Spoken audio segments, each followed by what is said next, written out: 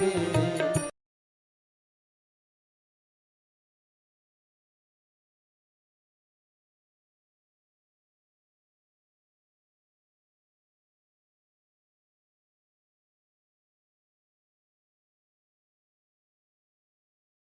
की है आरती, पापियों को पाप से है तारती।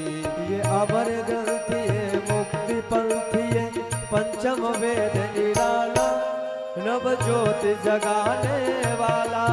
ये अमर ग्रंथि है मुक्ति पंथी है, पंचम वेद निराला, नव ज्योति जगाने वाला। हरि नाम यही हरि धाम यही, हरि नाम यही मेरे श्याम यही, हरि नाम यही हरि धाम यही, हरि नाम यही हरि धाम यही। जग के मंगल की आरती, पापियों को पाप से है तारती। श्री भागवत भगवान की है आरती, पापियों को पाप से है तारती। ये शांति गीत पावन पुनीत, पापों को मिटाने वाला, हरि दर्श कराने वाला। ये शांति गीत पावन पुनीत, पापों को मिटाने वाला, हरि दर्श कराने वाला। ये सुख करणी ये दुख हरणी, ये सुख करणी ये दुख हरणी, ये सुख करणी ये दुख हरणी। ये सुख करणी ये दुख हरणी। श्री मधुसूदन की आरती, पापियों को पाप से है तारती। भागवत भगवान की है आरती, पापियों को पाप से है तारती। ये मधुर बोल भव भंग घोल, सन्मार्ग दिखाने वाला, बिगड़े को बनाने वाला। ये मधुर बोल भवबंध खोल, सद्मार्ग दिखाने वाला, बिगड़ी को बनाने वाला। ये मधुर बोल भव बंध खोल, सद्मार्ग बताने वाला, बिगड़े को बनाने वाला। ये मधुर बोल भवबंध खोल, सद्मार्ग दिखाने वाला, बिगड़ी को बनाने वाला। सिया राम यही घनश्याम यही, मेरे राम यही मेरे श्याम यही, प्रभु राम यही घनश्याम यही। सिया राम यही घनश्याम यही। प्रभु के महिमा की आरती, पापियों को पाप से है तारती। श्री भागवत भगवान की है आरती, पापियों को पाप से है तारती। भागवत भगवान की है आरती, पापियों को पाप से है तारती। श्री भागवत भगवान की है आरती, पापियों को पाप से है तारती। पापियों को पाप से है तारती, पापियों को पाप से है तारती। कर्पूर गौरम करुणावतारम, संसार सारम भुजगेन्द्रहारम, सदा वसन्तं हृदयारविन्दे, भवं भवानी सहितं नमामि। त्वमेव माताश्च पिता त्वमेव, त्वमेव बन्धो सखा त्वमेव, त्वमेव विद्या द्रविणं त्वमेव, त्वमेव सर्वं मम देव देव। गुरुर्ब्रह्मा गुरुर्विष्णु गुरुर्देवो महेश्वरा, गुरुर्साक्षात् परं ब्रह्म, तस्मै श्री गुरुवे नमः। हरे राम राम राम हरे हरे, हरे कृष्ण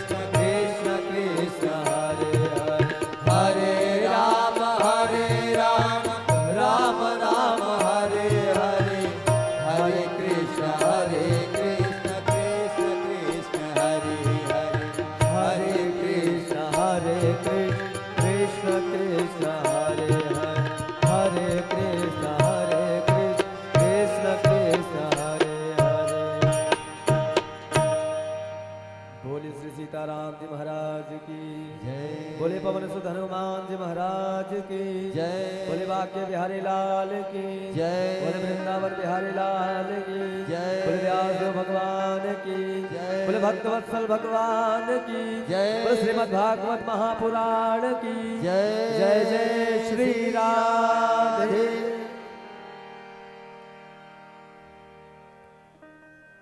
श्री राधे राधे।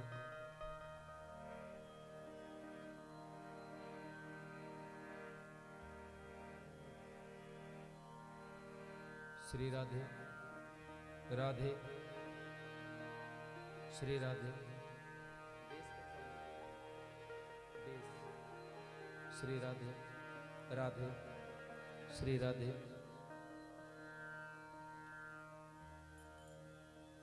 राधे श्याम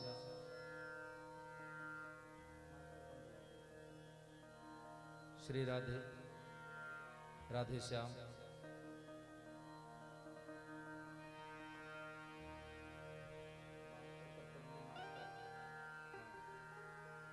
श्री राधे। आइए हम सभी भक्त बड़े भाव से प्रेम से आनंद पूर्वक बैठ करके अनंत कोटि ब्रह्मांड नायक अचिंत रूप गुणगण निधान सर्वेश्वर सर्वाधिपति जगदाधिपति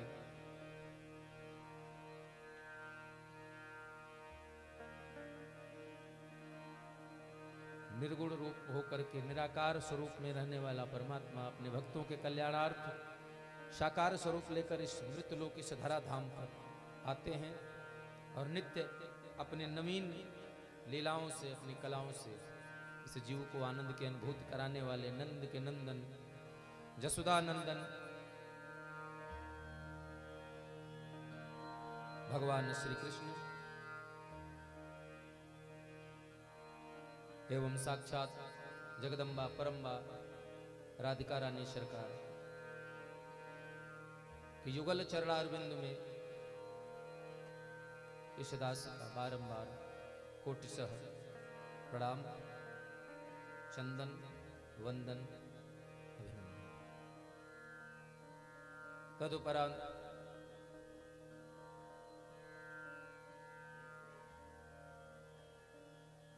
अनंत बलवंत परम संत हनुमंत लाल जी की अकारण करुणा के कारण ही यह परम सौभाग्य यह हम सभी भक्तों को प्राप्त हुआ है। तो ऐसे हनुमंत लाल जी की अकारण करुणा के कारण यह परम सौभाग्य हम भक्तों को प्राप्त हुआ। हल्का सा बेस डाल दीजिए बस।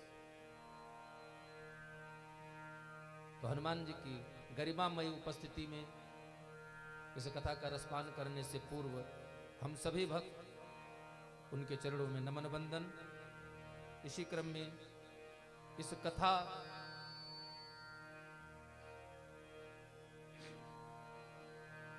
पांडाल के मध्य उपस्थित आए हुए समस्त श्रेष्ठ सम्मानित श्रोता बंधुओं बड़े बुजुर्ग एवं साक्षात भक्ति शक्ति की स्वरूपा हमारी माताएं बहनों साथ ही मंच पर आसीन सभी विप्र बंधु सभी गुणीजन आप सभी भक्तों का आज कथा क्रम में प्रवेश पाने की चतुर्थ दिवस की प्रवेश वेला में एक बार पुनः इस व्यास मंच से स्वागत और अभिनंदन। आइए हम सभी लोग अपने मन वाणी और आत्मा को एक साथ परमात्मा के श्री चरणों में लगाते हुए मंगलाचरण जो कि हमारी सनातन की परंपरा है उस परंपरा का निर्वहन करते हुए कथा क्रम में प्रवेश पाएंगे। हरि ओम।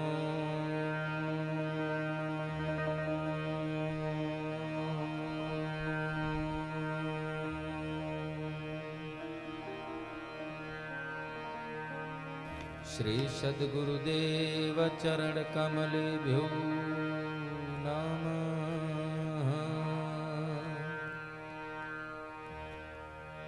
श्री सच्चिदानंद रूपाय नमः।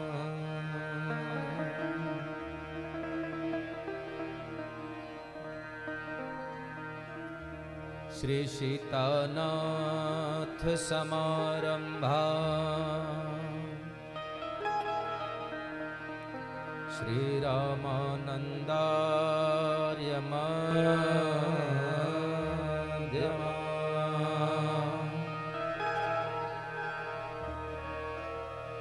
अस्मदाचार्य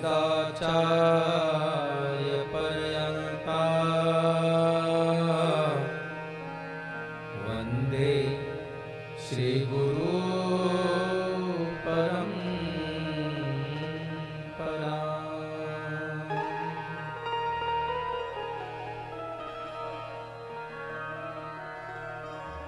आनंदमानंद कर्म प्रसन्नं ज्ञान स्वरूपं निजभावयुक्तं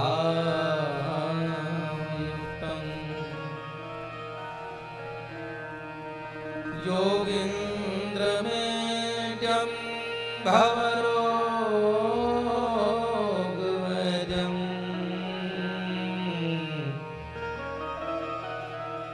श्री सद्गुरु नित्यं अहम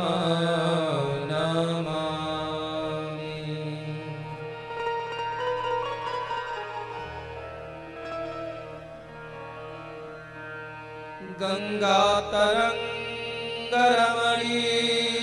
जटा कलापम गौरी निरंतर विभूषित भागम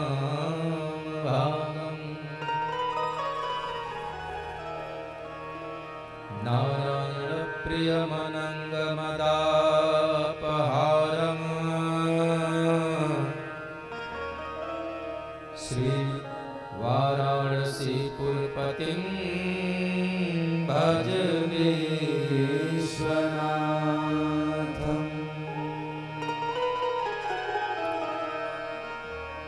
यत्र यत्र रघुनाथ कीर्तनं तत्र तत्र कृतमस्तकाञ्जलिं बाष्पवारि परिपूर्णलोचनम् मारुतिं नमत राक्षसान्तकम्।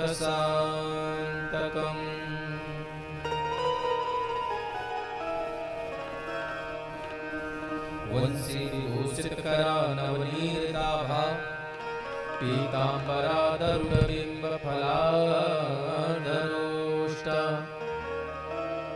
पूर्णेन्दुसुन्दरमुखाधरबिम्बनेत्रा कृष्णात् परां किमपि त्वमहं वदामि।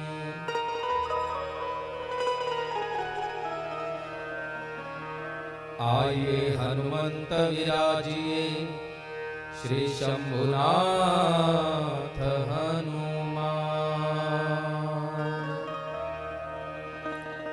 प्रेम सहित आसन धरो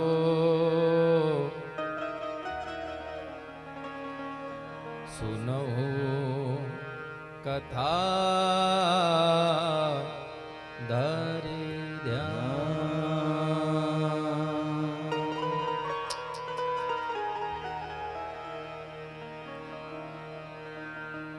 राधा मेरे स्वामिने मेरा भेजू को दास जन्म जन्म मोहि दीजियो श्री वृंदावन को वास।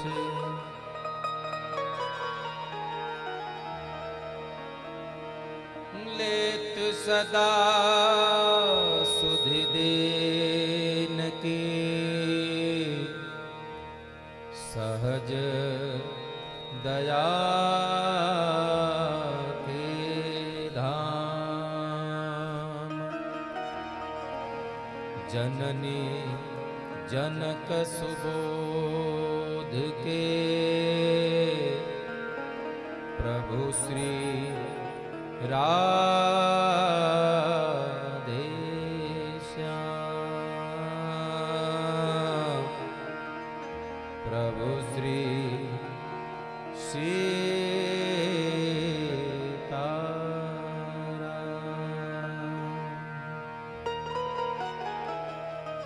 बोले वृंदावन बिहारी लाल की जय। आइए दो बार बड़े भाव से भगवान नाम संकीर्तन, तत्पश्चात सुंदर पावन कथा क्रम में प्रवेश पाएंगे।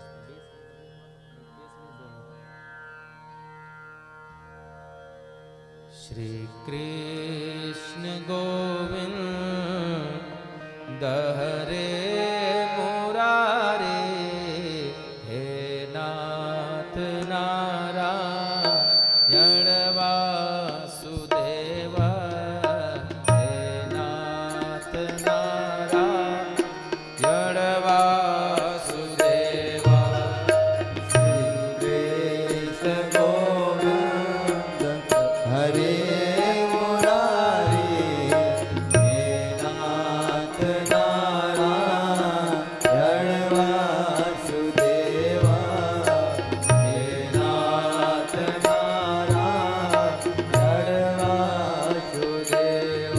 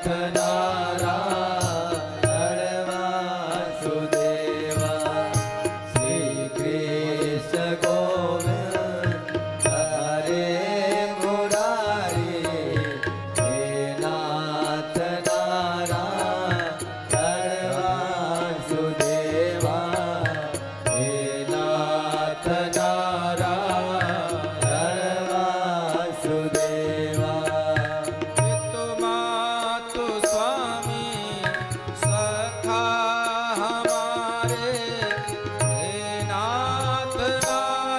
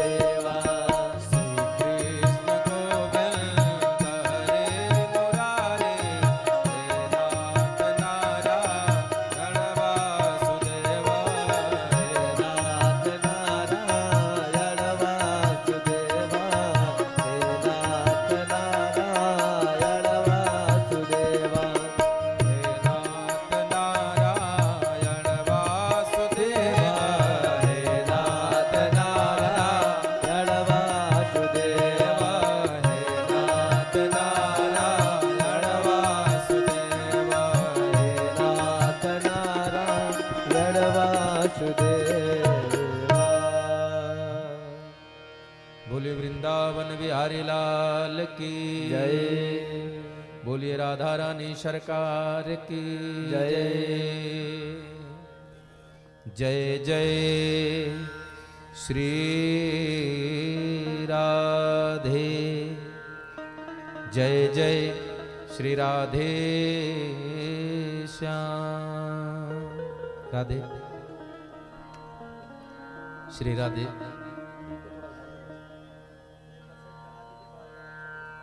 राधे बस छोड़ दीजिए एकदम बस। हाँ अब आप बैठ, हाँ आप भी बैठ करके आराम से कथा सुनिए। कल हम लोगों ने सुंदर कथा श्रवण किया था कि सूत जी कथा सुना रहे हैं सौनकादिक ऋषियों को कि किस प्रकार बाबा भोलेनाथ का विवाह माता पार्वती के साथ संपन्न हुआ। और हुआ विवाह हुआ भी तो क्यों हुआ? क्योंकि जगत का कल्याण करना था। तारक असुर भयौ तेहि काला। उस समय तारकासुर नाम का एक राक्षस बहुत उत्पात मचा रखा था। इसलिए परमात्मा की ऐसी लीला हुई कि भगवान को विवाह करना पड़ा, क्योंकि उसे वरदान था। ब्रह्मा जी ने सबको बुला करके एक बात बताया था कि दनुज निधन तब हो कब सुख शंभु शुक्र संभूत सुत सोई जीते रन सोई।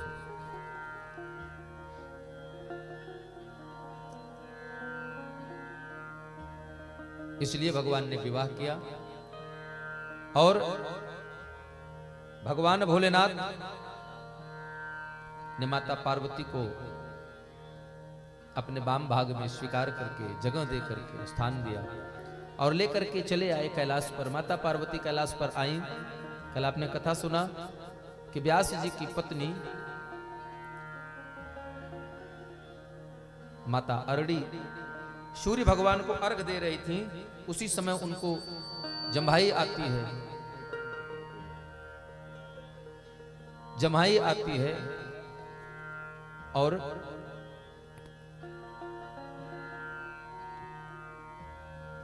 जो शुक्र था, जो अंडे से निकला था, अमर कथा सुन करके भगवान भोलेनाथ त्रिशूल लेकर पीछे पीछे भाग रहे थे और वो आगे आगे माता अरड़ी के मुख मार्ग से उनके उदर में, उनके गर्भ में जाकर समा गया।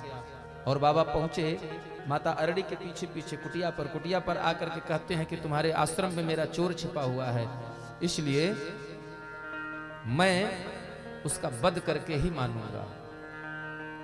नारद बाबा वहां पहुंचे, व्यास जी भी आ गए, सभी संत वहां आ गए। क्या हुआ महाराज, कैसे आपका आगमन हुआ? बोले ऐसी ऐसी बात है, एक चोर का पीछा करते करते हम यहां तक पहुंचे। तो क्या चुराया उसने? बोले वो हमारी अमर कथा का चोरी करके गया है।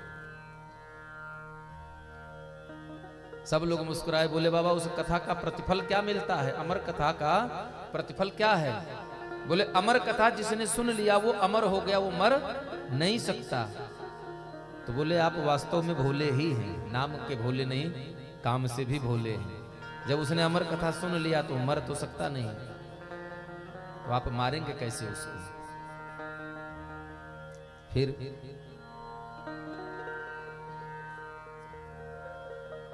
पूज्यपाद श्री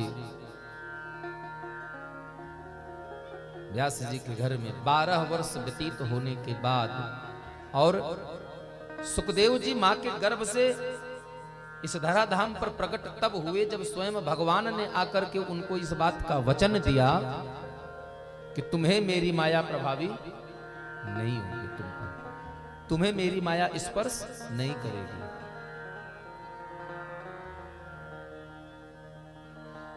और सुखदेव जी का जन्म हुआ, इस धराधाम पर प्रकट हुआ 12 वर्ष के बाद। 12 वर्ष सुखदेव जी मां के गर्भ में रहे और जैसे ही धराधाम पर प्रकट हुए, एक कौपीन में वो वन की तरफ भगे।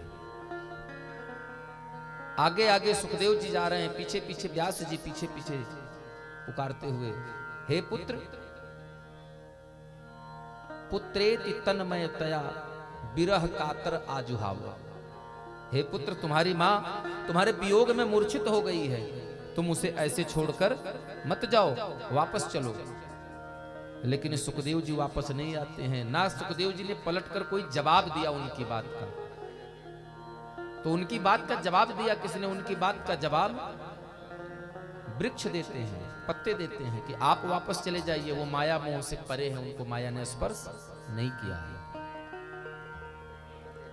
और अंत में थक हार कर उन्हीं व्यास जी ने अपने पुत्र को समय आने पर भगवान की प्रेरणा से पूरी श्रीमद् भागवत महापुराण की कथा को पढ़ाया, अध्ययन कराया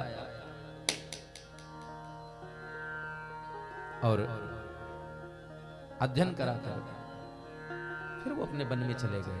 आज वही सुखदेव जी हैं। जब शिष्यों ने 2 श्लोक सुनाया, बरहा पीठम नटवर बपु कर्णयो कर्णिकारम बिभ्रदवास कनक पिसम वैजयंतीं च माला रंध्रान बेणूरधर सुधया पूरयन् गोपवृंदैर वृंदारण्य स्वपद रमणम प्राविशद कीर्ति कीर्ति। प्रथम श्लोक सुने तो बाबा का ध्यान टूटा और तब तक शिष्यों ने दूसरा श्लोक भी दे दिया, अहो वकीयम अस्तन काल। अब दोनों श्लोक सुन करके बाहर चले आए, बोले भैया ये श्लोक और सुनाओ। लेकिन शिष्यों ने कहा बस हमारे पास इतना ही था, इसके बाद मेरे पास कुछ है नहीं। कल आप लोगों ने सुना कि सुखदेव जी उन शिष्यों के पीछे पीछे उस गंगा घाट तक आए जहां महाराज परीक्षित के साथ तमाम संत समुदाय बैठे हैं, यहां तक कि स्वयं उनके पिताजी भी वहीं उपस्थित हैं। और आने के बाद सब लोगों ने कहा कि अब महाराज परीक्षित आपके मन की जिज्ञासा को शांत यही कर सकते हैं। अच्छा एक बात बताइए, जब पूज्यपाद व्यास जी वहीं थे जिन्होंने इस कथा का संकलन किया, लिपिबद्ध किया था और खुद उन्होंने ही पढ़ाया था सुखदेव जी को, तो क्या सुखदेव जी के स्थान पर पूज्यपाद व्यास जी इस कथा को सुना नहीं सकते थे परीक्षित को? परीक्षित जी भी इस कथा को सुना सकते थे, किससे? व्यास जी के द्वारा सुन सकते थे कथा न, लेकिन व्यास जी ने नहीं सुनाया। कोई कारण रहा होगा, क्योंकि गोस्वामी तुलसीदास जी लिखते हैं उत्तरकांड में, तसपू जस देवता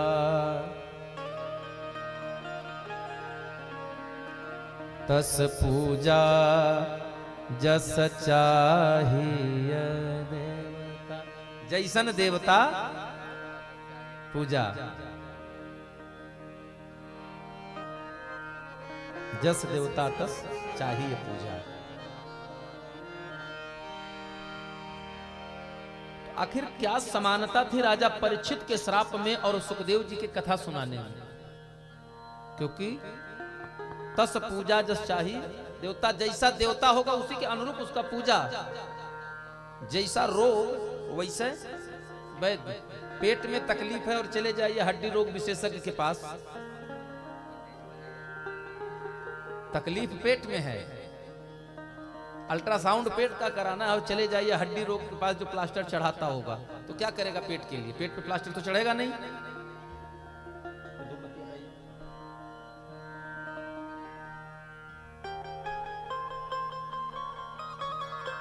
फिर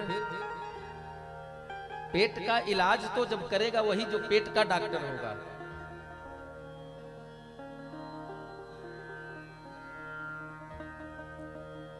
इसलिए भगवान ने प्रेरित किया नारद जी को, और नारद जी के सुझाव पर व्यास जी ने प्रेरणा भेजी सुखदेव जी को। जानते हैं क्यों?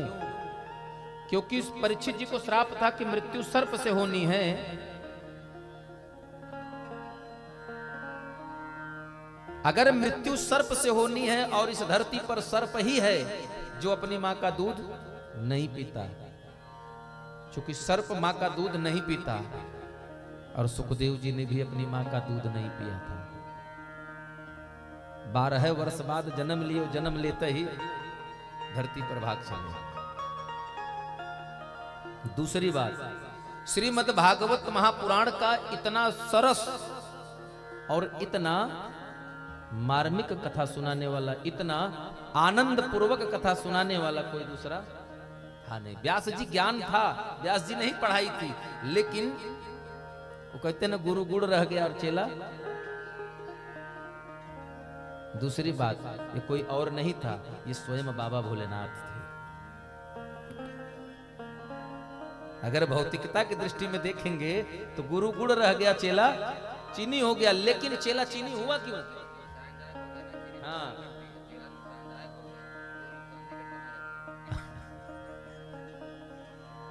लेकिन सुखदेव जी कोई साधारण सुख नहीं थे।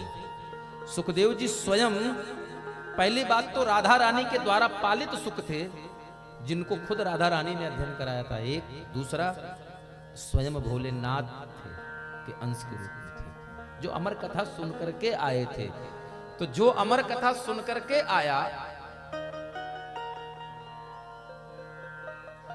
उससे बढ़िया भगवान की कथा कौन सुना सकता था? इसलिए सुखदेव जी आए, और सुखदेव जी जब आए तो सुखदेव जी ने राजा परीक्षित से आते ही कहा, वरियानि सते प्रश्न कृतो लोकहितो नृपः आत्मवित् सम्मतः पुंसां श्रोतव्यादिषु यः परः। बोले, हे राजन,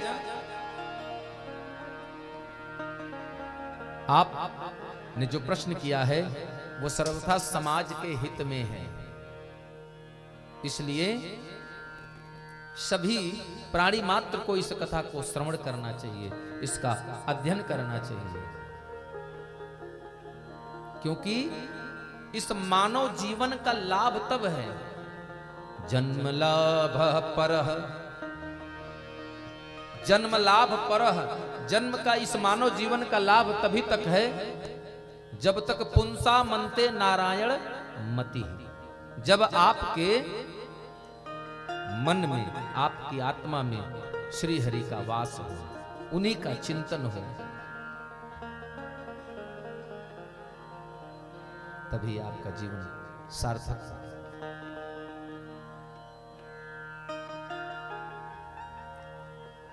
और आज मानो भगवान ने मनुष्य बनाया तो बना करके बड़ा खुश हुए कि हमने अपने जैसा कुछ बनाया है, हमने अपने जैसा कुछ बनाया है, देवताओं के जैसा शरीर धारण किया। लेकिन मनुष्य यहां आकर के देवता रह ही नहीं गया। मनुष्य, देवता तो छोड़िए, वो इंसान भी नहीं रह गया, तो रह क्या गया? वो पशु हो गया है। क्योंकि आज वो सारे काम पशुवत कर रहा है। कैसे? एक पशु के जीवन में कितने काम हैं? आहार, भोजन कर लेना, निद्रा, सो जाना, भय, डर रहना, मैथुन च सामान्य में तत्पदु निर्भाणम, ये पशुवत कर्म है, ये पशु भी करते हैं ये पांचों काम। संसर्ग, सोना, निद्रा, खाना, भयभीत रहना, ये पशुओं के अंदर भी है, यही गुण हमारे अंदर है। भगवान ने 84 लाख योनियों में इस मानव योनि को सबसे श्रेष्ठ बनाया, और श्रेष्ठ है क्यों? हमारे गुरु जी कहते हैं कि दो ऐसी चीजें हैं परमात्मा ने केवल हमको दिया है, बाकी किसी को नहीं दिया है। 84 लाख योनियों में किसी के पास नहीं है, केवल हमको मिला है। एक जानवर बहुत खुश हो जाएगा अगर पशु बहुत खुश है, तो क्या कर सकता है? जैसे आपने कुत्ता पाला है और बड़ा प्रसन्न है, तो क्या करेगा? आगे पीछे घूमेगा, पैर चूमेगा, पूंछ हिलाएगा, यही कर सकता है। हंस नहीं सकता, वो हंस नहीं सकता।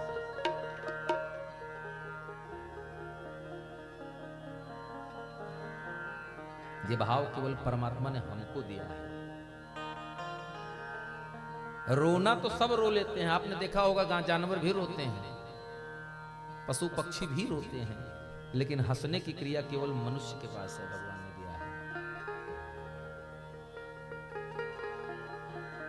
और दूसरा, मन, वचन और कर्म तीनों से भजन करने का भी सामर्थ्य केवल परमात्मा ने हमको ही दिया, बाकी किसी को नहीं दिया।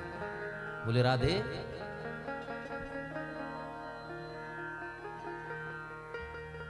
सुखदेव जी कहते हैं, राजन, जिस प्रकार अगर मानव समुद्र के इस तट पर खड़ा हो जाए और ये एक किनारा, जिस किनारे पर हम खड़े हैं वो किनारा तो हमको दिखता है और दूसरा वाला दिखाई नहीं पड़ता, तो क्या दूसरा किनारा होगा नहीं? अगर एक किनारा है तो क्या दूसरा किनारा है कि नहीं है? भले वो हमको दिखाई नहीं पड़ रहा है, लेकिन पहला किनारा है, यह इस बात का प्रमाण है कि दूसरा किनारा भी होगा, भले ही वो हमको दिखाई नहीं दे रहा है। उसी प्रकार सुखदेव जी कहते हैं, राजन, जिस मनुष्य ने इस धराधाम पर इस मृत्युलोक में जन्म लिया, इसका नाम ही है मृत्युलोक। यहां आने के बाद मृत्यु सुनिश्चित है।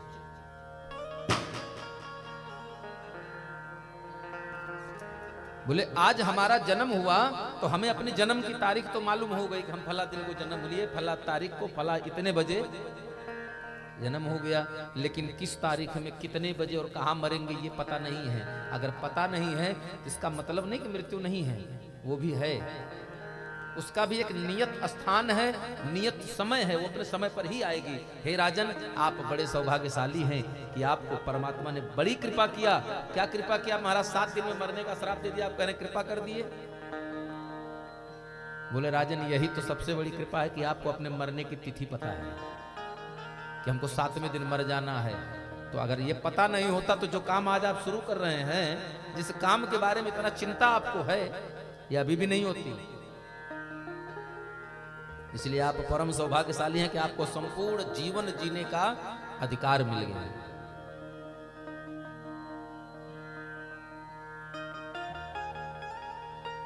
तो बोले फिर क्या करें? बोले 7 दिन में कैसे कल्याण होगा? बोले 7 दिन में कैसे कल्याण होगा? बोले जितासनो जित श्वासो जितस अंगो, अपने आसन को सिद्ध कर लीजिए। जित श्वासो, अपनी सांस को सिद्ध करिए। कैसे? प्राणायाम के द्वारा आसन करिए। इतना कर लेंगे कि तो जितस अंगो, आप का कमांड आपके बस में हो जाएंगे। आपके हाथ पैर आंख जहां चाहेंगे वही देखेंगे, जिसको चाहेंगे उसी को देखेंगे। जितस अंगो, और उसके बाद अंत में जित इंद्रिय। आप अपने इंद्रियों को अपने कंट्रोल में रखिए, अपने बस में रखेंगे। और जब इतना कर लेंगे तब क्या होगा? स्थूले भगवतो रूपे मनः संधारये धिया। जब आप इन 5 को कमांड में ले लेंगे, अपने कंट्रोल में लेंगे, अपने बस में ले लेंगे, तो उस परमात्मा का सूक्ष्म स्वरूप आपके स्थूल शरीर के अंदर दिख जाएगा। और जिस दिन ऐसा हो जाएगा तो आप भी खडवांगो नाम राजर्षि, खडवांग नाम के राजा थे, मरने के कुछ समय पहले, 2 घड़ी पहले उन्होंने सब कुछ त्यागा और परमात्मा से प्रीत लगा लिया और मोक्ष आ गए। बोले आपको तो 7 दिन मिला है। देखिबे को दौरे तो सटक जात बाएं ओर, असुनिबे को दौरे तो रसिक सिर ताज है। असूंघबे को दौरे तो अघाये न सुगंध करे, और खाइबे को दौरे तो ना धापे महाराज है। तो भोगी के को दौरे तो त्रिपति हूं न काहू होई, और मन सो न देखो हमको दगाबाज है। इस मन से बड़ा कोई दगाबाज आपके लिए नहीं, धोखेबाज कोई हो नहीं सकता। बोले फिर क्या करें? तो बोले एक ही काम करिए, एकांत लाभम बचसो नपुंसा, सुश्लोक मौलवे गुणवादमाहु श्रुतेषु विद्युद्भि रूपाकृताया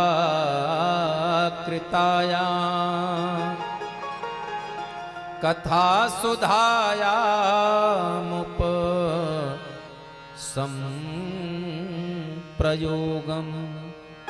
बोले क्या करें? बोले भगवान की कथाओं के रसिक जो श्लोक हैं, रसदार, उन श्लोकों में किसी एक अच्छे सुंदर श्लोक का चयन करिए। सुंदर तो कौन है? क्या भगवान की कथा के सारे श्लोक सुंदर नहीं है? सारे सुंदर हैं। तो सुखदेव जी से परीक्षित ने पूछा, महाराज जब सारे सुंदर हैं तो हम आप कह रहे सुंदर को चुन लीजिए। बोले सुंदर तो सब हैं, लेकिन हर व्यक्ति को हर चीज सुंदर नहीं लगती। बोले 18,000 श्लोक में जो आपको सुंदर लगे उसी का चयन कर लीजिए आप। फिर क्या करें? बोले उसी श्लोक का गायन, उसी श्लोक का गुणानुवाद आप अपनी वाणी से करिए। बोले एक। दूसरा, भगवान की रसिक कथा का गायन भगवान के सरस भक्तों की वाणी के द्वारा अपने कानों से सुनना। फिर एकांत लाभम। बोले एकांत में बैठ करके भगवान के नाम का चिंतन।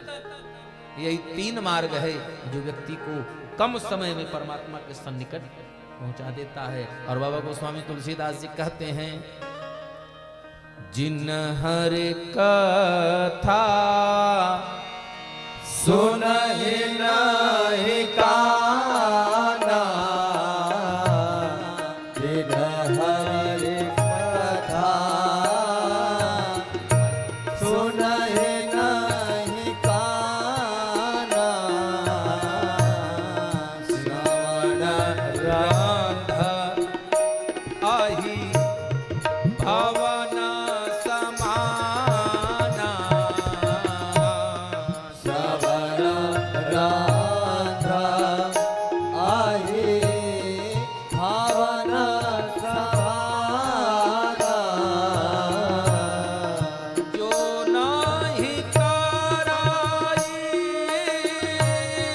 राम गुण गाना। जो नाहि कराई राम गुण गाना। जीहा सोदादुर जीहा समाना।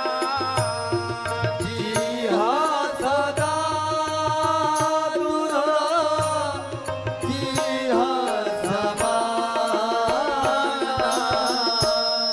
हरे व्यापक सर्वत्र समाना।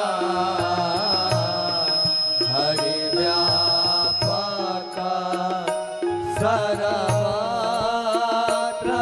समाना।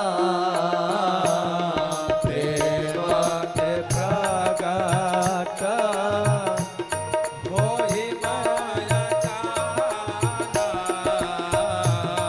प्रेम से प्रगट होहि मैं जाना।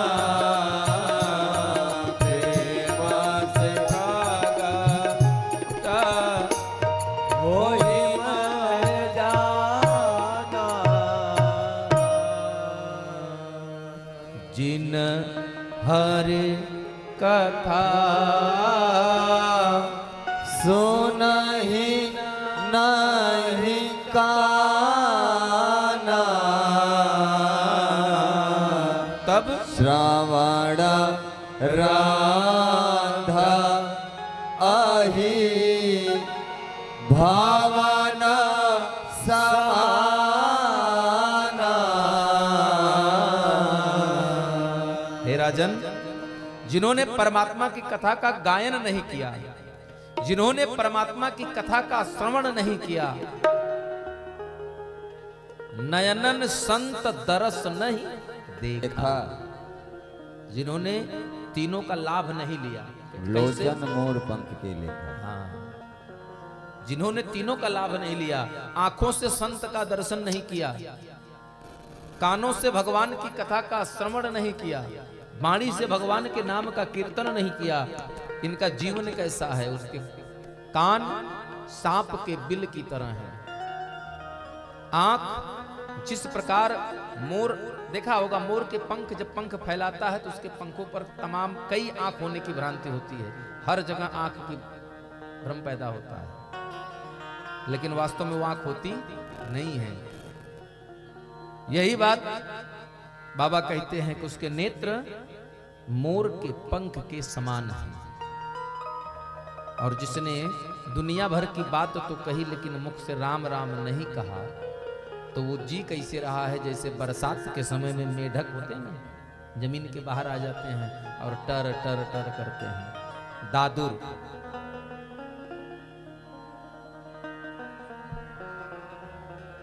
बोले ये परमात्मा ही है। ये न शुक्ला कृता हंसा सुकाश्च हरिता कृता मयूराश्च चित्रायेन सपिवृत्ति विधास्यति। बोले ये परमात्मा ही है। ये न शुक्ला कृता हंसा, इन्होंने हंस को सफेद बनाया है, हंस को सफेद रंग दिया। सुकाश्च हरती कृता, तोते को हरा बनाया। मयूराश्च त्रिता, ये मयूर को 3 रंग से बनाया। और स ये वृत्ति विधास्यति, यही परमात्मा है कि जो जैसी वृत्ति जिसकी होती है उसको वैसा ही बना देते हैं। इसलिए कभी भी भगवान के सामने मंदिर में जाइए तो जाकर के रोइए मत। जैसे हमने देखा है बहुत लोगों की आदत होती है, जैसे भगवान के मंदिर गए ये बड़े बड़े आंसू गिरना शुरू हो जाएंगे। शादी पार्टी में जाएंगे तो बढ़िया बढ़िया पहन के जाएंगे, लेकिन मंदिर जाना होगा तो जो सबसे मैला कुचैला फटहा होगा वह निकालेंगे, भगवान के सामने जाएंगे। तो भगवान जान ही जाते कि इसको इसी में अच्छा लग रहा है।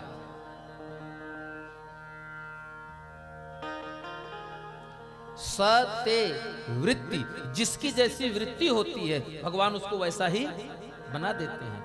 स्वामी विवेकानंद ने भी यही बात अपनी जीवनी में कही है कि व्यक्ति का विचार जैसा होता है उसका व्यक्तित्व भी वैसा बन जाता है।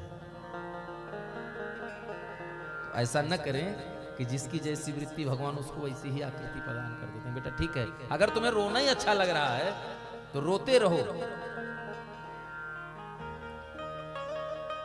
मुंबई में एक भिखारी मरा था, पेपर में आया था, करीब 27 करोड़ रुपया जमीन में गड्ढा खोद करके उसमें रख करके ऊपर से फटाई चटाई बिछा करके सोता था।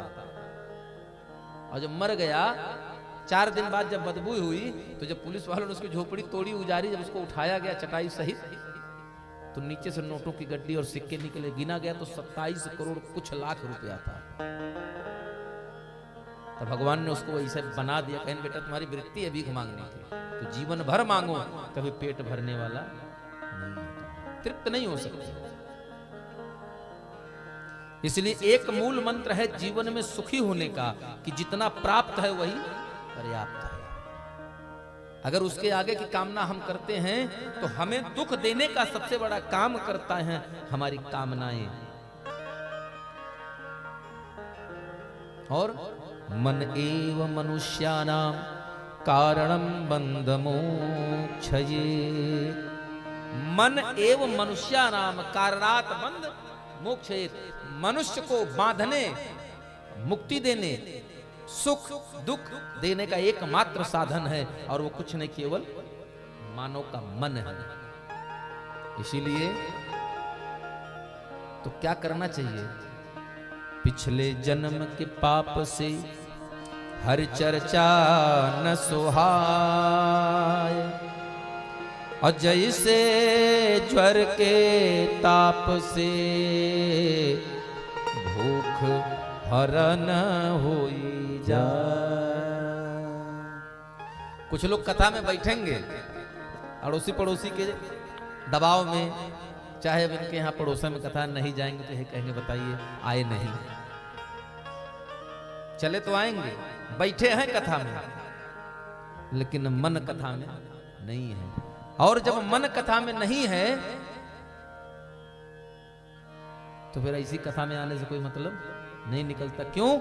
क्योंकि जीवन में सदगुरुदेव भगवान कहते हैं एक समय में एक काम करिए, जितनी देर जिसके साथ रहिए उतनी देर उसके बन के रहिए, नहीं तो इसे साथ का कोई मतलब निकलता नहीं है। क्योंकि जिसे चाहते हैं बना डालते हैं और जिसे चाहते हैं मिटा डालते हैं। आगाह है अपनी मौत से कोई बसर नहीं, सामान 100 बरस का पल की खबर नहीं। सज धज के जिस दिन मौत की शहजादी आएगी, समझ लीजिए, ना सोना काम आएगा ना चांदी आएगी, ना सोना काम आएगा ना चांदी आएगी।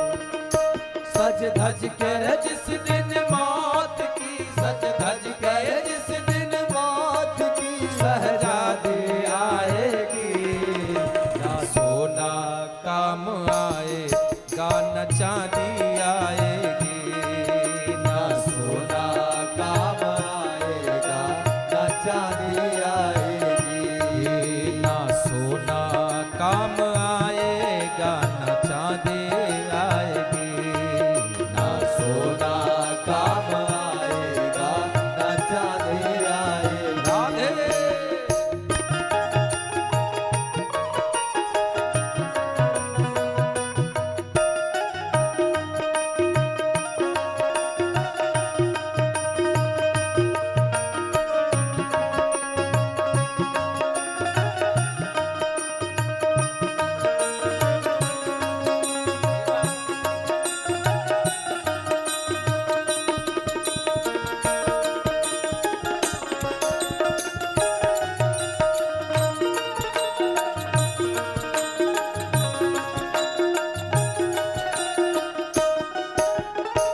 छोटा सा तू कितने बड़े अरमान है तेरे, छोटा सा तू कितने बड़े अरमान है तेरे।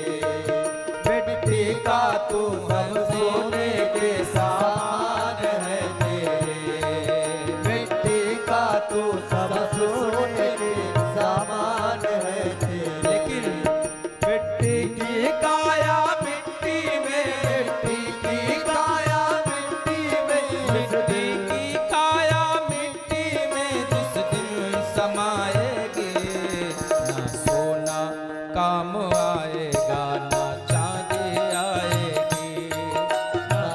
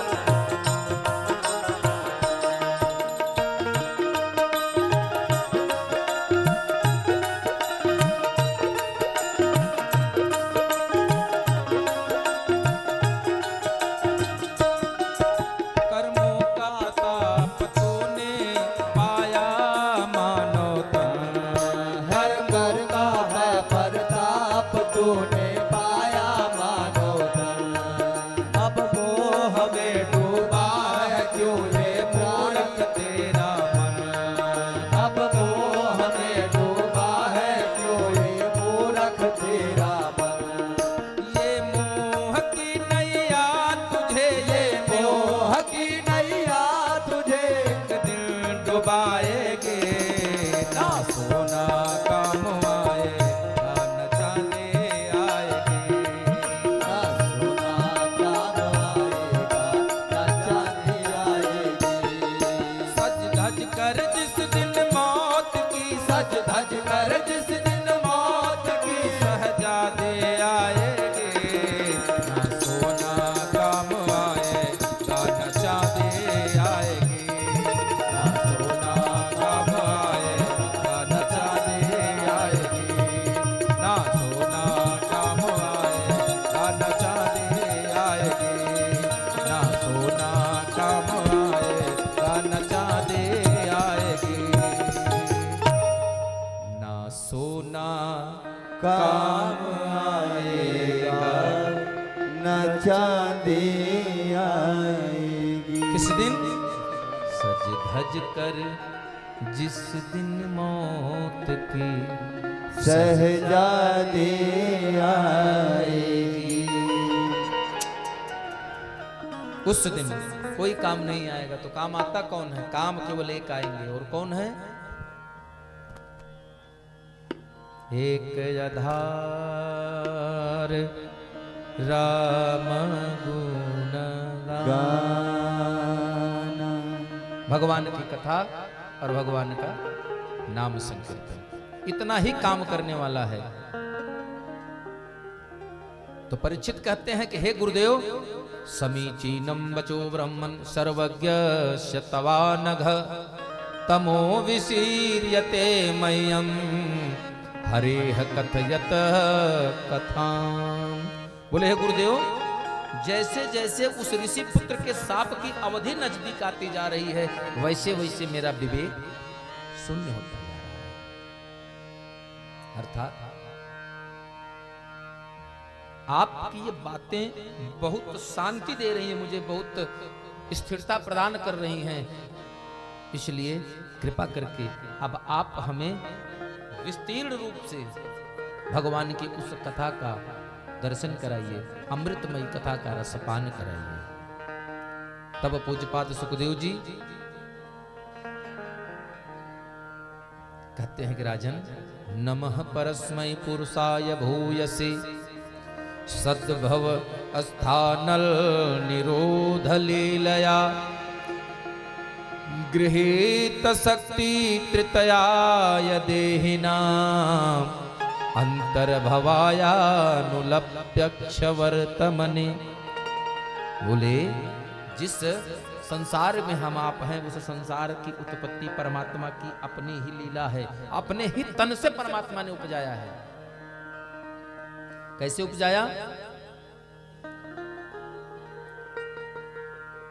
जब ब्रह्मा, विष्णु और शिव जी का, शंकर जी का जन्म तभी होता है, प्राकट्य तभी होता है जब परमात्मा की इच्छा होती है कि अब मैं कुछ लीला करूं। तो परमात्मा करते क्या है? जिस प्रकार आप लोग सायंकाल में दही को जमा देती हैं, दूध में जामन डाल करके रख देती हैं और प्रातः काल वो दही हो जाती है। और दही से मक्खन निकालने के लिए आपको मथानी से उसे मथना पड़ता है। तो भगवान भी ऐसा ही करते हैं, अपने तीनों गुणों में क्षोभ उत्पन्न करते हैं। और तीनों गुणों में जब क्षोभ उत्पन्न करते हैं, तब होता क्या है? सतोगुण से ब्रह्मा जी का प्रादुर्भाव होता है। भगवान के सतोगुण से ब्रह्मा जी का जन्म होता है। और भगवान के रजोगुण से यानी राजसी गुण से हमारे परमात्मा श्री हरि विष्णु का जन्म होता है। और तमोगुण यानी विनाशक शक्ति बाबा भोलेनाथ का प्राकट्य होता है। बोले भूत भावन भगवान भोलेनाथ की। और ये तीनों लोक जब होते हैं तो इन तीनों लोगों के होने के बाद और कुछ नहीं करते हैं। समझ में बात आती ही नहीं, हम आए कहां से, कैसे आए, क्यों आए, कुछ पता नहीं है। और जिंदगी में एक मंत्र आप समझ लीजिए, एक बात बिल्कुल गांठ बांध लीजिए। ये हालांकि हमारा मंत्र नहीं है, कहीं से मिला होगा, ये हमारे पिताजी ने हमको दिया था। जीवन में 3 बातें अपने साथ रख लीजिए। इस व्यास मंच से मेरा विश्वास है कि कभी जीवन में विफलता आपके पास नहीं आएगी, कभी असफल हो नहीं सकते हैं, कभी जीवन में धोखा खा नहीं सकते हैं, अगर 3 बात को अपने साथ एकदम गांठ बांध कर रख लीजिए। तीनों बात, कब, क्यों और कैसे। इन 3 शब्द को अगर जिसने अपने जीवन में उतार लिया, जैसे आपको बताएं, आज हमारे गांव से एक मरीज आए हैं, उनको कैंसर हो गया है, मेदांता में एडमिट है। हम उनको देखने गए थे, दोपहर 2 बजे की बात है। आज की एकदम यथार्थ घटना बता रहे हैं। बलिया के एक ठाकुर साहब थे, उनका मरीज भी यही है, उनके मरीज को लीवर ट्रांसप्लांट कराना है। डॉक्टरों ने लगभग 50 लाख के ऊपर का खर्च उनको बताया। उनको 3 साधु मिल गए, यही मेदांता के बगल में मिल गए। आज की घटना मैं बता रहा हूं, आज के 1 हफ्ता पहले वो उनसे मिले थे। भाई मरीज है, मेदांता हॉस्पिटल में है, तो निश्चित मरीज के तीमारदार के पास 10, 20, 50 हजार रुपए तो होंगे ही होंगे। उसने पूछा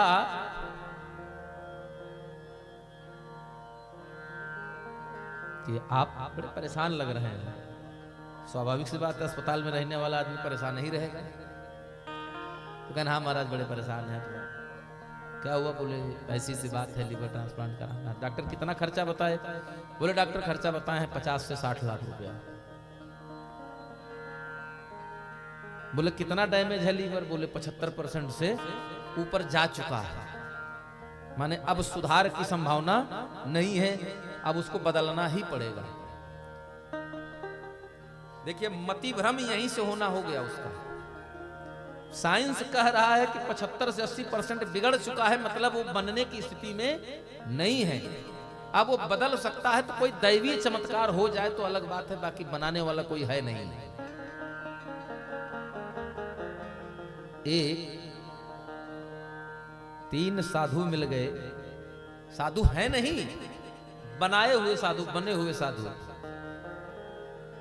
हम इसलिए यह बात कर रहे हैं क्योंकि आज जब हम उनके बगल में खड़े, वो मारे जा रहे थे, खड़े हो गए हम, तो उनके दूरवा से हमको बदबू आ रही थी शराब की। हाँ, तो उसने कहा कि भैया हमें हुआ क्या, क्यों मार रहे हो? तो उसने कहा महाराज हमसे मिले, कहीं न ऐसी सी बात है, मैं आपके मरीज को ठीक कर दूंगा। बोले अच्छा। बोले कैसे ठीक करेंगे? बोले आपकी जेब में कितना पैसा है? बोले हमारी जेब में तो 30-32 हजार रुपया है, आप अपनी बात बताओ कितना खर्चा लगेगा?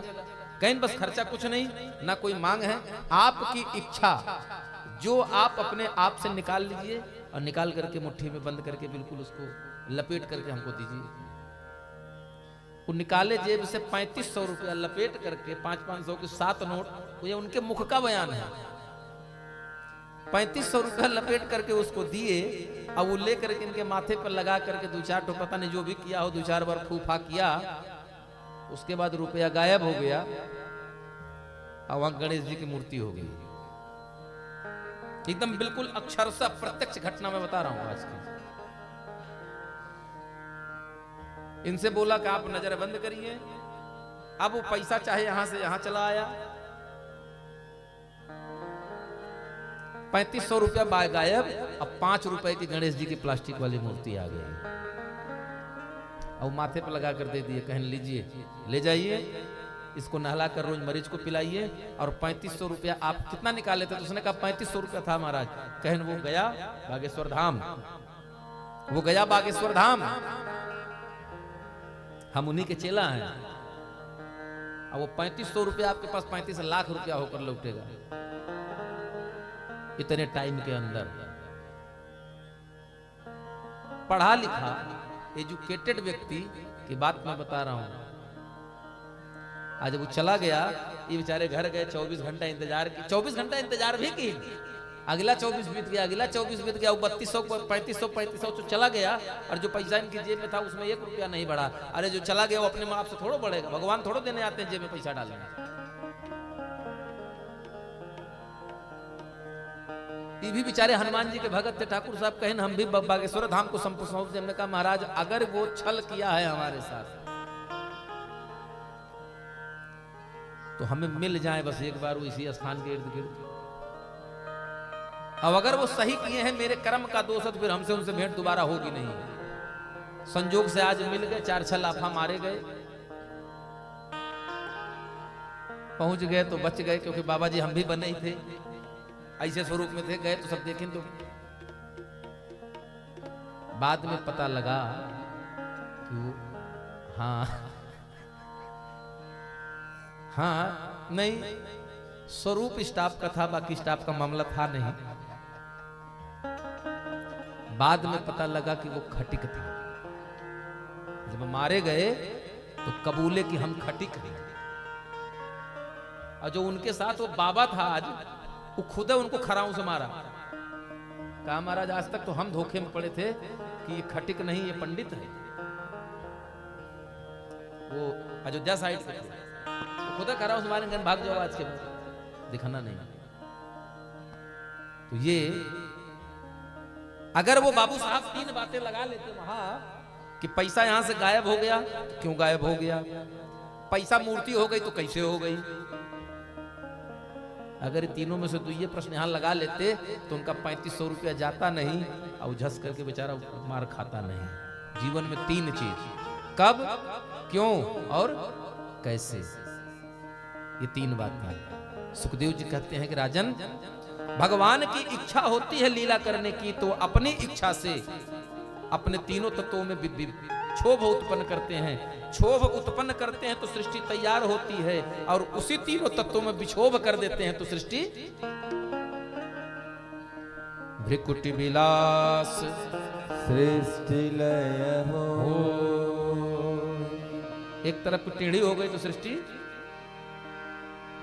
फिर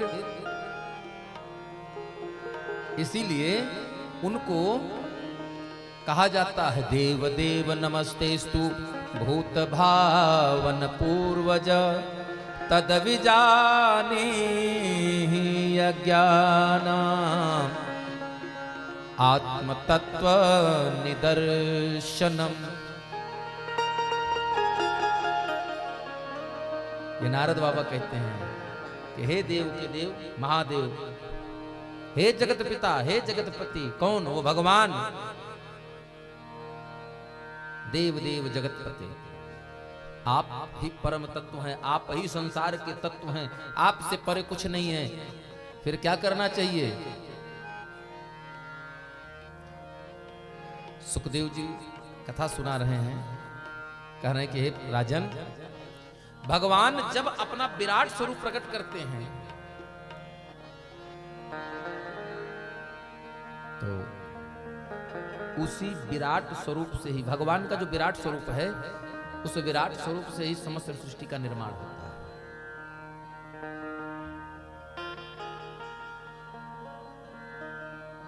बोले जब तीनों लोग प्रकट हो जाते हैं तो तीनों लोग प्रकट हुए तो काम तो पता नहीं करना क्या है, क्यों आए हैं, कहां से आए हैं और कैसे आए हैं।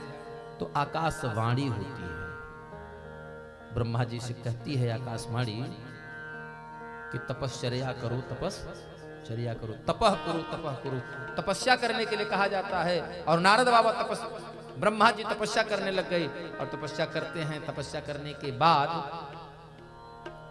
भगवान ने फिर आदेशित किया कि अब आप सृष्टि करिए। और जब सृष्टि करने की बात हुई तब एको अहम बहुश्याम, सृष्टि होगी कहां से? तो भगवान कहते हैं एको अहम, मैं एक हूं, लेकिन जब इच्छा होती है तो एक से अनेक हो जाता हूं, बहुश्याम, बहुत हो जाता हूं।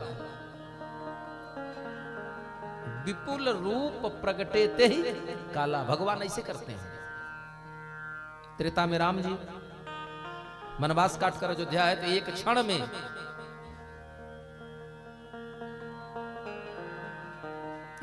में सबसे मुलाकात होगी पूरी अयोध्यावासी से। भागवत कथा में महाराष्ट्र में एक साथ सभी गोपियों के साथ कृष्ण भगवान खड़े हैं। वैसे भगवान लीला करते हैं। और तब ब्रह्मा जी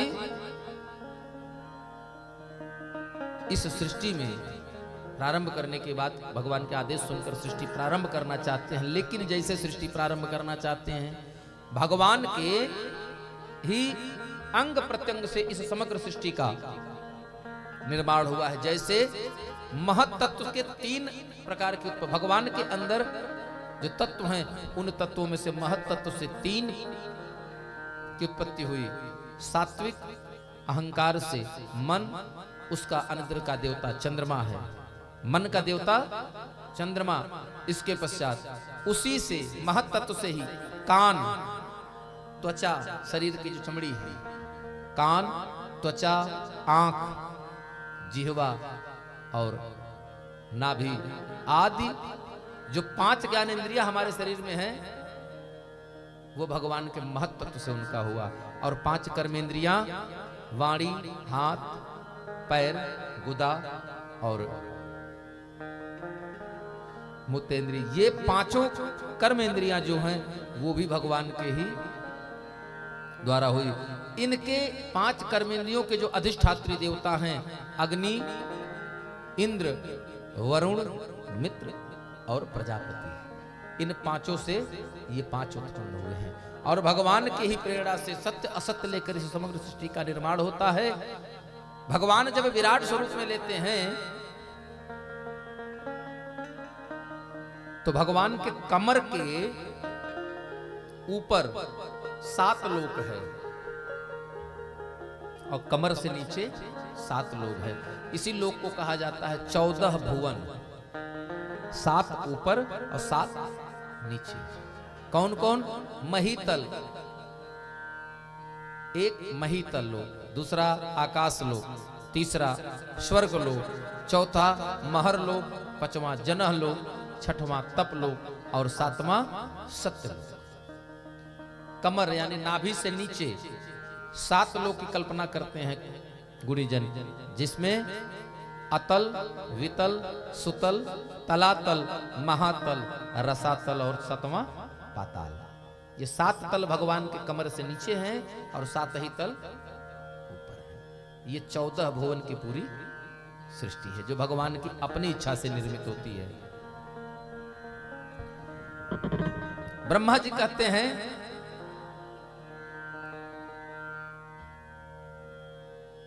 कि मैं स्वयं उसी विराट स्वरूप भगवान के नाभि कमल पर मेरा प्राकट्य हुआ था और मुझे खुद भी पता नहीं था मैं क्यों, कहां से, कैसे आया।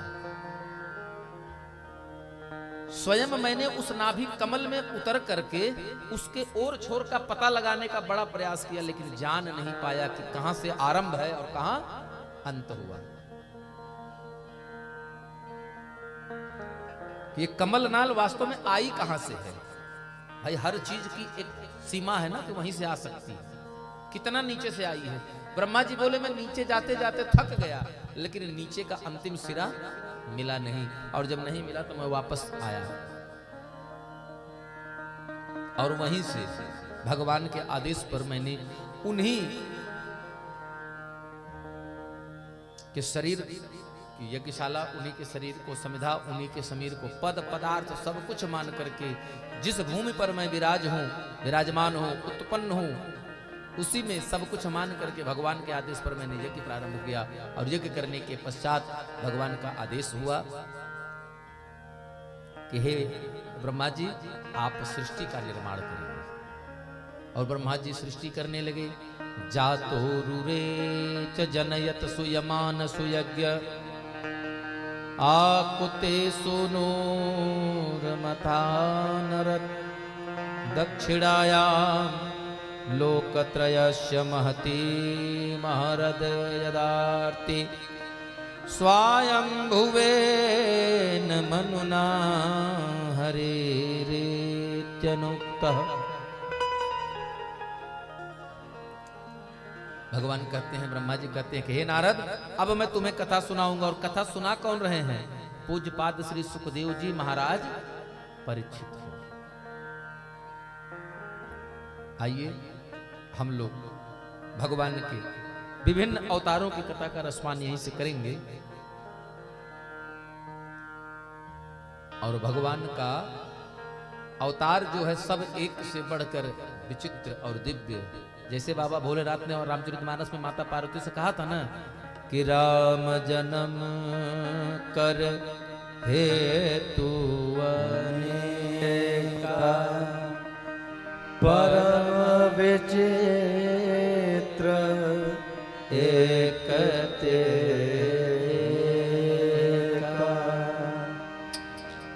भगवान की कथाओं पर संदेह नहीं, विश्वास श्रद्धा रखनी है, क्योंकि भगवान की कथा ज्ञान प्रधान नहीं है। भगवान की कथा ज्ञान प्रधान नहीं है। यहां बुद्धिमानों के लिए कोई जगह नहीं है। भगवान की कथा में बुद्धिमान व्यक्ति की जरूरत नहीं है। बोले फिर? बोले भगवान की कथा भाव प्रधान है। बुद्धि थोड़ी कम हो चलेगा, लेकिन भाव पूरा हो, श्रद्धा पूरी हो। बिनु विश्वास भगति नहीं, तेहि बिन द्रवही न राम। राम कृपा बिन सपने हूँ, जीवन लह विश्राम।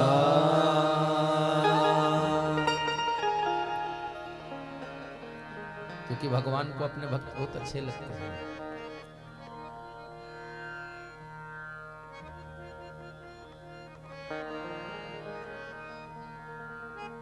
सौ बार उसे देखा, पर देख के जी भरता ही नहीं। हसरत है यही इस जीवन की, एक बार नजर भर देखूं तुझे। ये भक्त कहता है कई बार देखा, लेकिन आत्मा तृप्त नहीं है। फिर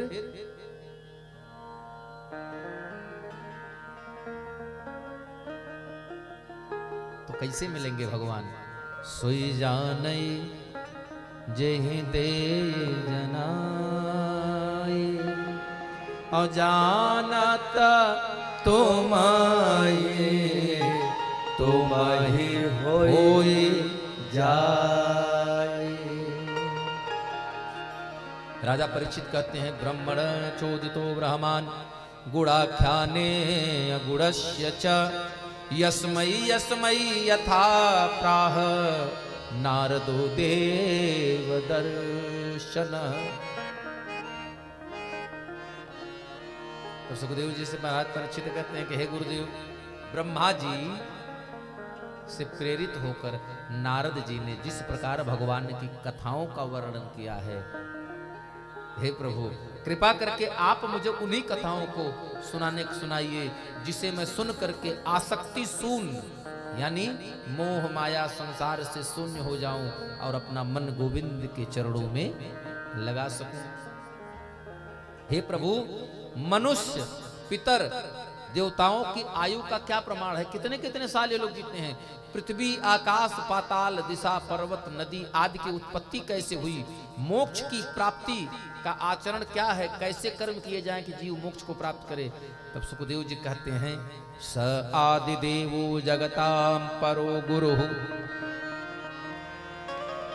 स्वाधिष्णमयमास्थाय शिश्रिक्षयैक्षतः। हे राजन, आदिदेव ब्रह्मा जी की उत्पत्ति भगवान के नाभि कमल पर हुई, और नाभि कमल पर उत्पत्ति होने के बाद जब नाभि कमल की खोज करते करते ब्रह्मा जी बेचारे थक गए, और वापस अपने कमल पर आकर के सोचने लगे कि आखिर मैं कहां से आया, ये कमल की जड़ कहां तक है। तब उस क्षीर सागर यानी उस सरोवर से आवाज आती है, क। एक आवाज आई क, और क से लगा करके 16वां वर्ण आता है त अक्षर। क से अगर आप गिनती करेंगे तो ठीक 16वां अक्षर त आएगा। क से गिनती करिए तो 16वां अक्षर त, और उसके बाद आगे बढ़ेंगे तो 21वां अक्षर आएगा प, यानी तप। और ब्रह्मा जी ने इतनी कठिन तपस्या किया कि भगवान उनकी तपश्चर्या से प्रसन्न होकर उन्हें वैकुंठ का दर्शन कराया और बताया कि हे ब्रह्मा जी, यहां पर माया आदि का कोई प्रभाव नहीं होता है, ना यहां माया प्रभावी है ना विकार।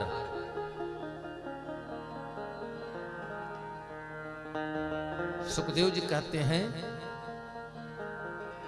कि हे राजन, यह कथा ब्रह्मा जी ने नारद जी को सुनाई और नारद जी ने यही कथा मेरे पिता पूज्य पाद श्री व्यास जी को सुनाई। और व्यास जी कहां सुनाई थी? सरस्वती नदी के तट पर। कब सुनाई?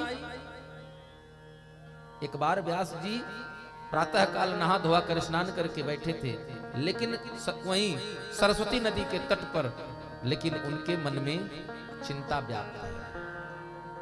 जिस व्यास जी संत महात्मा के चेहरे पर चिंता नहीं होती, क्योंकि वो चिंता रत होते हैं, चिंतन रत होते हैं। चिंता से बचना है तो चिंतन में लग जाइए। चिंतन किसका करना है? चिंतन ही नहीं करना है कि करवा चौथ आ रहा बढ़िया हार बनवाना है। चिंतन करना है कि सुबह शाम 8 पहर है, कम से कम 8 पहर में 1 पहर तो आप भगवान के लिए समय निकाल ही लीजिए। 10 मिनट समय निकालिए, आधी घड़ी लगभग 12.5 मिनट समय तो निकाल ही सकते हैं। अगर 24 घंटा में 12 मिनट 25 मिनट समय भगवान के लिए नहीं निकाल सकते तो फिर हमारा मानव होना व्यर्थ है। व्यास जी बेचारे उदास होकर चिंतित होकर के बैठे हैं। कहां? सरस्वती नदी के तट पर। उसी समय नारद जी का आगमन। नारद जी ने कहा कि आप इतने चिंताग्रसित कब से हो गए प्रभु? आप तो बड़े शांत वृत्ति के हैं। तब नारद जी सुखदेव व्यास जी कहते हैं कि हे नारद, मैंने तमाम ग्रंथों का अध्ययन किया, तमाम ग्रंथों की रचना किया, लेकिन पता नहीं क्यों मेरे मन में शांति नहीं आई।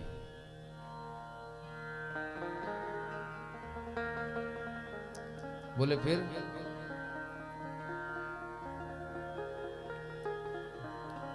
मेरे मन में क्यों नहीं संतोष आया?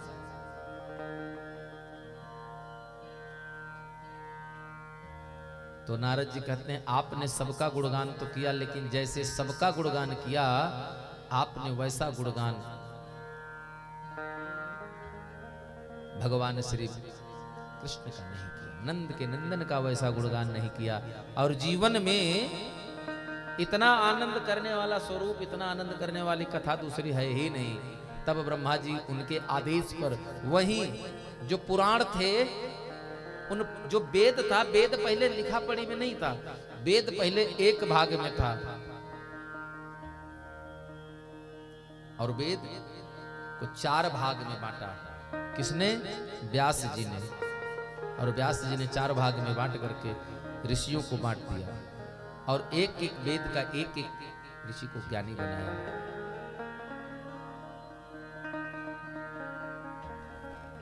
कहते हैं यह सुन करके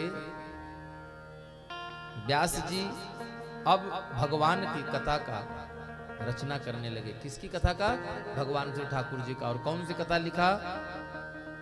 श्रीमद् भागवत महापुराण की कथा। नारद जी अपना पूर्व चरित्र उनको सुनाते हैं व्यास जी को। कहे व्यापित दास जी, मैं पूर्व जन्म में जब ब्रह्मा जी ने सृष्टि प्रारंभ किया था, तो सृष्टि प्रारंभ करने के पश्चात 10 मानस पुत्रों में से एक मैं भी था, जो ब्रह्मा जी की गोद में मेरा जन्म हुआ था। और मेरा जन्म हुआ तो पिताजी ने हमसे कहा कि हे पुत्र, अब आप सृष्टि को आगे बढ़ाने में मेरी मदद करो।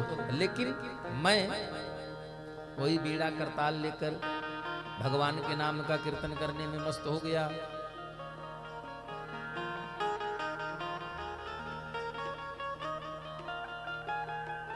और जिसका परिणाम ये हुआ कि एक दिन पिताजी ने हमको श्राप दे दिया। क्यों श्राप दे दिया? भजन कर रहे थे इसलिए। आप लोग बताइए, ब्रह्मा जी ने नारद जी को श्राप काहे दिया था? ब्रह्मा जी जुआ, नारद जी जुआ तो खेल नहीं रहे थे, शराब पीते नहीं थे, लड़ाई झगड़ा करते नहीं थे, झूठ बोलते नहीं थे, तो ब्रह्मा जी ने श्राप दिया क्यों? नारद जी एक ही काम तो करते थे, भजन। तो बोले भजन करने पर श्राप दे दिया। बोले भजन करने पर श्राप नहीं दिया, वो पिता हैं, सब कुछ करिएगा लेकिन पिता की आज्ञा। ब्रह्मा जी ने आदेश किया था कि हे पुत्र, मेरी सृष्टि के रचना में मेरी मदद करो, सृष्टि को आगे बढ़ाने में हमारे साथ आओ। लेकिन नारद जी ने मना कर दिया, कहा पिताजी, हम जो कर रहे हैं वही हमारे लिए ठीक है।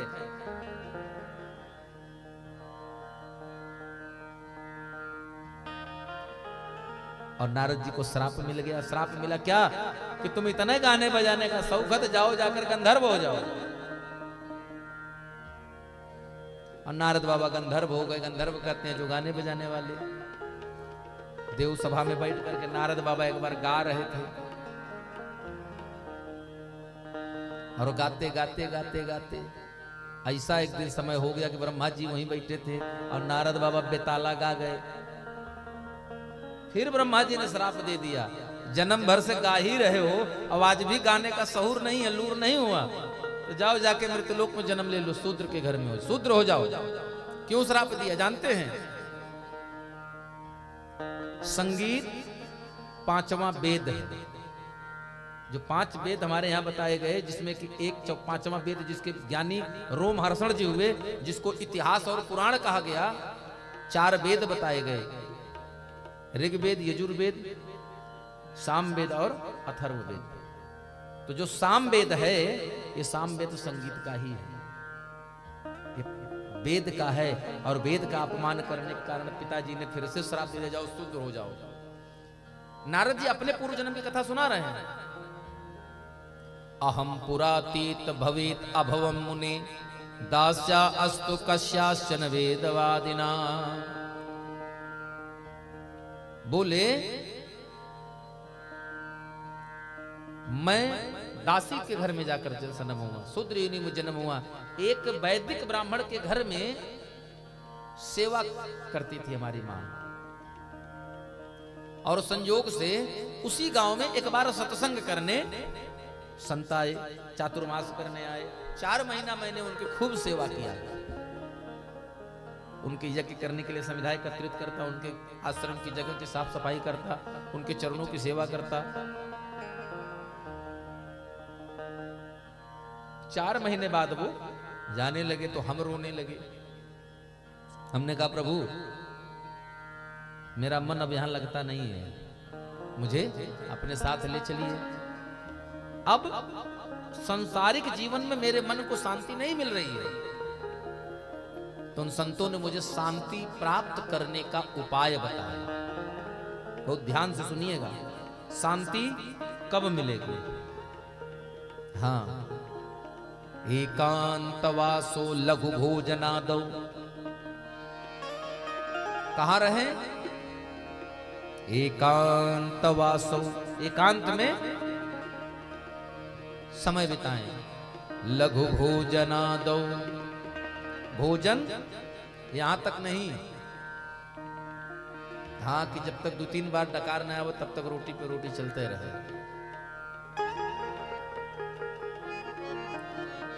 इतना खाइए, खाने के लिए भूख बरकरार रहे। खाइए इतना कि भूख लगी ही रहे। और यहां तक खाने का नतीजा है कि आज हर घर में अगर 100 लोगों से पूछेंगे तो 100 में 90 तो निश्चित गैस के मरीज मिलेंगे। 100 में 90 लोगों का गला जरूर जलेगा, मिलेगा। काहे कि यहां तक खा ले रहे हैं। और कहीं अगर मजेदार सब्जी मनपसंद की मिल जाए तो कहो यहां से ऊपर भी थोड़ा ऊपर तक आ जाए, लेकिन नीचे नहीं रहेंगे। तो लिखा है एकांत वासो, एकांत में समय बिताइए। लघु भोजना दो, भोजन अल्प हो, अल्पाहारी। मौनम, कम बोलिए, शांति बनाए रखिए। निराशा करड़ा वरोधा। इतना जब करेंगे तो आपके मन से निराशा चली जाएगी। और निराशा नहीं होगी तो फिर क्या होगा भाई? निराशा कब नहीं होगी? जब आप किसी पर आश्रित नहीं होंगे तो आपको निराशा नहीं मिलेगी। और जब इतना हो जाएगा तो आपको स्वयं, और सबसे उत्तम साधन बताया सबसे अंत में, कहा मुनेरसोह संयमनम खड्दे चित्त प्रसादम जनयंत शीघ्रम। बोले 5 ये और 6वां प्राणायाम योग। ये 6 साधन है व्यक्ति को अपने आप को शांति प्रदान करना। आदमी कहता है जल्दी से चले जाते तो हमें शांति मिल जाती, देखा नहीं पसंद करे आंखी से। वो शांति नहीं मिलेगी। वो शांति मिलेगी जो शाश्वत होगी, जो मन को शांत करेगी।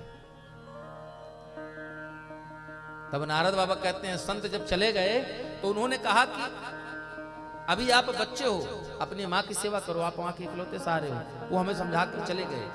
उनके जाने के बाद मैं अपनी माँ के साथ रहा, लेकिन मेरे सौभाग्य से नित्य प्रति मेरी माँ ब्राह्मणों की सेवा करती थी, तो उनका जो जूठन थाली में बच जाता था, पत्ते पे जो जूठन रह जाता था, वह जूठा उठा करके मेरी माँ एकत्रित करके लाती थी।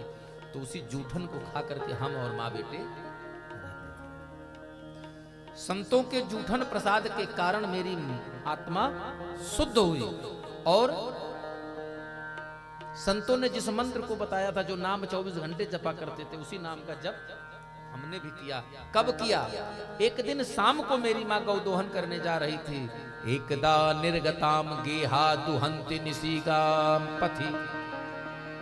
एक दिन मेरी माँ सायंकाल निशा में गाय का दूध निकालने के लिए पैदल जा रही थी मार्ग से, और उसी मार्ग में सर्पो अदस्त पदा, सर्प दंश कर दिया। सांप ने रास्ते में ही मेरी माँ को काट लिया।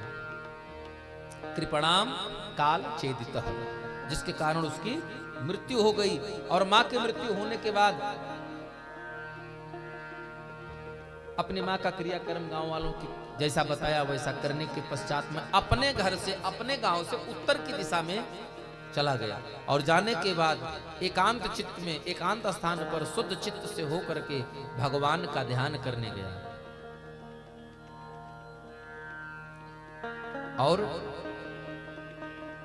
जब धीरे धीरे साधना बढ़ती है, ध्यान बढ़ता है, तो जपते जोग योगते ध्यान, अज्ञान मोक्ष प्रद वेद बखाना। जप करते करते एक ऐसा समय आएगा कि आपका मन भगवान से जुड़ने लगेगा, और जुड़ने लगेगा तो आपको ज्ञान हो जाएगा। किसका? अपना। आप अपने आप को जानने लगेंगे, आप ज्ञानी हो जाएंगे। और जिसने खुद को जान लिया, आत्म जाना से तस्य आत्म देव, वो अपने आप में देव हो जाएगा और भगवान से साक्षात्कार हो जाएगा।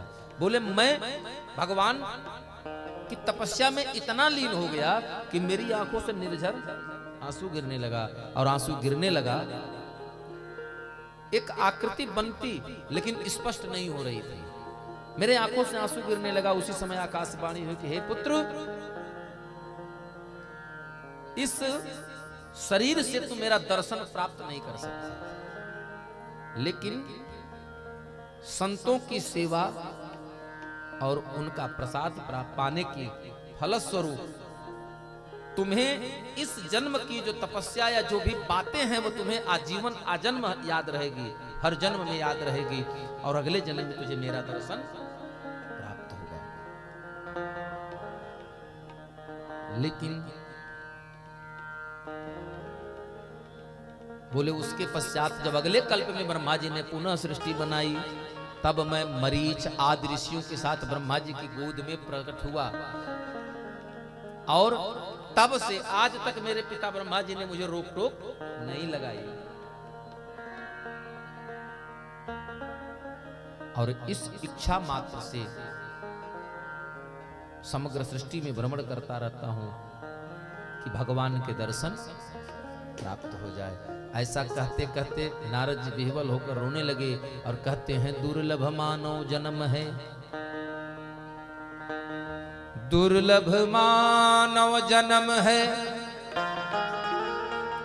देहन बारंबार,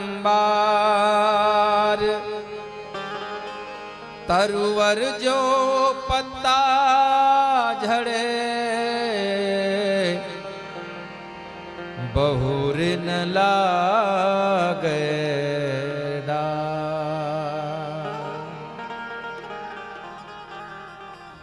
इसलिए दुनिया में नारद जी कहते हैं, और इतना सब कुछ बताने के बाद तब ब्रह्मा व्यास जी के मन में संतोष हुआ और व्यास जी ने इसी कथा की रचना किया।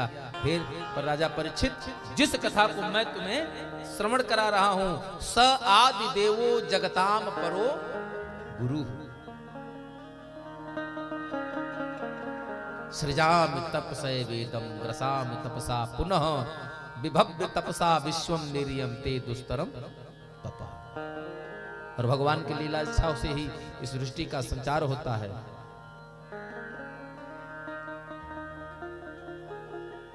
पुराण 5 लक्षण का होता है, पुराण के 5 लक्षण हैं, लेकिन महापुराण के अंतर्गत 10 लक्षण हैं। अत्र सर्गो विसर्गश्च स्थानम पोषणमूतयः, मनवंतरे सानुकथा, निरोधो मुक्तिराश्रयः। सर्ग, विसर्ग, स्थान, पोषण, उति, मनवंतर, अनुकथा, निरोध, मुक्ति और अंत में आश्रय।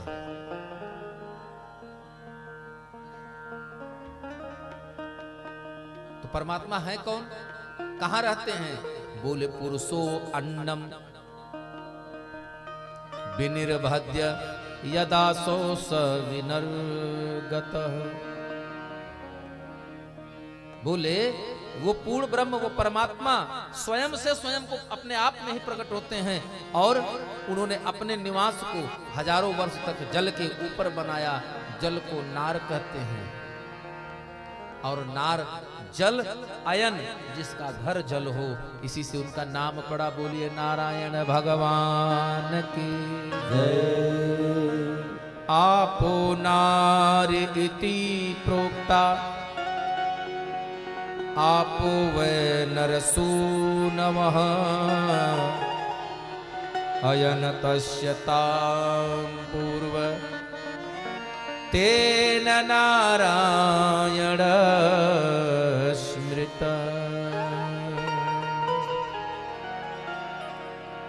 इसलिए ऐसे भगवान की कथा हम लोग श्रवण करते हैं। आइए, यही से सृष्टि की उत्पत्ति होती है। और ब्रह्मा जी ने सृष्टि की उत्पत्ति किया तो प्रथम सृष्टि के मानव कौन हुए? भगवान ने ही काल का निरूपण किया। शकालः परमाणुर्वैयो भुक्तंगे परमाणुताम,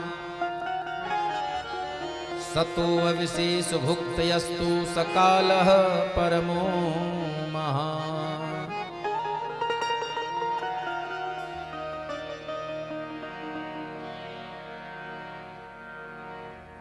मैत्रेय जी कहते हैं, विदुर जी को कथा सुना रहे हैं।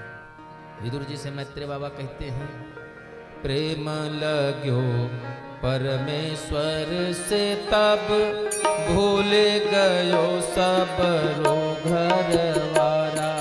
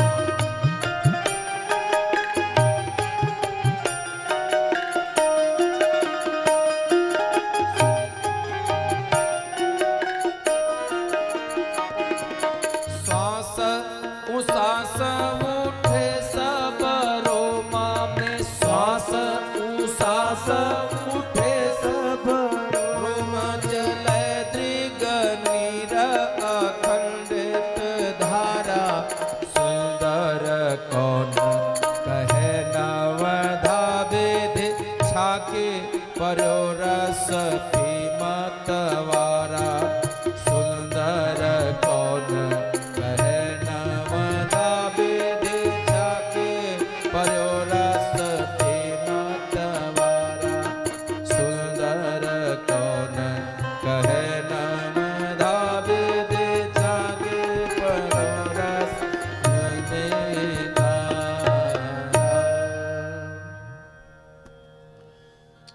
ब्रह्मा जी ने 10 मानस पुत्रों को प्रकट तो किया, लेकिन उनसे सृष्टि का कार्य आगे बढ़ा नहीं। अच्छा, ये सब रहे कहां? ये सब वहीं स्थिर रहे अंतरिक्ष में ही। भैरव भगवान के पास गए ब्रह्मा जी, बोले प्रभु हम तो सृष्टि बना रहे हैं, लेकिन सृष्टि अब बनाते बनाते आगे बढ़ ही नहीं रहे। जितना हम बना दे रहे हैं उतने पे रुक जा रही है। बोले नहीं, बोले मैंने 10 को जन्म दिया और 10 से के 10 ही रह गए, आगे बढ़ ही नहीं रहे। और प्रभु आगे बढ़ेंगे तो जाएंगे कहां? क्योंकि किसी चीज का निर्माण होने के लिए आधार की जरूरत होती है। तो आधार की जरूरत पड़ेगी। तो बोले आधार है नहीं। बोले पृथ्वी तो है।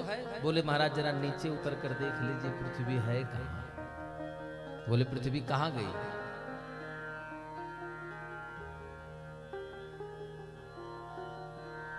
और पृथ्वी हिरण्याकश्यप और हिरण्याक्ष 2 भाई हैं। एक भाई ने पृथ्वी को छिपा करके लेकर जल के अंदर रख दिया।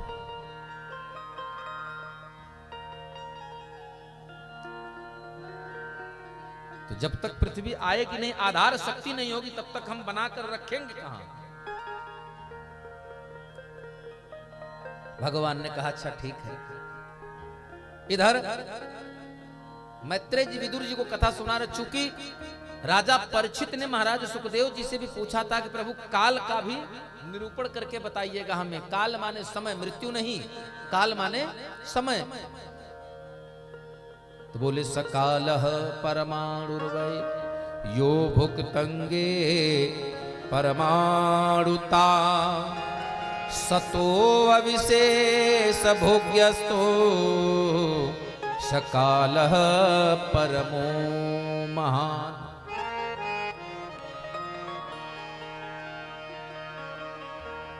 परीक्षित जी को सुखदेव जी कथा सुना रहे हैं, इधर मैत्रेय जी विदुर जी को सुना रहे हैं और कह रहे हैं कि सूर्य जितने समय में एक परमाणु मात्र देश का अतिक्रमण करता है, यानी सूर्य का जो प्रकाश होता है वो जितने परमाणु माने जितने समय में, जितने कम समय, जितने कम से कम समय में एक परमाणु में जितनी दूर का पृथ्वी का अतिक्रमण करता है वह परमाणु काल है। और जितने समय में 12 श्यानात्मक चक्र अतिक्रमण करता है वह समय संवत्सर कहलाता है।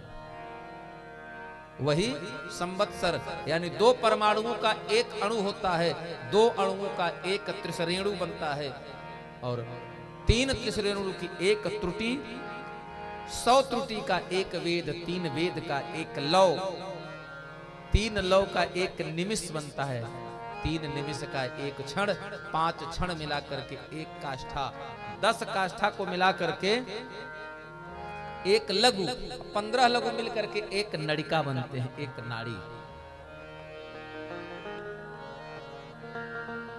6 नाड़ी मिला करके तब एक पहर बनता है। 4 पहर का एक दिन और 4 पहर की एक रात।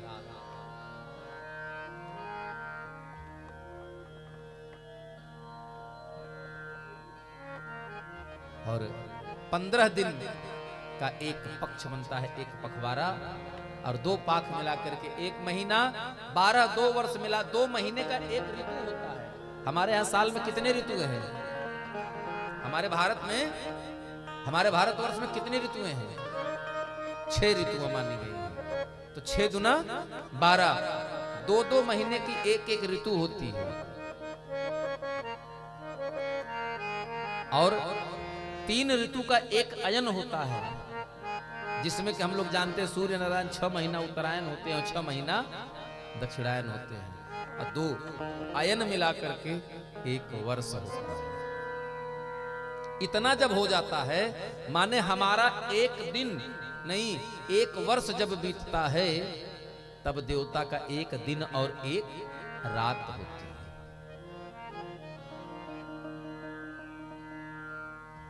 इसी प्रकार देवताओं का दिन और रात होते हैं। इसी प्रकार के ग्रह नक्षत्र और ताराओं के बीच का जो कालात्मक गणना है, जिनके आधार पर सूर्य नारायण घूमते रहते हैं अपने चक्र पर, उस चक्र को घूमते हैं, उसी में 4 युग आते हैं। कृतयुग यानी सतयुग, त्रेता, द्वापर और कलयुग। इन 4 संधिमान देवमान यानी कि इन 4 युगों को मिला करके, देव अयान मिला करके 12,000 वर्ष होते हैं। कलयुग मतलब किसके 12,000 वर्ष होते हैं? देव अयन में, देवताओं में, जिसमें कलयुग में 4,32,000 वर्ष की आयु कलयुग की है। जिस कलयुग में हम जी रहे हैं, इसकी आयु 4,32,000 वर्ष की है। लेकिन कलयुग है कि बेचारा कभी पूरी जीवन जी ही नहीं पाता, बीचों में खत्म हो जाता है। बोले राधे, बड़ी शांति हो गई। बोले राधे। हाँ, कहाँ है मिश्रा जी? इतनी सन्नाटा ठीक नहीं है। फिर कलयुग की आयु 4,32,000 वर्ष। अब इसी आयु को डबल कर दीजिए तो द्वापर की आयु हो जाएगी 8,64,000 वर्ष। कलयुग की आयु का 3 गुना कर देंगे तो त्रेता की आयु आ जाएगी कितना? 12,96,000 वर्ष की आयु त्रेता की है। और सतयुग की आयु कितना है? 4 बार गुना कर दीजिए, 17,28,000 वर्ष की आयु सतयुग की थी। ब्रह्मा का एक दिन जो होता है, उसके एक दिन के बराबर का 1,000 चतुर्युग बीतता है। जैसे ब्रह्मा का दिन जब बीतेगा, एक दिन होगा, तो उतनी बार में 1,000 ये 4 युग आएंगे और चले जाएंगे। इतने बड़ा एक दिन ब्रह्मा का होता है। बोले अच्छा, और उतने ही समय की रात होती है। फिर और 1,000 चतुर्युग बीत जाएगा, उतने दिन ब्रह्मा सोते हैं और उतने दिन जगते हैं। माने वैसे सोचिए, हमारा दिन रात 12-12 घंटा का, अब ब्रह्मा जी का दिन रात ऐसे 12 नहीं, चतुर्युगी जितना बताए हैं, इसको गुणा कर लीजिए, इसको 1000 से गुणा कर लीजिए, तब उतने दिन की आयु ब्रह्मा के दिन की होती है और उतनी ही आयु ब्रह्मा के रात की होती है। हाँ, इसके बाद रात्र के अंतिम पहर जब आता है, ब्रह्मा जी की रात्रि का जब अंतिम प्रहर आता है, तो उसी में इस त्रिलोक की रचना प्रारंभ करते हैं। फिर दिन भर 14 मनु राज्य करते हैं। जो ब्रह्मा जी का जब दिन आता है, तो ब्रह्मा जी के एक दिन में 14 मनवंतर बीत जाते हैं। एक दिन में ही 14 मनवंतर यानी 14 मनु का राज समाप्त हो जाता है। और जानते हैं एक मनु कितने दिन राज करते हैं? एक मनु 71 युग तक राज करता है। 71 युग तक एक मनु राज करते हैं। और पर प्रत्येक मनवंतर में इंद्र, सप्तऋषि, लोकपाल, दिक्पाल, ब्रह्मा, ये जितने भी देवता हैं, लोकपाल, दिक्पाल, जितने, ये सब अलग अलग होते हैं। और ब्रह्मा के जितनी आयु होती है, उस आयु के आधे भाग को परार्ध कहते हैं। जैसे इस समय हम लोग जहां बैठे हैं कलयुग में, सुखदेव जी कहते हैं राजन परीक्षित, ब्रह्मा की आधी आयु खत्म हो चुकी है। जैसे एक परार्ध यानी कि हम लोग जिस कलयुग में जिस कल्प में जी रहे हैं, इस कल्प में जब यह कथा कही गई थी उस समय सुखदेव जी कहते हैं राजन एक परार्ध खत्म हो चुका है और दूसरा परार्ध चल रहा है। इस समय 12 कल्प चल रहा है। जिस कल्प में हम लोग हैं ये कौन सा कल्प है? 12 कल्प। संकल्प बोलते हैं ना, हरे ओम विष्णु विष्णु विष्णु श्रीमद् भगवतो महापुरुष विष्णुराज्ञा प्रवर्तमानस्य 12 कल्प हम लोग बोलते हैं। जम्बूद्वीपे 12 कल्प। फिर 2 परार्ध का काल जो होता है उसे एक अपरिछिन्न कहते हैं। अनंत अनाद जनार्दन भगवान का निमिष मात्र है। ब्रह्मा के एक दिन में 14 इंद्र राज करते हैं। अब आप सोच लीजिए, एक ब्रह्मा का जब दिन बीतेगा तो दिन का समय बीतते बीतते 14 इंद्र स्वर्ग में राज करके जा चुके होते हैं और 14 मनु होते हैं। इस प्रकार के दिन मिलाकर के ब्रह्मा की आयु 100 साल की होती है। इस प्रकार के दिन मिलाकर के 100 वर्ष की आयु ब्रह्मा की है। और भगवान के इसी प्रकार लीला रूपी अवतारों का काल का निरूपण करना ही ज्ञान की योग्यता है और ज्योतिष गणित और बौद्धिक ज्ञान से यह संभव नहीं है। बोले राधे। तब ब्रह्मा जी ने भगवान की इच्छा किया कि प्रभु अब हमें सृष्टि करना है, आपका आदेश हुआ तो अब सृष्टि करेंगे, लेकिन सृष्टि करने से पूर्व हमें तो ये भी तो चाहिए कि नहीं हम जाएं तो सृष्टि बनाएंगे तो रखेंगे कहां। और तब ब्रह्मा जी ने प्रारंभ किया। भगवान ने नारद ब्रह्मा जी की इच्छा की पूर्ति करने के लिए प्रथम अवतार भगवान ने लिया और वो हुआ कौमार्य स्वर्ग का अवतार। कौमार्य स्वर्ग का प्रथम अवतार लिया और ऐसा अवतार, आयु तो उनकी हजारों वर्ष की हो गई लेकिन शरीर 5 वर्ष की रही। आयु तो हजारों साल की हो गई लेकिन शरीर रहा मात्र 5 वर्ष का। कौन हुए? शनकादिक ऋषि हुए। नाम है शनक, सनंदन, सनातन और सनत कुमार। बोले शनकादिक भगवान की जय।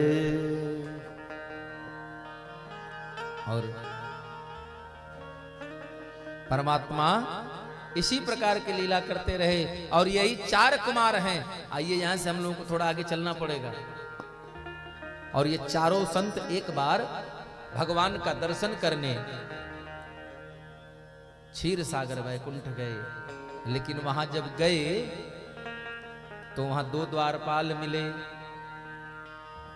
बाबा गोस्वामी तुलसीदास लिखते हैं, द्वारपाल हरि के प्रिय दो, द्वारपाल हरि के प्रिय दो, जय आरो विजय जान सबको, जय आरो विजय जान सबको।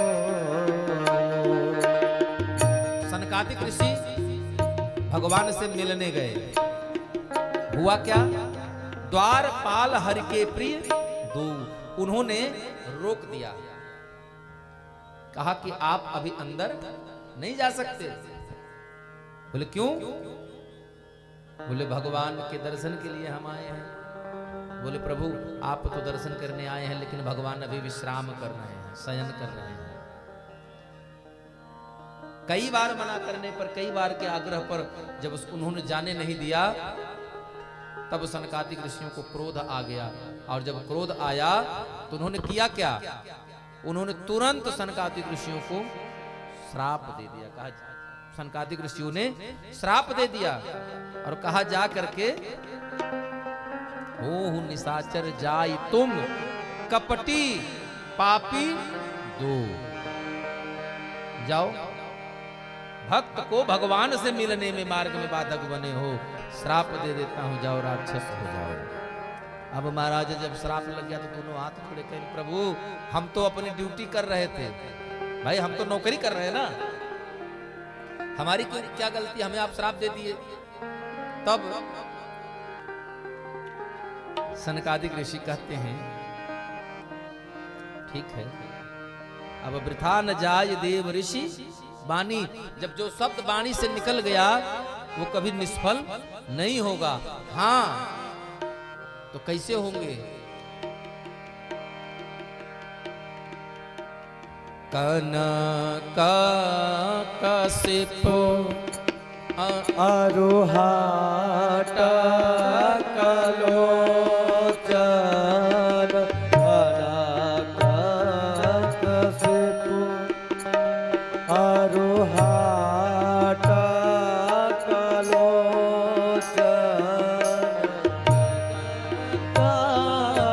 विदिता सोर पति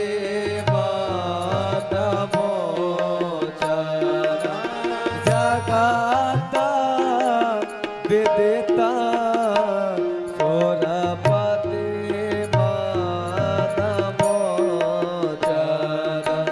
विजय समार वीर विख्याता विजय समार वीर विख्याता हरे बराह बपो एक निपाता हरे बराह बपो एक निपाता। बोले राक्षस तो हो जाओगे लेकिन कैसे? कनक कशिप ये नाम हो गया, हिरण्यकश्यप और हिरण्याक्ष। बोले बनोगे कैसे राक्षस?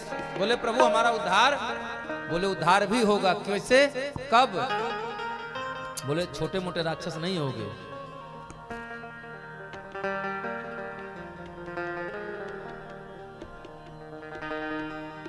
इंद्र आदि देवता भी तुम्हारे आगे घबराएंगे, इतने बड़े बलवान होगे तुम लोग। यह सुन करके उनके मन में थोड़ी संतुष्टि हुई और तब तक भगवान आए। भगवान ने कहा प्रभु इनको क्यों श्राप दे दिया आपने? बोले इन्होंने हमें आने नहीं दिया आपसे मिलने, हमें क्रोध आया, हमने श्राप दे दिया। अब दे दिया सो दे दिया। तब तक फिर पीछे से बोले प्रभु अरे हमारा उद्धार। बोले तुम्हारे उद्धार के लिए इनको खुद जाना पड़ेगा। और भगवान ने कहा इनके उद्धार के लिए हमें जाना पड़ेगा, हम जाएंगे, लेकिन आपकी तपस्या अभी पूर्ण नहीं है, क्योंकि अगर तपस्या पूर्ण होती तो क्रोध आता नहीं, आप काम पर विजय प्राप्त कर लिए होते। इसलिए जाइए और तपस्या करिए।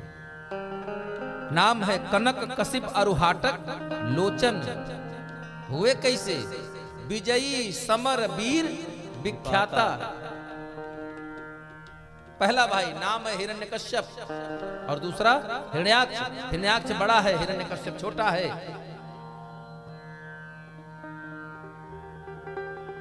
पहले भाई को मारने के लिए ब्रह्मा जी के निर्देश पर, ब्रह्मा जी के जिज्ञासा पर, ब्रह्मा जी के निवेदन पर, सृष्टि के निर्माण के हेतु भगवान ने क्या किया? सनकादिक ऋषियों के श्राप को यथार्थ करने के लिए ब्रह्मा जी की बाईं नासिका से अंगूठे मात्र के प्रमाण में भगवान वाराह के रूप में प्रकट हुए। और किया क्या? धरि वराह बपु एक निपाता। वराह रूप लेकर के जल के अंदर आए और हिरण्याक्ष से युद्ध किया और भयंकर युद्ध चलता रहा। युद्ध करते करते भगवान ने अपने दाढ़ से मार करके हिरण्याक्ष का हृदय सीना विदीर्ण कर दिया, छत बिछत कर दिया। उसका वध करके भगवान पृथ्वी को लेकर के आए और जल की सतह पर स्थित कर दिया। बोलिए वाराह भगवान की जय। आप रहने दीजिए, थोड़ा नीचे से बोलना। बोले वृंदावन बिहारी लाल की।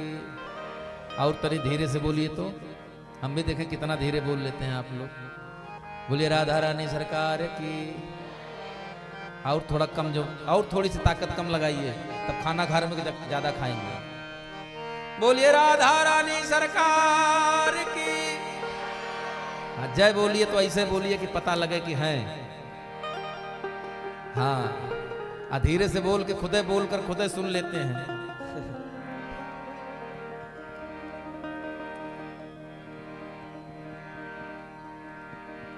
दूसरा अवतार,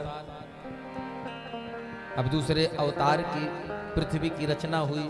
और पृथ्वी की रचना होने के बाद सृष्टि का प्रथम मानव कौन बना? जब 10 मानस पुत्रों का जन्म देने के बाद भी सृष्टि आगे नहीं बढ़ी, तब भगवान के पास ब्रह्मा जी गए, बोले मुझे संतुष्टि नहीं हुई। तब चतुर श्लोकी भागवत का ज्ञान ब्रह्मा जी को परमात्मा ने कराया और उन्हें फिर आदेश किया, बोला अब मानसिक सृष्टि बनाओ। और मानसिक सृष्टि कैसे बनेगी प्रभु? बोले मन से मनु जी और तन से सतरूपा मैया। तो सृष्टि के प्रथम मानव कौन हुए?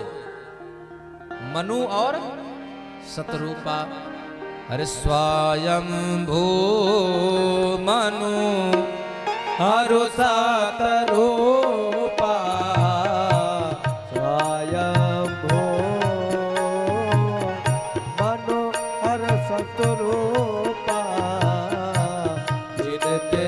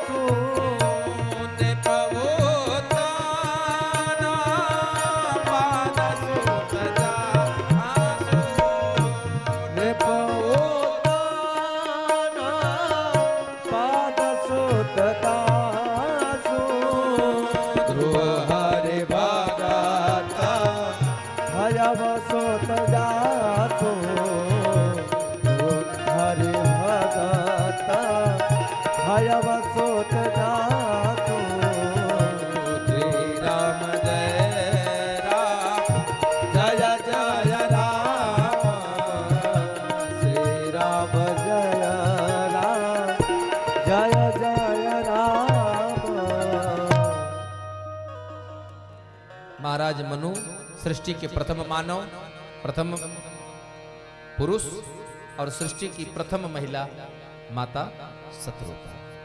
इन्हीं से जिनते भय नर सृष्टु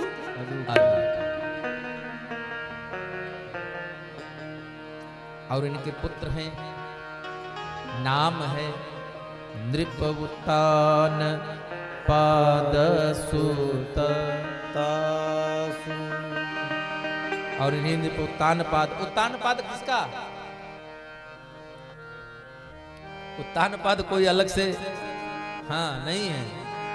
बोले नहीं तो उत्तान पाद वही जिसका पैर ऊपर हो। उत्तान माने ऊपर और पाद माने पैर। जिसके पैर ऊपर हो वो उत्तान पाद माने जो उल्टा। और उन्हीं के घर में आगे चलकर उन्हीं के घर में जन्म लिया ध्रुव हरि भगत भयऊ सुत जासु।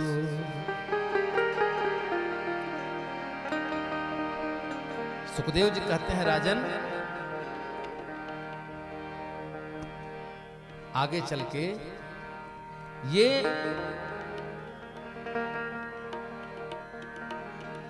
एक पुत्र इनका है नृप उत्तान पाद, जिनके ध्रुव भैया हुए। यहाँ 2 कन्याओं का वर्णन बाबा गोस्वामी एक कन्या का वर्णन करते हैं 3 कन्या, आकुति, प्रसूति और देवहूति। 3 कन्याएं हैं।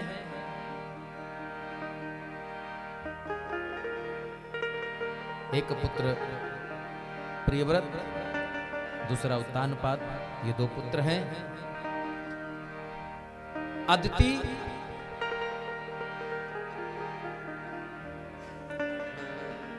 और दिति। दिति मैया का विवाह हुआ है ऋषि कश्यप ऋषि के साथ। दितिर्दाक्षायणी छत्तमारीचं कश्यपं पतिं अपत्यकामाचकमे संध्यायां ऋक्षयार्जिता। 24 घंटे में कुछ समय ऐसे हैं जो कुछ काम के लिए सर्वथा वर्जित है। जैसे कुछ समय में किया गया कार्य हमेशा उसका फल, उसका परिणाम गलत ही होता है। कश्यप ऋषि यज्ञ कुंड पर बैठे हैं, तपस्या कर रहे हैं, संध्या वंदन कर रहे हैं। उसी समय माता दिति अपने पति के साथ पास जाकर के उनसे कहती हैं कि हे स्वामी, मेरी आज इच्छा है कि मैं अब एक पुत्र को जन्म दूं। संतान प्राप्ति की इच्छा व्यक्त करती हैं। और तब कश्यप जी कहते हैं कि हे देवी, यह समय संतान उत्पत्ति के लिए उचित नहीं है, यह समय संध्या वंदन के लिए है, यह भगवान के भजन का समय निकल रहा है।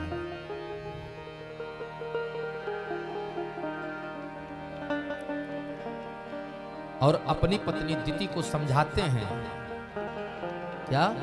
चत्वारिमानि कर्माणि, 4 काम संध्या वेला में वर्जित हैं। गोधूली वेला जिसको कहते हैं, गोधूली वेला में 4 काम नहीं करना चाहिए। कौन कौन?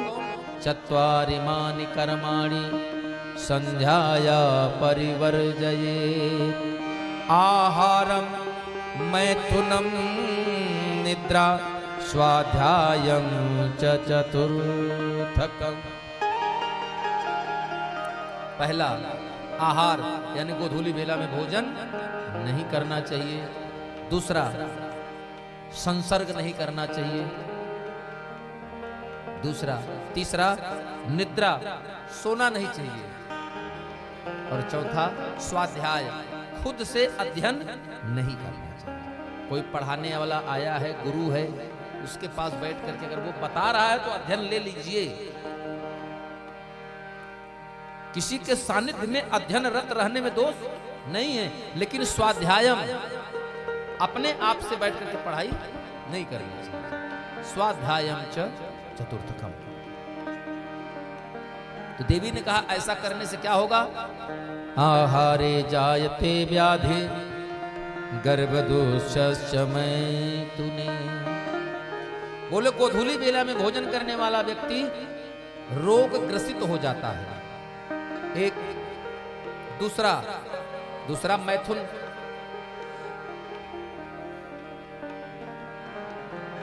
बोले गोधूली बेला में संतान उत्पत्ति के लिए किया गया प्रयास हमेशा एक दुष्कर गर्भ को जन्म देता है। यानी उस समय में जो गर्भ रहेगा, जो संतान उस समय से जन्म लेगा, वो कैसा होगा? वो दुराचारी होगा, संस्कारी नहीं होगा। तीसरा, निद्रायाम हरते लक्ष्मी। उस समय अगर गोधूली बेला में सोएंगे तो घर से आई हुई लक्ष्मी भी रुष्ट हो जाएंगे। और चौथा, स्वाध्याये मरणम ध्रुवम। और अगर अपने आप से गोधूली बेला में अध्ययन करते हैं तो वो आपके ऊपर, आपके लिए मारण का योग बनाता है। बोलिए राधे। इसलिए 4 काम जीवन में बिल्कुल ना करें गोधूली बेला में। तो करें क्या? गोधूली बेला में घर में तुलसी का चौरा है, वहां दीपक जलाइए। घर के प्रवेश द्वार, मुख्य द्वार के दाहिनी तरफ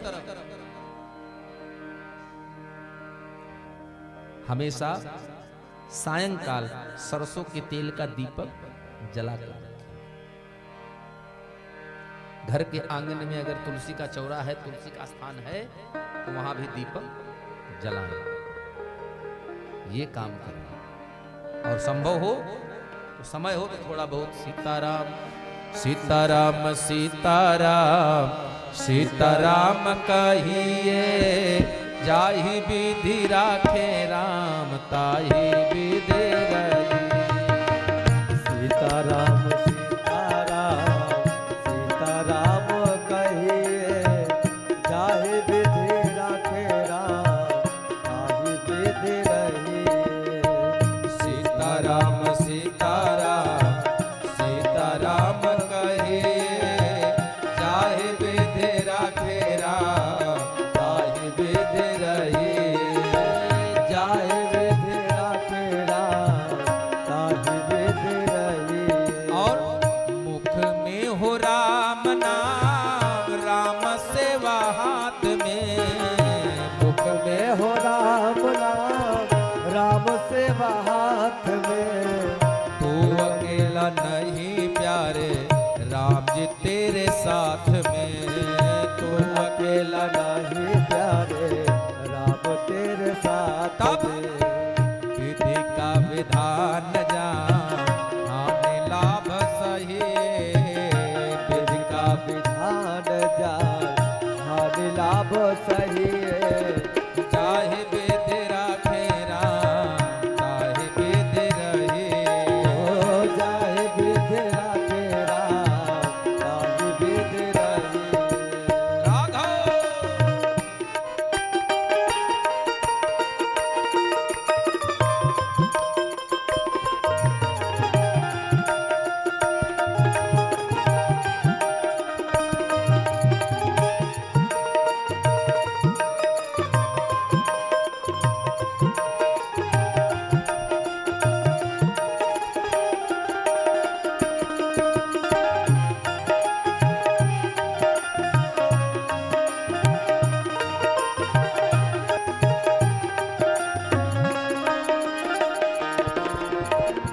किया अभिमान जो तू मान नहीं पाएगा।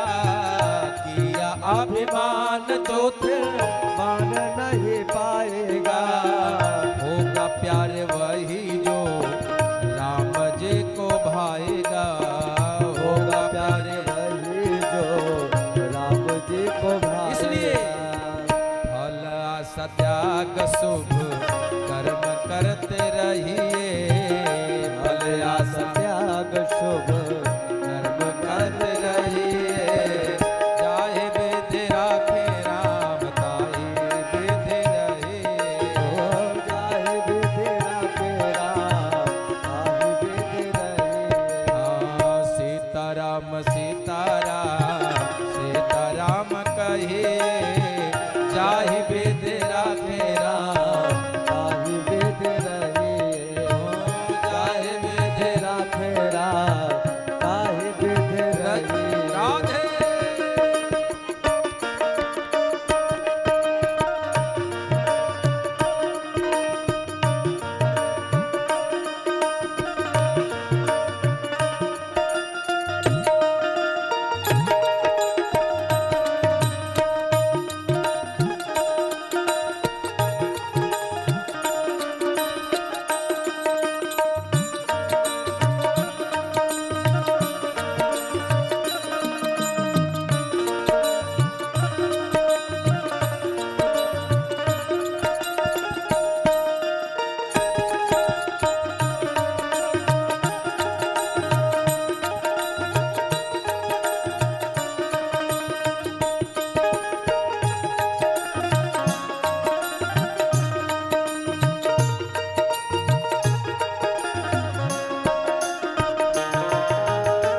जिंदगी की डोर सो हाथ दीनानाथ के।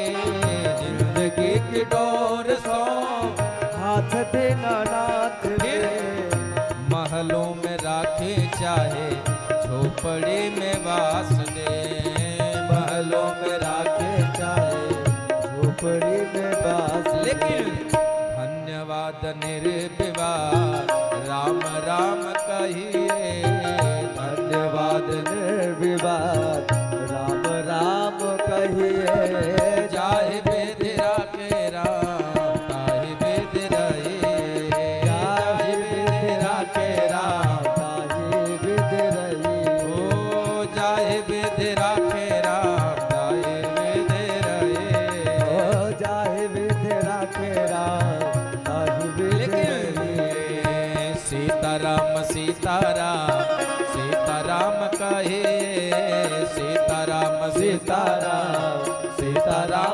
रहे, चाहे वेद राखे राम, चाहे वेद रहे, चाहे वेद राखे राम, चाहे वेद रहे।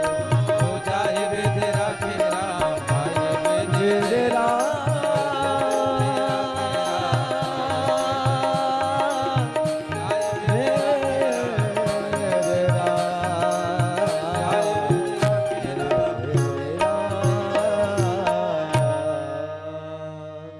क्या करें? आशा एक राम जी से, दूजी आशा छोड़ दे, फिर नाता एक राम जी से, दूजा नाता तोड़ दे। इतना करेंगे तब क्या होगा? काम रस त्याग प्यारे, राम रस पगिए, सीताराम सीताराम सीताराम कही हो जाहे विधि राखे राम, ताहि विधि रही। बोले वृंदावन बिहारी लाल की जय, बोले राघवेंद्र सरकार की जय बोले जय जय श्री राम। राधे। अच्छा एक बात बताइए, हम लोग अयोध्यावासी हैं तो वृंदावन के लिए क्या कहते हैं? राधे क्या कहते हैं? अब वृंदावन वाले क्या कहते होंगे? वो भी राधे राधे ही राधे राधे कहते हैं, है ना? अच्छा वृंदावन कितने लोग हैं? हाथ उठाइए। बस हाँ, मतलब गए हैं फिर भी बहुतायत संख्या में है।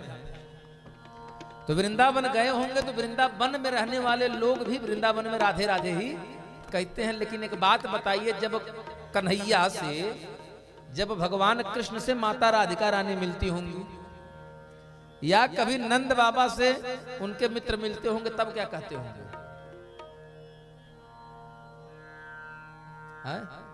Hello, good morning, Ram Ram. क्या कहते थे? तब तो राधे भैया का नाम भी नहीं कोई लेता था, तब कहते थे सब सीताराम। सीताराम क्या कहते थे भैया? राम राम।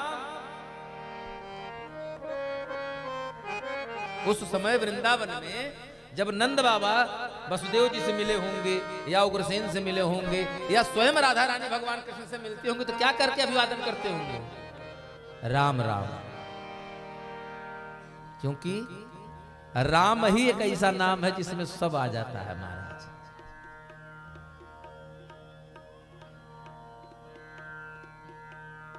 कर ले भजन प्यारे श्री राम का, अंत समय में प्यारे बस ये ही काम का। यही भगवान राम का नाम जो अंतिम समय में भी पार लगा देता है। नहीं इतने देवी देवता है, किसी के नाम के आगे तो कोई नहीं कहता। जब कोई मर जाए तो ये तो नहीं कोई कहता कि श्याम नाम सत्य है। क्या कहते हैं? राम नाम सत्य है। आप भी जानते हैं, हम भी जानते हैं, सब जानते हैं। लेकिन सवेरे 5 बजे उठ किसी दरवाजे जाकर कह दीजिए भैया राम नाम सत्य है। सत्य तो है, हम भी जानते हैं, आप भी जानते हैं, पूरी दुनिया जानती है। जिसके दरवाजा पर जाकर कहेंगे वो भी जानता है कि राम नाम सत्य है। लेकिन सवेरे 5 बजे भैया मिले तो हाथ जोड़कर कहिए भैया राम नाम। आगे तो पता नहीं बोलेगा कि नहीं बोलेगा, लेकिन लठ जरूर बोलेगी उसकी कि बड़े बढ़िया भाई मित्र हो, सवेरे सवेरे आए के बड़ा बढ़िया नाम ले रहे हो, राम नाम। यही सत्य है।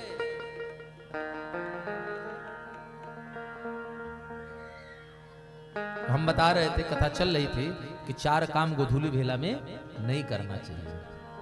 लेकिन द्वितीय मैया के बार बार के आग्रह और जिद, भगवान की इच्छा से कश्यप महाराज, कश्यप मुनि अपनी पत्नी माता दिति को समझा रहे हैं, कह रहे हैं कि हे देवी, प्राणी को कामनाओं में यानी कामना में आसक्ति अधिक नहीं होनी चाहिए। कामना की तरफ प्रवृत्ति न होकर के मानव की जो इंद्रियां हैं वह प्रपत्ति की तरफ जाएं, और प्रपत्ति की तरफ जाएंगे तो कहां जाएंगे? परमात्मा की तरफ लेकर जाता है प्रपत्ति का मार्ग। और जब प्रवृत्ति के मार्ग का अनुगामी हो जाएगा तो आने वाले समय में उसको निवृत्ति की प्राप्ति हो जाती है। बोले राधे, बोले ये समय उचित नहीं है, इसलिए हे देवी इस समय संतान उत्पत्ति का ख्याल अपने दिमाग से निकाल दीजिए, आप चुपचाप भजन में मेरा साथ दीजिए। लेकिन कश्यप जी कहते हैं कि देवी, ये जो मानव शरीर मिला है, मानव को, इस शरीर को ही मानव क्यों कहा गया? अच्छा आप जरा विचार करिए कि हमारे जैसे तो बंदर भी हैं और भी जानवर हैं, आंख कान नाक पीठ पेट पैर दांत मुंह आंख सबके पास है, तो खाली हमको मानव क्यों कहा गया और किसी को मानव क्यों नहीं कहा गया? क्योंकि साधन धाम मोक्ष कर द्वारा, अपाय न जहि परलोक सवार, पाई न जहि परलोक संवारा। और मनु स्मृति में लिखा है मनसा शिव्यति इति मनुष्य, मनसा शिव्यति, जो मन से परमात्मा के साथ जुड़ जाए, यानी जो परमात्मा को अपने से जोड़ ले, वही मनुष्य कहलाने का अधिकारी है, अन्यथा मनुष्य कहलाने का अधिकारी नहीं है। लेकिन देवी,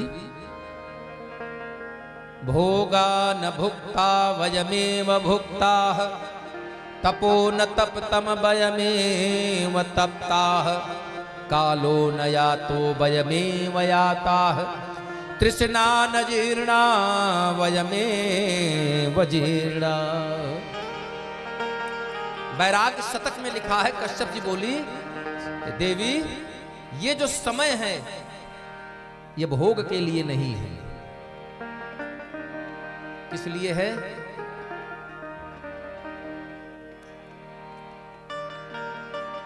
यह जो समय है यह भगवान से संबंध जोड़ने का समय है। लेकिन दिति मैया नहीं मानी और कश्यप जी को बलात् माता कश्यप की संतान उत्पत्ति की उस इच्छा की पूर्ति करनी पड़ी, अर्थात उन्हें ऋतुदान देना पड़ा, जिसके प्रतिफल में कश्यप जी ने तुरंत उन्हें कहा कि हे देवी, तुमने मेरे विरुद्ध जाकर, मेरी इच्छा के विपरीत जाकर के, जबकि विवाह के लिए कहा जाता है पत्नी कैसी हो? पत्नी मनोरमाम देहि मनोवृत्त अनुसारिणी तारिणीम दुर्ग संसार सागरस्य ममोत कुलोत भवान। मेरे मन के अनुसार चलने वाली हो, जो मुझे पत्नी वही जो पति को पतन से पार ले जाए, जो पतन से बचा ले, और सिर्फ मुझे ही नहीं, ममोत कुलोत भवाम, मेरे पूरे कुल का उद्धार कर ले, वो पत्नी कहलाने के अधिकारी है। हालांकि अब तो पत्नी बेचारी है ही नहीं, अब तो वाइफ हो गई है? अब तो वाइफ हो गई है। फिर कश्यप जी ने स्वयं कहा कि तुमने मेरे, हे देवी, आपने मेरे आदेश का, बहुत सुंदर, आपने मेरी इच्छा का अनादर करते हुए, मेरी इच्छा का खंडन करते हुए, देवताओं के आदेश की अवहेलना करते हुए संतान पात्री का यह कर्म किया है। इसलिए मैं तुम्हें श्राप देता हूं कि तुम्हारे 2 पुत्र होंगे, और दोनों कैसे होंगे? अधम दुराचारी, देव और संतों को सताने वाले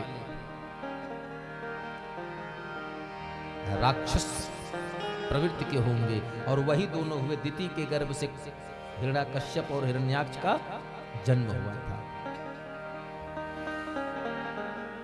लेकिन देवी, जब दिति मैया ने कश्यप महाराज से प्रार्थना किया, प्रभु इतना बड़ा अभिशाप कि पुत्र दुराचारी राक्षस, बोले हाँ, अरे बोले कुछ मेरे ऊपर भी कृपा करिए प्रभु, मेरी भूल को क्षमा करिए। तो नार भगवान कश्यप से कहते हैं दिति मैया से, कह देवी पुत्र तो तुम्हारे दुराचारी ही होंगे, क्योंकि वृथा न जाय देव ऋषि बानी, लेकिन पौत्र ऐसा होगा जिसका गुणगान पूरा संसार गाएगा। बोले राधे राधे। तो कौन पौत्र हुआ? ध्रुव भैया हुआ, जिनका चरित्र पूरा संसार गाता है। आज भी जब वैदिक रीत से विवाह होता है तो दिखाते हैं क्या, कहीं कि पंचम तारा ध्रुव ध्रुवम आलोक्य। जब सप्तपदी होती है तो सप्तपदी में पंडित जी कहलवाते हैं कि बेटा जरा उत्तर दिशा में देख लो आसमान में, पंचम तारा ध्रुवम आलोक्यम। मैं पांचवें तारा ध्रुव को देख करके साक्षी मान करके प्रण लेता हूं कि आज से तुम्हें अपनी पत्नी का वाम भाग स्थान प्रदान करता हूं।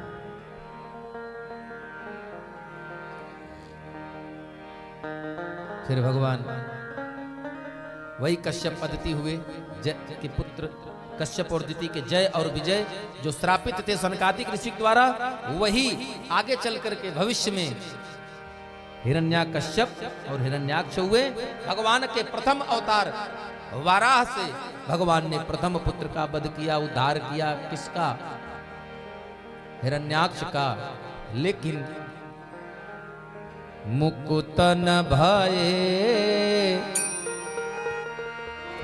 हते भगवाना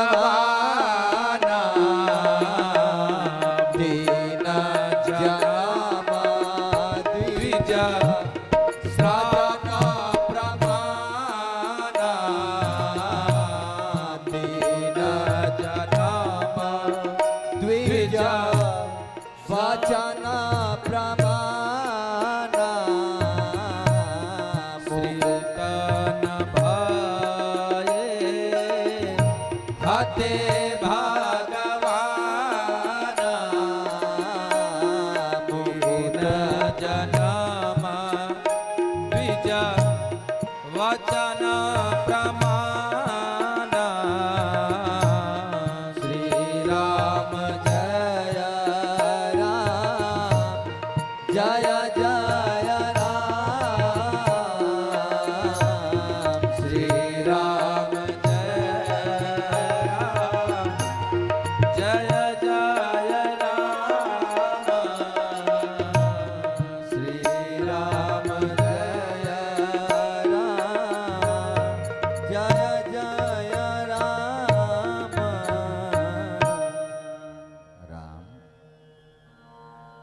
और उन्हीं कश्यप के घर में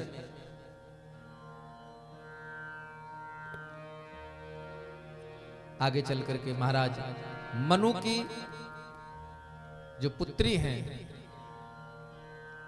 उनका एक नाम है, एक पुत्री का नाम दिति, दूसरी अदिति और तीसरी देवहूति। देवहूति, प्रसूति, आकुति, ये तीन महाराज मनु की पुत्रियां हैं। इधर कश्यप के घर में 9 पुत्रियों के बाद एक पुत्र पैदा हुआ है।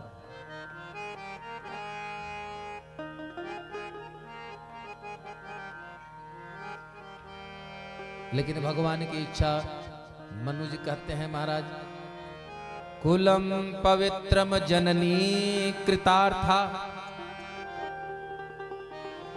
वसुंधरा पुण्यवती चतेन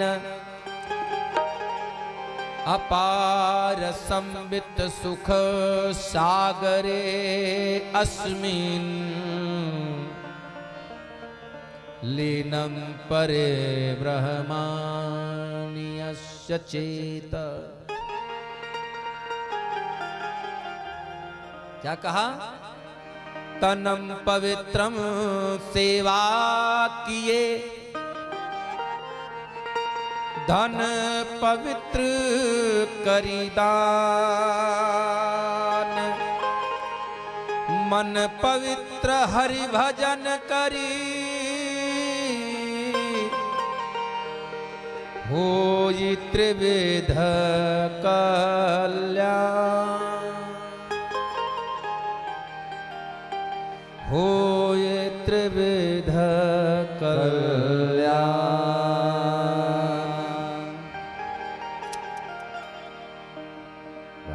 महाराज मनु की दूसरी पुत्री जो है देवहूति, देवहूति का विवाह राजा मनु ने अपनी पुत्री का विवाह नारद जी की प्रेरणा पर करदम ऋषि से कर दिया।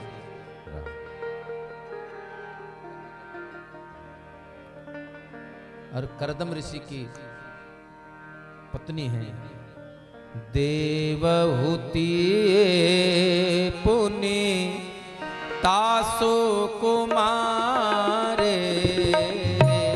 देवहूति पुनि तासो कुमारे। जोरे शिकार दामा कै प्रिय नारे। जोगोन करदम कै प्रिय नारे। श्री राम जय जय राम। इनके एक संतान हुई, करदम ऋषि और देवहूति के संयोग से एक संतान हुई। क्या नाम है? आदि देव प्रभु दीन दयाला। आदि देव प्रभु दीन दयाला। जठरा धरेवा जही कपिला कृपाला। जठर धरेवा जही कपिल कृपाला। श्री राम जय राम जय जय राम। श्री राम जय राम जय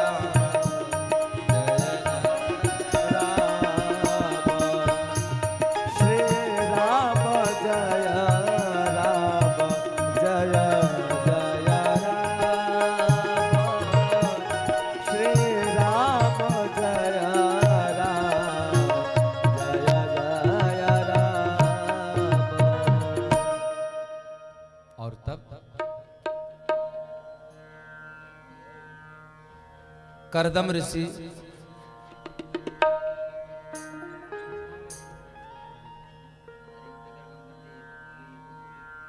राम राम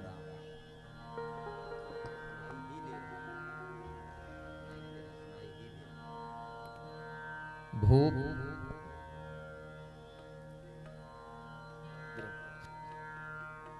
मैया देवहूति का विवाह करदम मुनि के साथ हुआ।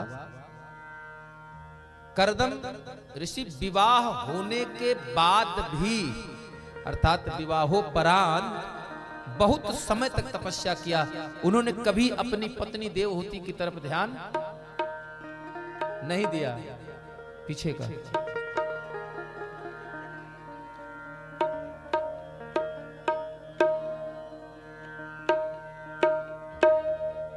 और एक समय ऐसा आया कि मैया देवहूति की सेवा शुश्रूषा से प्रसन्न होकर के महाराज मनु ने महाराज करदम ऋषि ने अपनी पत्नी देवहूति से कहा कि देवी कुछ वरदान मांग लीजिए। तब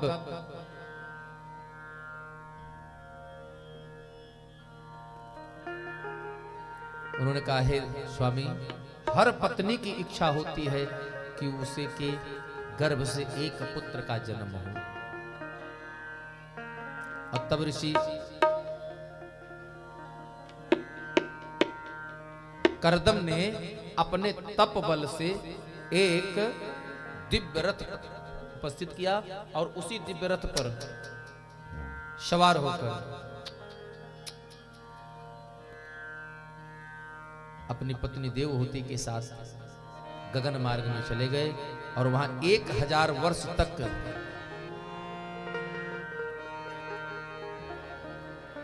अपनी पत्नी देवहूति के शरीर को ही 9 शरीर में बदल करके 9 शरीर बना करके 9 कन्याओं को जन्म दिया और 9 कन्याओं को जन्म देने के पश्चात एक पुत्र हुआ। नाम है आदि देव धरे जठर कृपाला।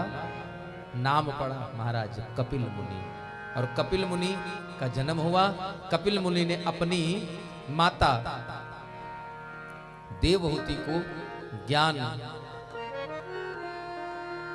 प्रदान कराया। और ये वही देवहूति मैया हैं जिनको कपिल भगवान ने ज्ञान कराया। और कपिल भगवान का जन्म का कारण क्या बना जानते हैं? मैया ने जब 9 पुत्रियों को जन्म दे लिया कपिल मुनि के संयोग से, और जब कपिल मुनि एकांत में जाने लगे, बोले देवी आपकी इच्छा की पूर्ति हो गई, अब मैं गृहस्थ धर्म में नहीं रह सकता, मुझे एकांतवास की जरूरत है। जाने लगे तो मैया ने हाथ जोड़ करके कहा, ब्रह्मानंदो हृत्रिभिस्तुभ्यं ब्रह्मज्ञाः पतयः समाः कश्चित्स्यान्मे विशोकाय त्वयि प्रवञ्जिते वनम्। बोले हे स्वामी, आपके संयोग से जो 9 कन्याओं का जन्म हुआ है, समय आने पर इनके विवाह के हेतु हमें वर की आवश्यकता पड़ेगी, तो मैं वर ढूंढने तो जाऊंगी नहीं, तो इन कन्याओं का वर ढूंढने के लिए कोई एक पुरुष तो घर में होना चाहिए।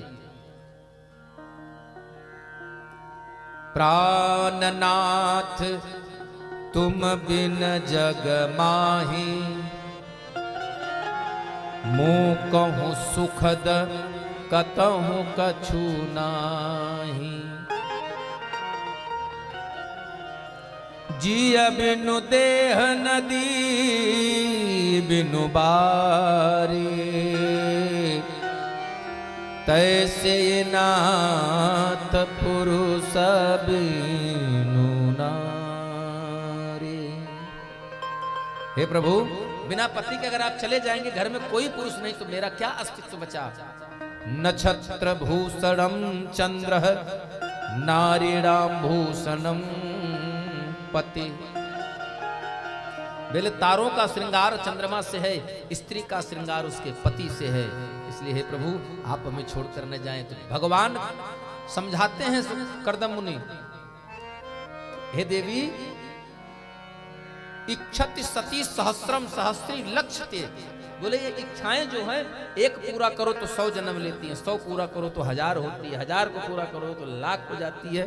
एक समय जीवन खत्म हो जाता है, लेकिन इच्छाएं खत्म नहीं होती हैं। लेकिन अपनी पत्नी की बात को मान करके एक पुत्र प्रदान किया, नाम है कपिल भगवान। बोले कपिल भगवान की क्रम की बात जाने दीजिए। ये भगवान का कितना अवतार हो गया? पहला अवतार सनकादिक, सनक, सनंदन, सनातन और सनत कुमार, पहला अवतार हो गया ना, 4 भाई। दूसरा अवतार वाराह का हुआ। तीसरा अवतार में किसकी कथा आपने सुनी?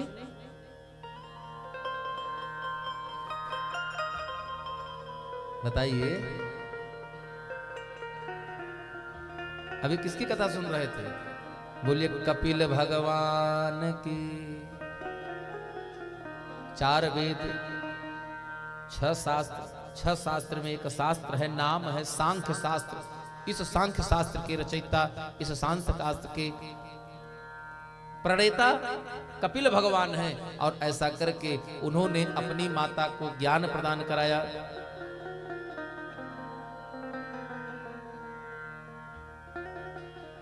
और भगवान की इच्छा से अपनी माता को योग का दर्शन कराया। इसके पश्चात कपिल मुनि, कर्दम मुनि के संतान कपिल भगवान पुनः अपने तपस्या में रत हो गए। इसके बाद चौथा अवतार भगवान का,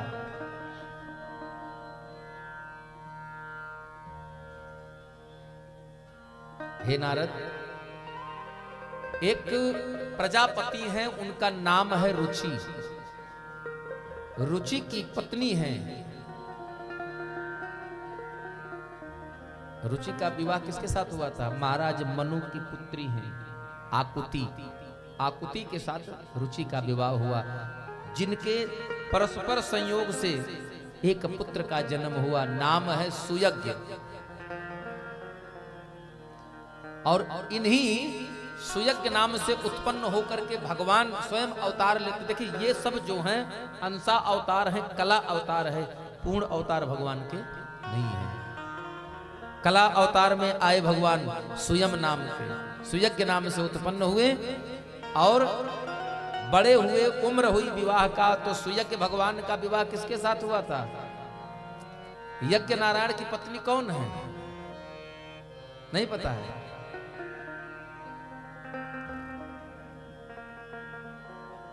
बोलिए दक्षिणा देवी की जय। अरे जोर से बोलिए, बोलिए दक्षिणा देवी की। तो यज्ञ नारायण की पत्नी का नाम दक्षिणा देवी है। हम नहीं कह रहे हैं कि नहीं महाराज लोग दक्षिणा की बात करते हैं, जब देखो तो दक्षिणा है, हम नहीं कह रहे हैं। ये भागवत महापुराण में लिखा है कि सुयज्ञ नाम के देवता का जन्म होता है रुचि नाम के प्रजापति, और महाराज मनु की दूसरी पुत्री नाम है आकुति के गर्भ से जन्म लेते हैं सुयज्ञ नाम से, और इनका विवाह होता है दक्षिणा देवी के साथ। और दक्षिणा देवी और सुयज्ञ के संयोग से पुनः एक देवता का जन्म होता है, नाम है सुयम, जिन्होंने आगे चल करके इस सृष्टि के लिए बहुत बड़े बड़े काम किए, इसीलिए इनका नाम पड़ा हरि। बोलिए हरि महा भगवान की जय। कितने अवतार हो गए? अब गिनती करिएगा, हम भूल जाते हैं भाई। देखिए गणित थोड़ा कम पढ़े लिखे हैं, भुला जाते हैं। एक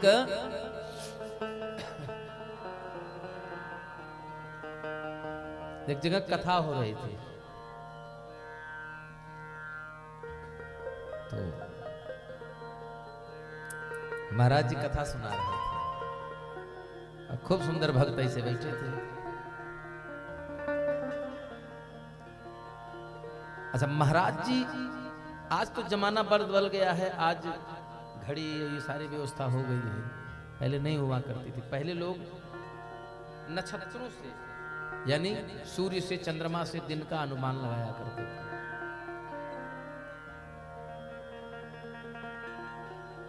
आज हर 5 मिनट के बाद, अच्छा देखिए बड़ी आश्चर्य की बात है भैया, आदमी निरर्थक काम में बैठेगा तो न एक बार मोबाइल में घड़ी देखता है और न एक बार हाथ में घड़ी देखता है, लेकिन अभी कहीं भजन में चला जाए, कहीं किसी सत्संग की लाइन में खड़ा हो जाए, मंदिर में दर्शन करने चला जाए, खड़ा हो गया, बिल्कुल एकदम एक एक मिनट का हिसाब रहेगा महाराज। अरे हनुमानगढ़ी में लाइन में, अरे महाराज बड़ी लंबी लाइन, पूरा 4 घंटा 20 मिनट लगा था। कितना समय लगा? 4 घंटा 20 मिनट। महाराज जी कथा बाँच रहे हैं, उनको टाइम का आभास नहीं है, लेकिन बैठे नीचे श्रोता जब नितर है, महाराज सिखाते हैं, महाराज थोड़ा समय से ध्यान रखिए, थोड़ा महाराज आज कहते लगभग 5 घंटा 10 मिनट आप बैठे थे, टाइम का बराबर ध्यान रखेंगे। ऐसे कथा चल रही थी, महाराज जी भैया अपना ध्यान में हो गए, कथा बाँचने लगे आंख बंद। अब ऐसे भीड़ बैठी थी, एक एक करके पीछे से लोग जाना शुरू किए। क्या है कथा विश्राम होनी थी 8 बजे, 8:30 बज गया, 9:30 बज गया, 10:30 बज गया, महाराज जी आंख बंद कथा बाँचने में लीन है।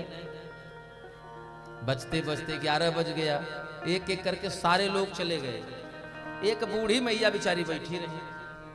पूरी कथा खत्म, महाराज जी आंख खुली 11:30 बजे। और जब महाराज जी आंख खोलिन देखें तो आगे कौनो नहीं, तो महाराज जी कहें धन्य है मैया कथा विश्राम कहिन।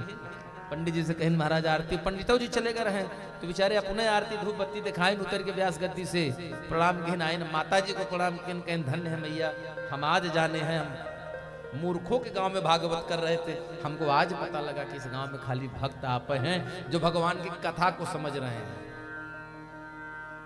कह नाही महाराज, कहे नरे कथा ना समझत रहो तो यहाँ बैठी क्या करे रहो इतनी देर से, हम जाने तो खाली कथवा आप ही समझ रही थी। तो मैया कहें तुहार मुंह फूंक दे, पूरा गांव चला गए, जो उन्हें दरिया बैठा रहो, दरिया हमारे सबसे पहले जाए वाले हम ही रहे। माता जी कहें तू गांव वाले चक्कर में झूठे परेशान हो पंडित जी, ये जो ने दरी पर आप बैठे हो ना, वो दरिया हमारी है, नहीं तो जाने वालों की लाइन में सबसे पहले हम ही खड़े थे। वो तो फंसेगा हम कि दरी हमारी बिछी थी। बोले राधे, हाँ तो ऐसी स्थिति न हो, अब मन मलिन न हो, समय से आइए और समय से जाइए। बोले राधे, सीताराम सीताराम सीताराम सीताराम सीताराम सीताराम सीताराम जय सीताराम सीताराम सीताराम सीताराम सीताराम सीताराम सीताराम सीताराम सीताराम सीताराम सीताराम सीताराम सीताराम राम सीताराम सीताराम सीताराम सीताराम सीताराम सीताराम सीताराम सीताराम सीताराम सीताराम सीताराम सीताराम सीताराम सीताराम सीताराम सीताराम सीताराम सीताराम सीताराम राधे श्याम श्याम श्यामा श्याम श्याम श्याम राधे श्याम राधे श्याम श्यामा श्याम श्यामा श्याम राधे श्याम श्यामा श्याम श्याम श्याम राधे श्याम श्यामा श्याम श्यामा श्याम सीताराम सीताराम सीताराम सीताराम सीताराम सीताराम सीताराम सीताराम राधे श्याम राधे श्याम राधे श्याम राधे श्याम राधे श्याम राधे श्याम राधे श्याम राधे श्याम सीताराम सीताराम सीताराम सीताराम सीताराम सीताराम सीताराम सीताराम सीताराम सीताराम सीताराम सीताराम सीताराम सीताराम सीताराम सभी लोग सीताराम सीताराम सीताराम सीताराम सीताराम सीताराम सीताराम सीताराम सीताराम सीताराम सीताराम सीताराम सीताराम बोले वृंदावन बिहारी लाल की बोले राघवेंद्र सरकार की जय। बोले जय जय श्री राधे राधे।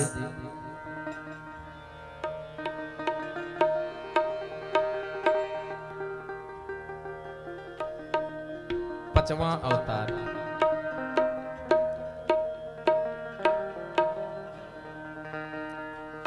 एक ऋषि हैं, इनका नाम आता है रामचरितमानस में तब कब जब हमारे राम जी सरकार वन को जाते हैं। और कहा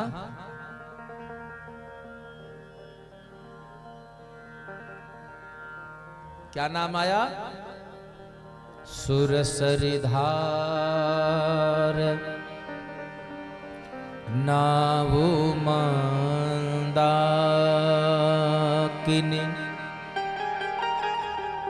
अत्रि प्रिया निज तप बल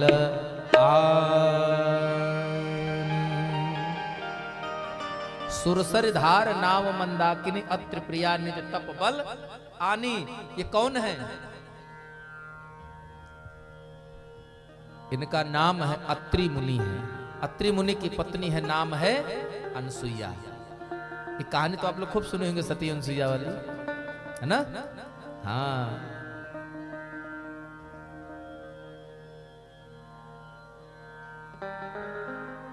एक बार त्रिदेव की पत्नियां बैठी हैं, कहा?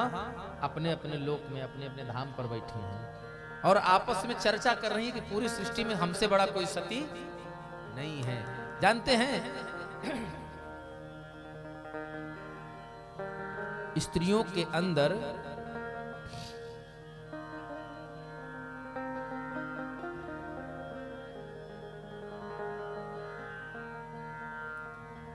एक बहुत बड़ी कमी है, एक स्वभाव है, कमी नहीं इसको कह सकते, स्वभाव है। क्या? सोहन नारी नारी कै रूपा पर्णगार यह निज सहज स्वरूप।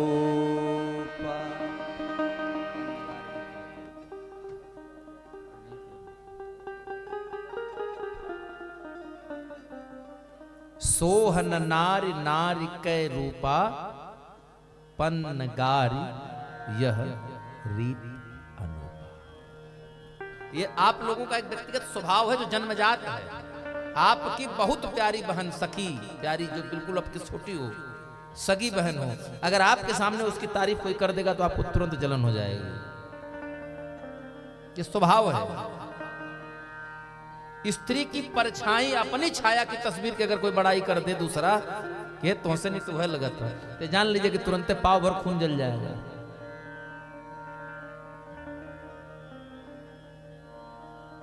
फिर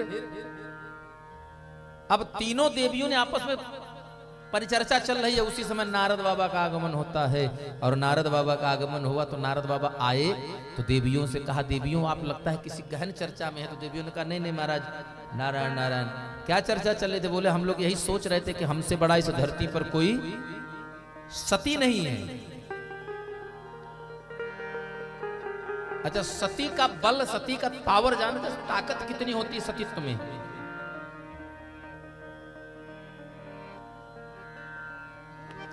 सतीत्व में वो ताकत है कि एक ब्राह्मणी ने सूर्य नारायण को उगने से रोक दिया था।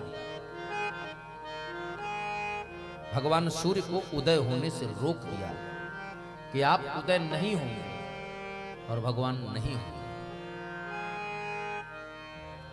तो सती अनसुईया के पास नारद जी, देखिए नारद, नारम ददात इति नारदम। नार माने ज्ञान, जो ज्ञान की प्राप्ति करा दे वो नारद है।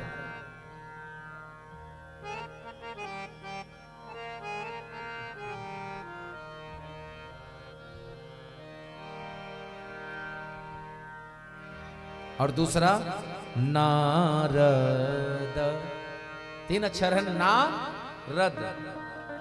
अगर पहले 2 अक्षर को एक साथ कर देंगे तो ज्ञान देने वाले व्यक्ति नारद, और बाद में दूसरे नंबर पर क्या करना है, पहले को अलग कर लीजिए और बाकी पीछे के 2 अक्षर को एक साथ कर दीजिए, तो जिसकी बात रद्द ना हो, ना रद्द, जिसका कहा कभी रद्द ना हो। इसका प्रमाण कि नारद बाबा जिस जिस को मिले हैं सृष्टि में, उन सब को भगवान मिल गए, उन सब को भगवान की प्राप्ति हो गई। नारद बाबा जिन जिन को मिले उन सबको भगवान मिले। और तीसरा मतलब नारद का, ना माने नहीं और रद माने दांत। जिसके मुख में दांत ना हो वो, हाँ मिश्रा जी आप समझ लीजिए, लाइन में हैं, लेकिन नहीं ऐसे दांत वाले नहीं, ऐसे नारद, ऐसे बिना दांत वाले जिनके मुख में अभी तक आया ही नहीं है। मतलब जो दूध मुहा हो। हाँ, नहीं बाद में यहां सुतरे के बाद पता लगे दादाजी लोग रास्ते में पकड़ ले, कहे आओ महाराज ऐसी। नारद जिसके मुख में दांत आया ही ना हो वो नारद, जिसकी कही बात रद्द ना हो वो नारद, और जो ब्रह्म यानी नारम, नार यानी भगवान का ज्ञान करा दे वो नारद।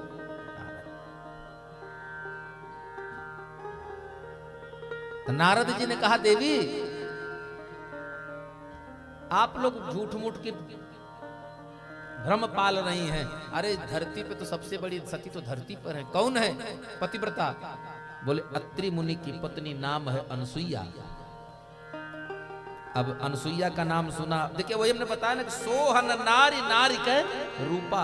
ये आप लोगों को स्त्रियों को स्त्री का स्वरूप भी अच्छा नहीं लगता, तो चाहे कितना सगा अपना हो, तारीफ हो तो बस हाँ हमारे हो, बाकी कोई नहीं।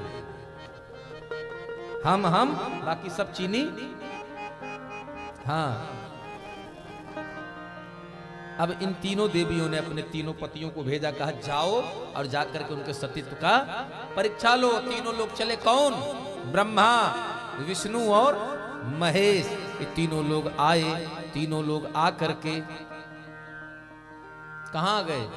चित्रकूट अत्रि मुनि के आश्रम पे।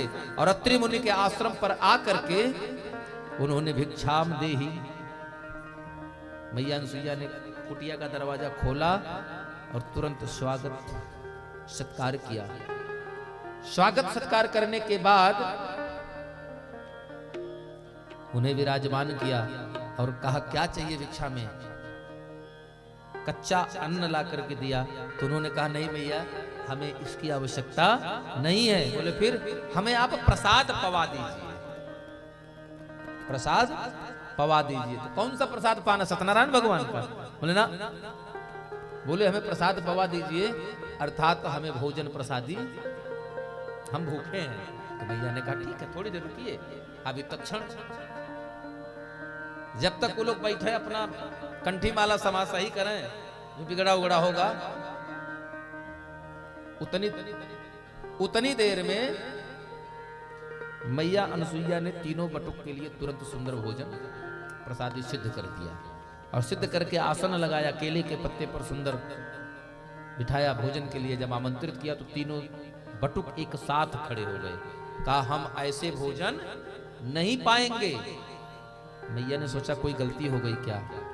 क्या हुआ बटुक? हे अतिथि महाराज, हे ब्राह्मण देव, क्या कोई हमसे गलती हो गया? क्यों आप हमारा प्रसाद नहीं ग्रहण करेंगे? तो तीनों बटुकों ने कहा देवी हम ऐसे प्रसाद नहीं ग्रहण करते। फिर बोले हम प्रसाद तब ग्रहण करेंगे जब आप निर्वस्त्र होकर के हमें भोजन प्रसादी पवाएंगे। मैया अनसुईया एक क्षण के लिए सोच में पड़ गई। कैसे? जैसे माता सीता पड़ी थी दंडक वन में। जब रावण ने कहा कि मैं दरवाजे से तुम्हारे सन्यासी खाली चला जाएगा अगर तुमने ऐसा नहीं किया तो, मैया जानकी अपने ऊपर दुख बर्दाश्त कर सकती थी, लेकिन गृहस्थ धर्म पर लांछन लगे ये उनको बर्दाश्त होना मंजूर नहीं था। नहीं तो अगर मैया नहीं चाहती लक्ष्मण रेखा के बाहर निकलना तो एक रावण नहीं कई रावण आ जाते हैं। महाराज जानकी मैया को छू नहीं पाते। तो अनसुईया मैया ने विचार किया और तुरंत अपने कमंडल से जल निकाला और जल निकाल करके अपने पति के चरणों का ध्यान करते हुए कहा कि अगर हे प्रभु, अगर मैंने मन वचन कर्म से अपने पति के चरणों पर ही मेरी प्रीति सच्ची रही हो, तनिक खोट ना हो, तो ये तीनों ऐसे स्वरूप में आ जाएं कि मैं इनकी शर्त को पूरा कर सकूं, जिससे मेरा गृहस्थ धर्म बचा रहे। और तुरंत जैसे ही जल सिंचन किया, वो तीनों देवता जो 6-6 फुट के थे महाराज, इतना बड़ा बड़ा हो गए।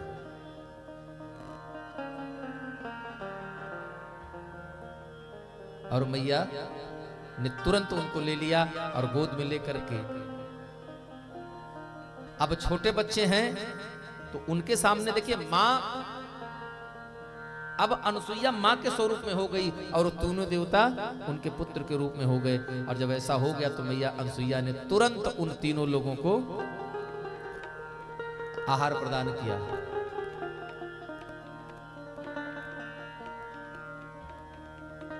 और तीनों लोगों को अपना स्तनपान दूध पिलाया, भोजन प्रदान कराया और भोजन प्रसादी कराने के पश्चात उनको हुई कानन अपने आश्रम में पालने में डाल करके छोड़ दिया। वो लोग झूलते पड़े रहे। इधर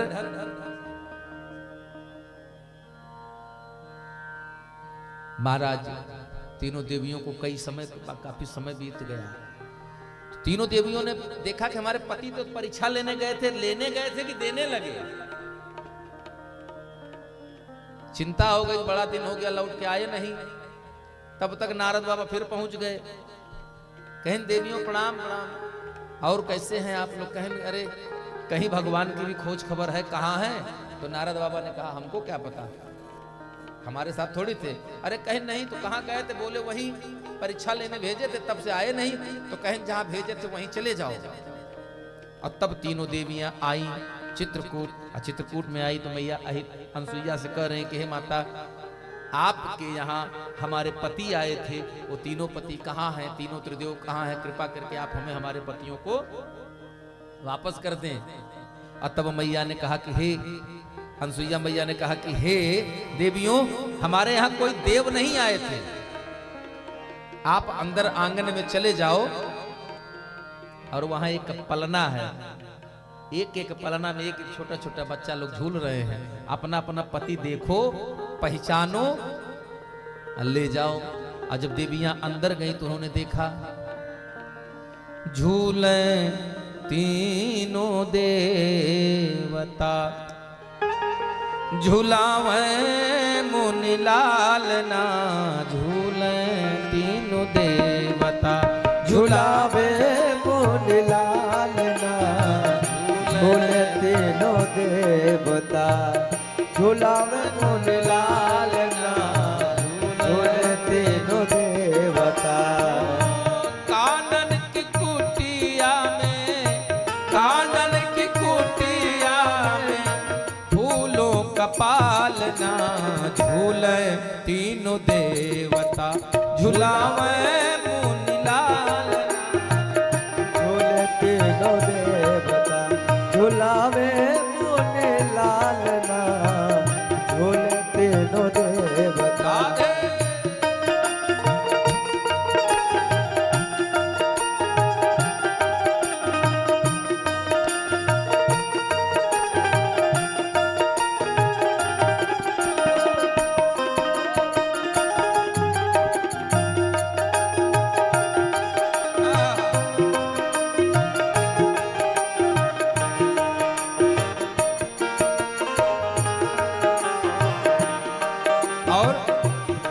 देवियां आंगन में गई तो क्या देखा?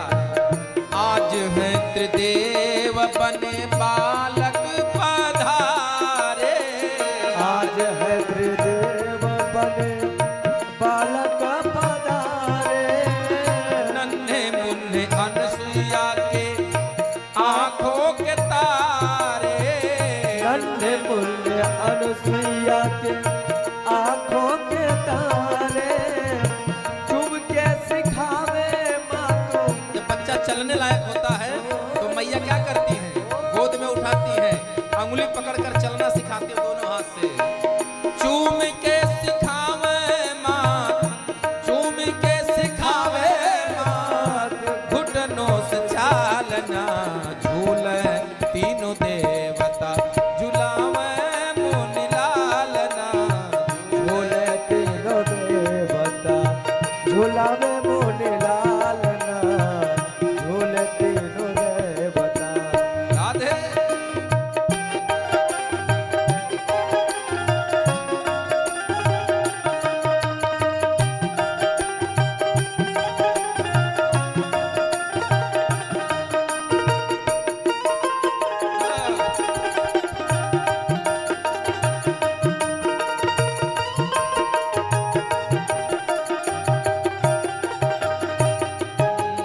चित्रकूट कानन की शोभा निराली, चित्रकूट कानन की शोभा निराली, सज रही धरती भी मंगल की थाली, सज रही धरती, सज रही धरती, सज रही धरती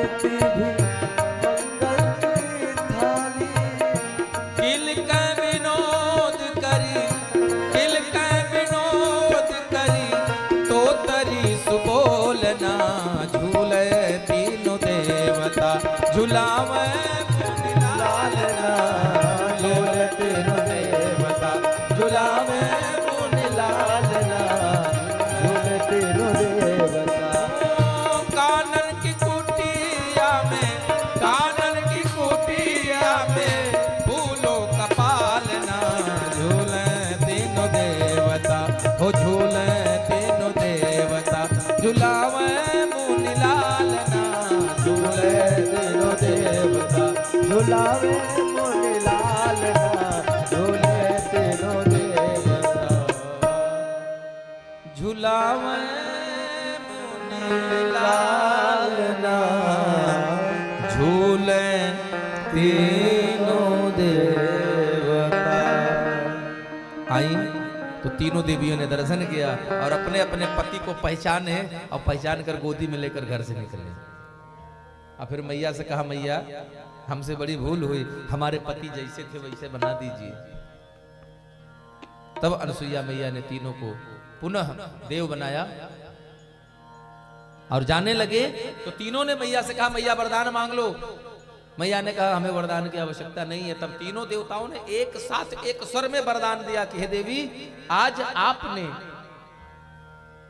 हमें अपने मातृत्व भाव से सिंचित किया है। एक दिन हम त्रिदेव आपके घर में आपके पुत्र के रूप में जन्म लेंगे। और वही अपना वो उस वरदान को, उस वचन को पूर्ण करने के लिए हमारे ठाकुर जी भगवान अत्रि मुनि और अनसुईया मैया के घर में दत्तात्रेय भगवान के नाम से जन्म लिए। बोलिए दत्तात्रेय भगवान की जय। छठा धर्म की मूर्ति है। ये पति पत्नी, धर्म और मूर्ति, इनके घर में नर नारायण का जन्म हुआ। आज इस प्रसंग को नर नारायण को यहीं छोड़ेंगे, कल सुनाएंगे, लेकिन शर्त है अगर आप लोग याद दिलाएंगे तब। बहुत रोचक कथा है, अगर सुन लेंगे तो इसमें दो बात पता लगे कि नर नारायण ने जिंदगी में एक बार लड़ाई किया है, एक युद्ध लड़े हैं, दूसरा कर्ण जिस कवच कुंडल के साथ पैदा हुआ था उसको कहां मिला, कब मिला और कितना मिला था, ये भी पता लगेगा, लेकिन अगर कल सुनेंगे तब। इसलिए याद दिलाने की जिम्मेदारी आपकी। बोले राधे।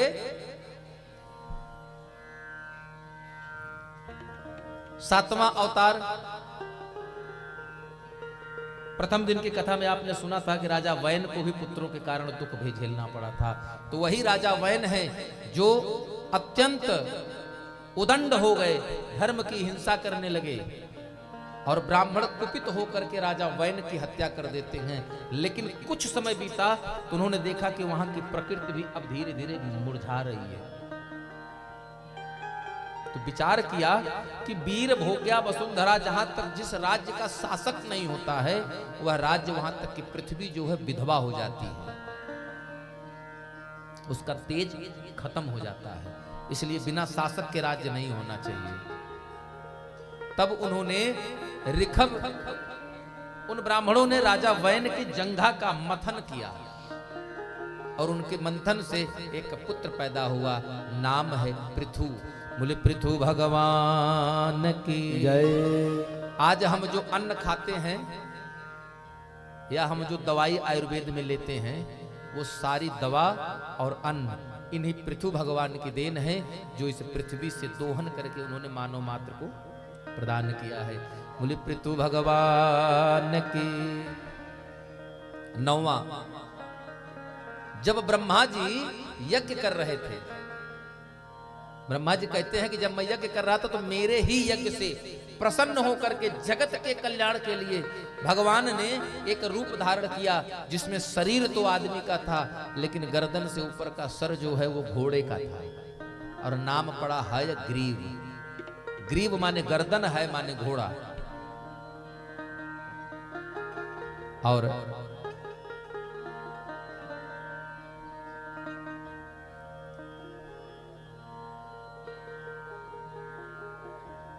हयग्रीव भगवान आगे चल करके बहुत सारे देवताओं के काम किए एक राजा है नाभि, राजा नाभ की पत्नी है, नाम है मेरु देवी। मेरु देवी के गर्भ से भगवान ऋषभ देव का अवतार हुआ। 10वां अवतार मत्स्य अवतार। एक कथा आप लोग लगभग सभी लोग पढ़े होंगे। जब छोटे छोटे थे प्राइमरी की किताब में एक कथा आती थी। एक राजा नहाने गए थे, उनको एक छोटी मछली मिलती है, जिसको बोलती है, पुकारती है। राजा सुन लेते हैं और उठाकर घर में ले आते हैं। फिर वो बड़ी हो जाती है, कहती राजन हमको यहाँ जगह छोटी पड़ रही है, कुएं में डाल दो। तालाब में डाला, तालाब से निकालकर नदी में ले गए। राजा ने कहा अब ये छोटा पड़ रहा है, तो राजा ने कहा अब तुम्हारी गुजर यहाँ नहीं होगा, चलो तुमको समुद्र में ले चलते हैं। और राजा ने, उस राजा का नाम है राजा सत्यव्रत। चाक्षुष मनवंतर की यह कथा है। राजा सत्यव्रत ने उस मछली को बचाया और जब समुद्र में ले जाकर उसे छोड़ा तो उस मछली ने वृहद रूप लेकर के भगवान मत्स्य रूप में ही थे। उन्होंने राजा सत्यव्रत को बोला कि हे राजन, आपने परोपकार का इतना बढ़िया दर्शन कराया, मैं आपको वचन देता हूं कि जब इस सृष्टि का चाक्षुष मनवंतर का जब प्रलय होगा तो उस प्रलय काल में आप एक बड़ी मजबूत नाव बनवाइएगा लकड़ी की, और उस नौका में समस्त सप्तऋषियों के साथ, समस्त फलों के बीज, अन्न के बीज, दवाओं के बीज, हर प्रजाति का बीज एकत्रित करके आप उसी नौका में सवार हो जाइएगा।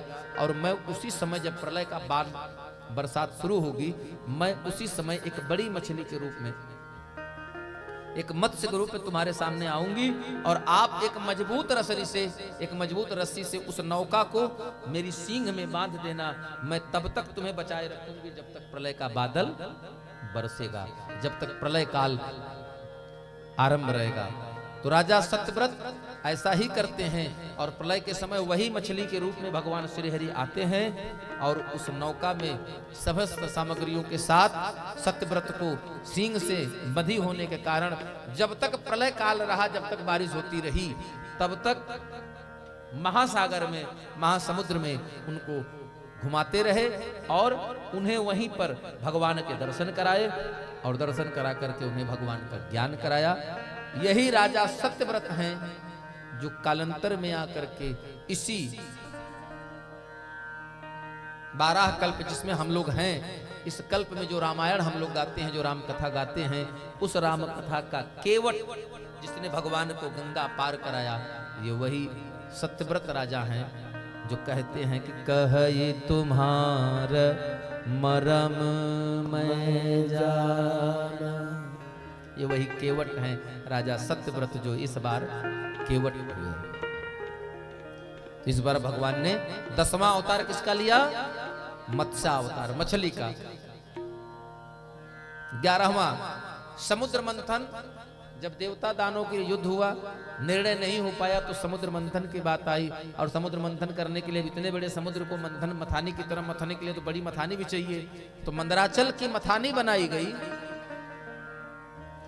और बासुकी नाग को ला करके उसकी रस्सी बनाई गई कि मथानी को चलाई जाएगी। और जब मथानी चलाई जाने लगी, जैसे मथानी आरंभ हुई, धरती मैया का सीना फटने लगा, त्राही त्राही करके भगवान को पुकारती है और भगवान उसी समय कच्छप अवतार लेकर के, कछुआ अवतार लेकर के उस मंदराचल पर्वत को अपनी पीठ पर धारण कर लिया। आप लोग जानते हैं कि कछुए का मेरु जो होता है, कछुए की पीठ जो होती है बहुत कठोर होती है, तो कच्छप का अवतार लिया भगवान ने। 11वां अवतार बोलिए कच्छप भगवान की। इसलिए जिनके घर में भी अधिक से अधिक घरों में आप देखेंगे कि कछुआ और मछली, ये पालने का और कोई दूसरा कारण नहीं है, इसको पालने का एकमात्र कारण है कि ये हमारे भगवान के अवतार हैं। मीन कमठ सुकर नरहरि और बामन परशुराम बपुधारी। समुद्र मंथन में एक अवतार कच्छप। अब समुद्र मंथन में अवतार गिन लीजिए। पहला कच्छप का। अब मथानी चली, 14 रत्न निकले, 14 रत्नों में एक रत्न और निकला। कौन निकले? महाराज धनवंतरी। ये भी भगवान के ही अवतार हैं धन्वंतरी, अमृत लेकर प्रकट हुए। इसके बाद मदिरा निकला, तमाम चीजें निकली। अब उसी अमृत को छीनने के लिए, छीना झपटी करने के लिए देवता दानव अब मथाने छोड़ दिए और सब लड़ने लगे। आज जब युद्ध होने लगा तो फिर भगवान प्रकट हुए।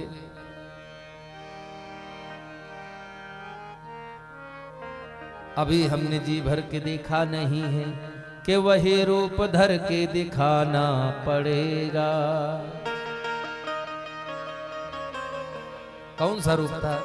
विश्व मोहिनी का रूप था, जिसमें इसीलिए कहा गया कि इसका नाम भी रखा गया विश्व मोहिनी। नाम इसलिए रखा गया क्योंकि अति प्रचंड रघुपति कर माया। और ऐसा दुनिया में कोई नहीं सृष्टि में हुआ जिसको उनकी माया ने प्रभावित न कर लिया। देवता दानव भी प्रभाव में आ गए। एक कलश में अमृत और दूसरे कलश में मदिरा, लाइन लगवा दिया। इधर देवता, इधर राक्षस, इधर अमृत, इधर मदिरा बटती रही। एक राक्षस इधर से उठ करके उधर बैठ गया और जैसे विश्वमोहिनी के हाथ के कलश से गिरा और उसने मुख में लिया, तब तक चंद्रदेव की नजर पड़ गई। चंद्रदेव ने इशारा कर दिया, महाराज ये राक्षस नहीं, दूसरी पार्टी का है, ये देवता नहीं है, ये राक्षस, ये दूसरी पार्टी वाला आ गया है, विपक्षी है। और विश्व मोहिनी के रूप में भगवान के हाथ से सुदर्शन चक्र छूटा और गर्दन कटकर दूर जा गिरा। लेकिन अमृत का कलश मुख में गिर गया। अमृत का कलश से 2 बूंद अमृत मुख में गिर गई थी।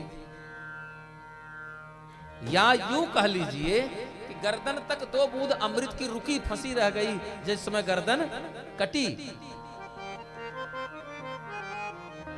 तो गर्दन कटी तो वो 2 बूंद अमृत का गिर गया। और वही दोनों बूंद, एक लहसुन है और दूसरा प्याज है, इसीलिए इसको तामसी कहते हैं, इसीलिए इसको खाना नहीं चाहिए। हालांकि इसके कई कथाएं, कई कारण मिलते हैं। और तब से वही एक राहु हो गया, दूसरा केतु हो गया। दुष्ट हृदय जग आरत हेतु, कैसे? यथा प्रसिद्ध अधम ग्रह केतु। एक राहु और एक केतु तब से बेचारे बदला ले रहे हैं। हर महीने में चंद्रमा को, हाँ, जब देखो तब ग्रसे रहते हैं। इसके पश्चात भगवान का अगला अवतार हुआ। 2 भाई की कथा शुरू हुई थी। एक का नाम था हिरण्याक्ष और एक का नाम था हिरण्यकश्यप। पहले भाई का अवतार उद्धार किया भगवान ने कैसे? धरि बराह बपु एक निपाता। पहले भाई का वध कैसे किया? 12 रूप लेकर के, यानी शुक्र अवतार। और दूसरे भाई का उद्धार करना है, कैसे करें?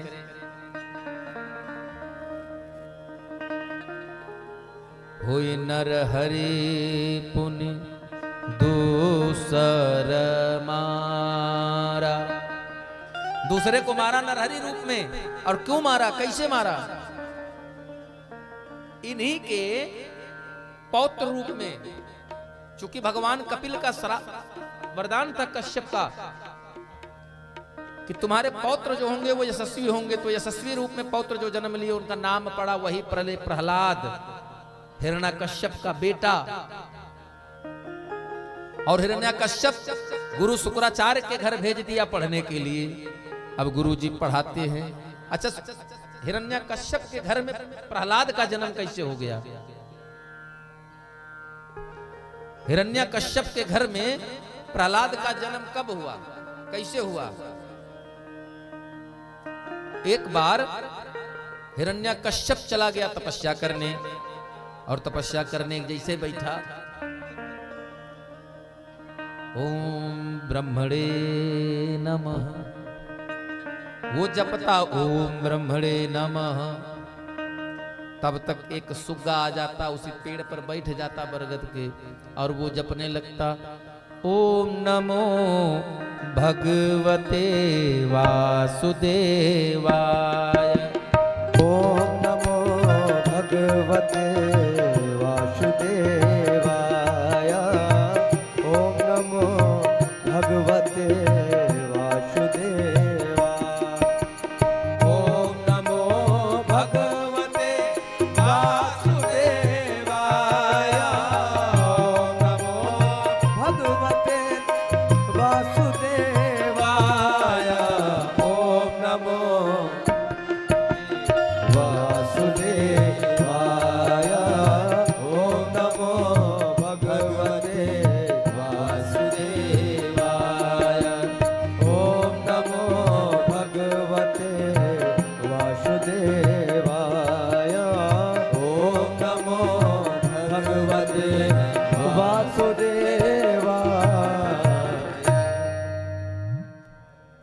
अब जब तक कहता ओम ब्रह्मणे नमः, ओम ब्रह्मदेवाय नमः, तब तक सुगा 4 बार कहता ओम नमो भगवते वासुदेवाय नमः। अब तपस्या माला धर देता और डंडा लेकर सुगा दौड़ा लेता, भाग यहाँ से, दूर चला जाता, फिर आता और फिर ध्यान उन लगाता, हाथ पर धो के बैठता। जब तक एक माला पूरा करे तब तक सुगवा फिर आ जाता, फिर शुरू हो जाता ओम नमो भगवते वासुदेवाय नमः। करते करते पूरा दिन बीत गया, लेकिन इसका एक माला, हिरण्याकश्यप का एक माला पूरा नहीं हुआ, थक गया। शाम को गोधूली बेला में चला आया घर। एक पहर रात बीती, गया राजमहल से अपने घर में गया। इसकी पत्नी पूछती है क्या हुआ, तपस्या हुई? अरे नहीं, तपस्या नहीं हुई। क्यों? आप तो तपस्या करने, किसने रोक दिया आपको? अरे क्या बताएं, जब तक हम एक माला शुरू करते 4 बार हम जप नहीं कर पाते, तब तक ये तो सुग्गा आ जाता था पता नहीं कहां से, और सुग्गवा आता था तो चुप हो जाए। तो सुग्गा क्या बोला? अरे बोले हम बहुत भगाए, उसको भगा दिए होते। बोलने लगता था, भगाया, फिर आ जाता था। तो क्या बोल रहा था? वो बोल रहा था ओम नमो भगवते वासुदेवाय नमः। अब उसकी पत्नी ने, देखिए इसी को कहते हैं कि पत्नी मनोरमा देहि मनोवृत्त अनुसारिणी तारिणीम दुर्ग संसार सागरस्य ममोत्कुलोद्भवा। बड़ा सुंदर सा विवेक लगाया। ऐसे तो भगवान का नाम जपेंगे नहीं, अब इनको ऐसे जपाते हैं। क्या बोला था सुग्गा? बोले अरे क्या बताऊं, जब भगाते तब आ जाता ओम नमो भगवते वासुदेवाय नमः, यही कहता था। अच्छा, तब तक जाए उधर से फिर घूम के आवे। ये क्या बोल रहा था सुग्गा? अरे बताया तो कि ओम नमो भगवते वासुदेवाय नमः। अब करते करते इससे कई बार जब करवा दिया, और संयोग की बात है उसी रात हिरण्याकश्यप के घर में भैया प्रहलाद के आने का संयोग बना, और समय आने पर प्रहलाद भैया का जन्म हुआ। देखिए भक्त, इसीलिए कहा गया है कि हिरण्याकश्यप के प्रहलाद भये उग्रसेन के कंस। वो संत थे तो उनके कंस जन्म ले लिया। आई राक्षस था। क्यों राक्षस था? क्योंकि बड़े भाई का वध भगवान ने किया था, इसलिए भगवान से द्रोह करता था। बहुविध त्रासय देश निकासय जो कह वेद पुराना, खुद ही कहता था हमें भगवान है। तब प्रहलाद भैया का समय आने पर जन्म होता है, और प्रहलाद भैया के जन्म के बाद गुरुकुल भेजे पढ़ने। किसके यहाँ? दैत्य गुरु शुक्राचार्य। और शुक्राचार्य के यहाँ गए, शुक्राचार्य पढ़ावा ओम फट स्वाहा। 1 घंटा शुक्राचार्य जी पढ़ावे और पढ़ा के चले जाए नहाए धोए। तब तक इधर शुक्राचार्य जी के जाने के बाद मॉनिटर थे, प्रहलाद जी मॉनिटर बन जाए। भाई राजा के लड़के थे, कक्षा के मॉनिटर प्रहलाद भैया, चलो इधर लाइन लगा के बैठो। अब सबको बैठा देते थे, पढ़ाते थे। श्री कृष्ण गोविंद हरे मुरारी, हे नाथ नारायण वासुदेव। श्री कृष्ण गोविंद हरे मुरारी, हे नाथ नारायण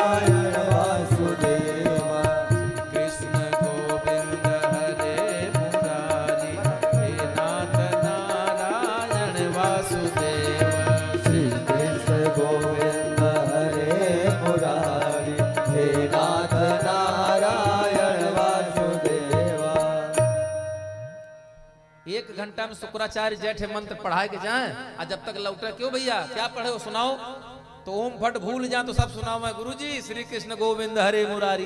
बड़ा परेशान शुक्राचार्य, कौन पढ़ाया, बोले यह पढ़ाई ये मॉनिटर साहब। थक करके तो उनके गुरुजी प्रहलाद का एक दिन हाथ पकड़े और ले आए पिताजी के पास, कहें ऐसा है महाराज आपके बच्चे को हम पढ़ा नहीं पाएंगे, अगर ये रह जाएंगे तो हमारा पूरा गुलकुल बिगड़ जाएगा, इनको सुधारने के चक्कर में पूरा गुलकुल बिगड़ जाएगा। अरे जब तू जान नहीं पाए कि इनको बिगाड़ने के चक्कर में पूरा गुलकुल सुधर जाता है। घर छोड़ आए। प्रहलाद के पिता बहुत क्रोधित रहते हैं, इनको मारने का यत्न करते हैं। ये कथा तो सबको पता है कि पहाड़ से गिराया, शेर के आगे डलवाया, सांप से कटवाया, और तो और एक दिन अपनी बहन होलिका के साथ इनको अग्नि में बिठा दिया। क्यों कि होलिका के पास एक मर्दानी चद्दर थी, उसने कहा भैया अगर मैं इसे ओढ़कर बैठ जाऊंगी तो अग्नि मेरा कुछ नहीं बिगाड़ेगी और प्रहलाद जलकर भस्म हो जाएगा। लेकिन कहते हुई है सोई जो राम रचिया को कर तर्क बढ़ावई शाखा मूकम करोति वाचालम पंगुम लगते गिरिम। वो गूंगे से बुलवा सकता है, लंगड़े से पहाड़ चढ़वा सकता है, उससे आगे किसकी चलती है। वो अग्नि में लेकर बैठी हरि इच्छा भावी बलवाना। प्रहलाद बच गए और चद्दर सहित स्वाहा। और उसी दिन से हम लोग होली दहन मनाते हैं, बोले राधे राधे, क्योंकि हिरण्य कश्यप की बहन का नाम होलिका था और उसी दिन होलिका जली और तब से होलिका दहन होने लगा। बोले राधे, धीरे से बोलिए, थोड़ा जोर लगाइए। हाँ, इतने लोग बैठे हैं, इतने लोग में तो पंडाल उठा दीजिए आप लोग बोलेंगे तो। 2 मित्र थे, भगवान आने वाले हैं। 2 मित्र थे और दोनों मित्र, एक दिन एक मित्र अपने ससुराल जा रहा था, एक मित्र अपनी ससुराल जा रहा था और ससुराल जाने लगा तो रास्ते में मिल गए दूसरे मित्र। अब मोटरसाइकिल से जा रहे तो उसने कहा मित्र कहाँ जा रहे हो? कहने रे ससुराल जा रहे हैं यार, चलो। कहने भैया चले तो चलते, हमारे पास तो आप जानते हैं 2 ही पैंट शर्ट है, एक पहने हैं गंदा हो गया, एक धुल आए हैं, कपड़ा है ही नहीं। तो कहने परेशान न हो, हमारी तुम्हारी मित्रता है, आप हमारे मित्र हो, भाई हो, और हमारी साइज का कपड़ा आपको हो जाता है, हमारा आपका नाप भी एक है, तो चलो हम तुमको बढ़िया पैंट शर्ट देते हैं, पहन लो, चलो हमारे साथ ससुराल घूम आते हैं। अच्छा, तो अब दोनों मित्र ससुराल जाने के लिए तैयार हो गए। एक मित्र का कपड़ा पहनकर दूसरा मित्र उसके पीछे मोटरसाइकिल पर बढ़िया बन ठन कर बैठ गया। महाराज पहुंच गए ससुराल। अब भाई ससुराल में जी जाए खातिरदारी हो गई करती है, क्या ही पूछना है। लेकिन दामाद जी तो अपना कुर्सी बैठ गए, हाथ में रुमाल। अच्छा, दामाद जी ससुराल जी हैं तो हाथ में रुमाल जरूर रही है, हाथ में रुमाल, पैंट में कंघी, 2-3 चीज जरूर रहेगी दामाद जी के पास। दामाद जी पहुंचे, हाथ में रुमाल। अच्छा, जब तक दूसरा मित्र बैठे, जौनी कुर्सी बैठे वाला ओके बैठे पहले में पहुंचे रुमाल अपना कुर्सी बैठाएगा, जीजा बैठो बैठो। और जब मित्र बैठने वाला है तो पहले रुमाल निकाल कुर्सी पोछे लगे। घर वाले कहें क्यों? कहें कोई रिश्तेदार होगा। तो माता जी सासु मैया से नहीं रहा गया, उन्होंने पूछ ही लिया कौन है? अरे कहें मैया आप नहीं जानती, आप हमारे बड़े अच्छे मित्र हैं। अच्छा अच्छा अच्छा, बड़ा प्रेम है। हाँ हाँ बहुत प्रेम है, तभी तो आप कुर्सी साफ कर रहे थे। कहें हाँ बिल्कुल मैया, हम हमारी इनकी समझो दांतों काटी रोटी है। कहें कैसे? बोले इनसे एक ही बार हमने कहा कि मित्र ससुराल चलना है, चले चलो, तो ये एक बार में तैयार हो गए। बल्कि इनके पास कपड़े नहीं थे तो हमारे पहन के आए हैं। अब वो बेचारा चुप। देखिए भाव उनका उनको बेइज्जत करने का नहीं है, भाव तो तारीफ करने के मित्र हैं, हमारी इतनी इनकी बनती है, इनके पास कपड़े तक अपने तैयार नहीं थे तो मेरे पहनकर चले आए। लेकिन इन्होंने हमको मना नहीं किया। भाव तो इनका ये है, लेकिन कर क्या दिए? हाँ, प्रेम से सादर, हाँ सादर बेइज्जत कर दिए। अच्छा एक बार हो गया, चलो कोई बात नहीं। सुबह पहुंचे तो भाई चाय नाश्ता हुआ, 1 घंटा बीता, दोपहरिया अब जीजा आए तो गांव घूमने निकल गए, साथ में मित्रों चले गए तो कहीं नहीं। अब रास्ते में मित्र कह रहा है यार हमको इससे बढ़िया तो आप चौराहे तक छोड़ दो, हम वहां से रिक्शा पकड़कर अपने घर चले जाएंगे। यार बेइज्जती करा दिए तुम हमारी। कहीं क्या, कहीं ये बताने की क्या जरूरत थी, कपड़े हमारे हैं। अरे कहीं नहीं, गलती हो गई। दरवाजे पर किसी पहुंचे और वहां पहुंचे तो कहीं आइए आइए पहुना बैठिए, आवा पहुना बैठा बैठा, पहुना बैठ गए। फिर चाय पानी हुई, चाय पानी पिए, कहीं इनका परिचय को तो पहली बार देखे। अब मित्र का परिचय दामाद जी दे रहे हैं, लेकिन मित्र दामादे के मुंह देख रहा है। तो मित्र अब की सतर्क हैं, कहीं ये हमारे मित्र हैं, बड़ी अच्छी दोस्ती हमारी इनकी है, ये हमारे बिना नहीं रहे ना, इनके बिना हम रहे। एक बार मैंने कहा चलिए हमारे साथ ससुराल, तो चले आए। कपड़े हमारे नहीं पहने हैं, कपड़े हमारे नहीं हैं, अपने पहने हैं। अब वो मित्र बेचारा फिर उसका चेहरा झुक गया, वहां से उठे, फिर बोला यार तुम फिर कपड़ों की बात मेरी बेइज्जती क्यों करा दिए? कहीं अब की हमने कहा कि कपड़े मेरे हैं, मैं तो अब की बार यही कहा कि इन्होंने अपने कपड़े पहने हैं। तो कहीं ये बताने की क्या जरूरत है, तुमसे पूछ कौन रहा था? अच्छा कहीं अब की बार क्षमा कर दो, अब की बार बिल्कुल नहीं बोलूंगा।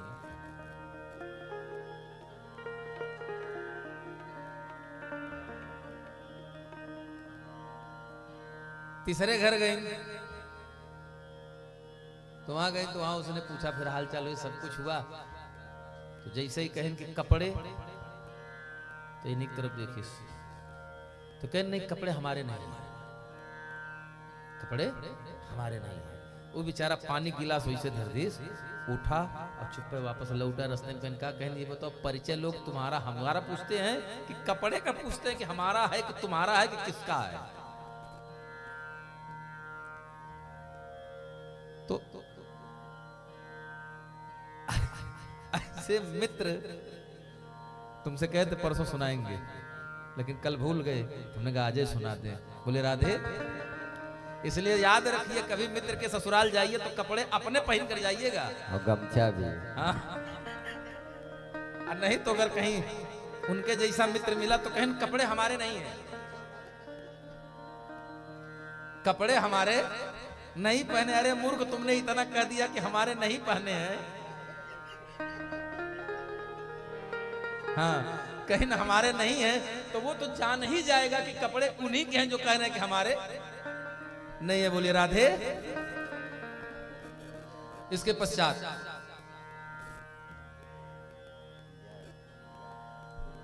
ग्राहक की रक्षा, ग्राहक के पकड़ से गजेंद्र की मोक्ष कराने के लिए भगवान हरि का अवतार होता है। अपने पत्नी बच्चों के सहित ग्राह जल सरोवर में जल क्रीड़ा कर रहा है। वहां पर एक ग्राह आकर के उस गज का पैर पकड़ लेता है, और जब पैर पकड़ लेता है तो बड़ा प्रयास करता है, पत्नी बेटा बच्चा सबको बुलाता है, लेकिन सारे लोग छोड़कर भाग गए। और जब सारे भाग गए तब उसने क्या किया, वहीं एक कमल पड़ा था, सूंड से उठाया और भगवान को याद करता है। पकड़ लो हाथ बनवारी, नहीं तो डूब जाएंगे।